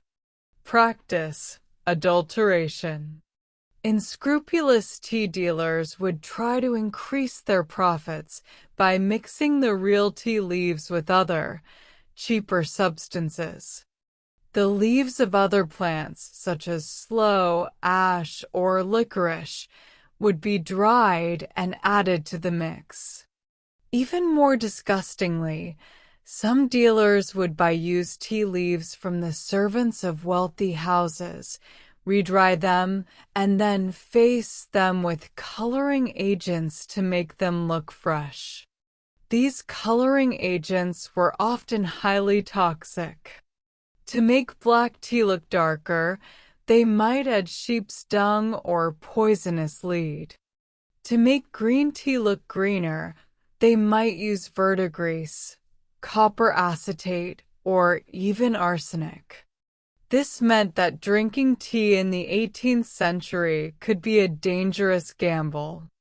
A cup of tea might contain a stimulating dose of caffeine, or it might contain a cocktail of plant matter, animal droppings, and deadly poison. The problem became so widespread that the government had to pass laws making the adulteration of tea a serious crime. This dark side of the tea trade reveals just how valuable and sought after the commodity had become. People were literally willing to kill for it, both in smuggling wars and in the quiet poisoning of their customers for the sake of a little extra profit. The trickle-down effect. Despite the high prices, the dangers of adulteration, and the illegality of smuggling, the desire for tea was irresistible. Slowly but surely, throughout the first half of the 18th century, its consumption began to trickle down from the aristocracy to the burgeoning middle classes. The wives of successful merchants, lawyers, and shopkeepers sought to emulate the fashionable rituals of the ladies of the court. For them, owning a small tea set, perhaps made of locally produced earthenware rather than silver, and being able to serve tea to guests was a powerful symbol of their family's upward social mobility. It was a sign that they had arrived, that they were people of taste and refinement. They would save up to buy small quantities of legally taxed tea, or more likely, they would purchase the cheaper smuggled tea from a trusted local contact. This expansion of the market was crucial. It created a broad-based, domestic demand for tea that went far beyond the small circle of the court. It was this growing, aspirational demand from the middle classes that would convince the East India Company and the British government that tea was not just a passing fad, but a commodity with a massive future. The temperance drink. Tea's rise in popularity was also fueled by its growing reputation as a healthy, sober, and respectable beverage, especially when compared to the other popular drinks of the age. The early 18th century in England was marked by the so-called gin craze. Cheap, potent, and highly addictive gin was flooding the cities, leading to widespread public drunkenness, social decay, and a rising crime rate. In this context, tea was championed by social reformers and religious groups as a virtuous and temperate alternative. It was a warm, stimulating drink that did not lead to intoxication and ruin.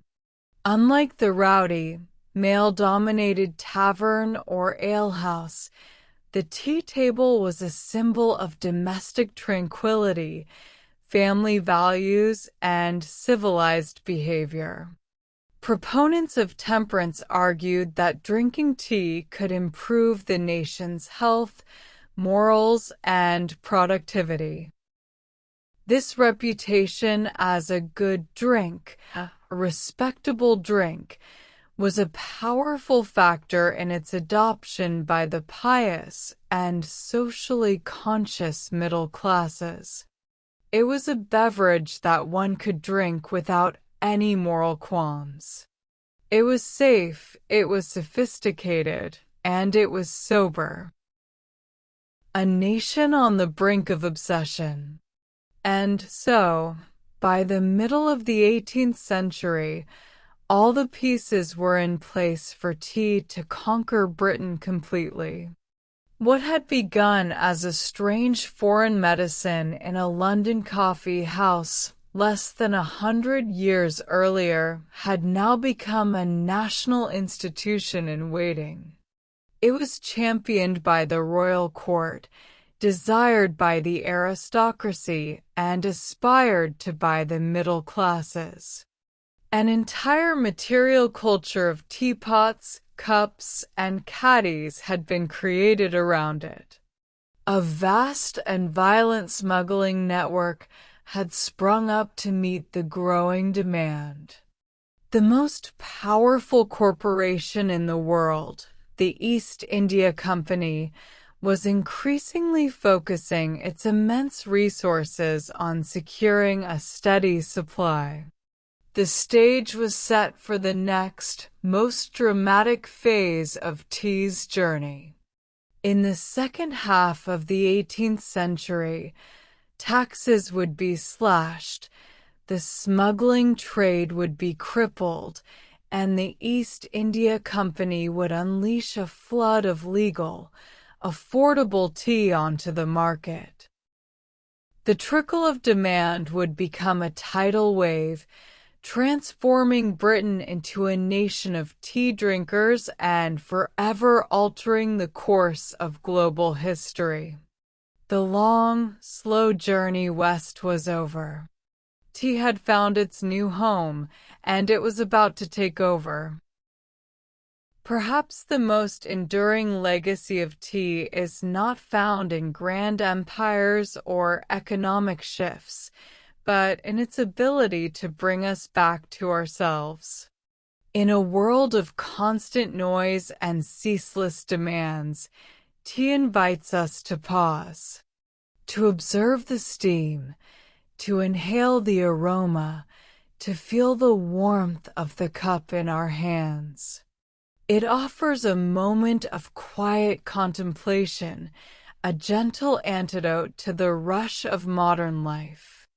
Like the slow drift of leaves in Chinong's pot, and the long, quiet journey across ancient trade routes, the story of tea continues to unfold, one mindful sip at a time. It reminds us that even the simplest things can hold profound history, connecting us across time and culture. Now, there is nothing left to do but rest. Sleep now. Sleep.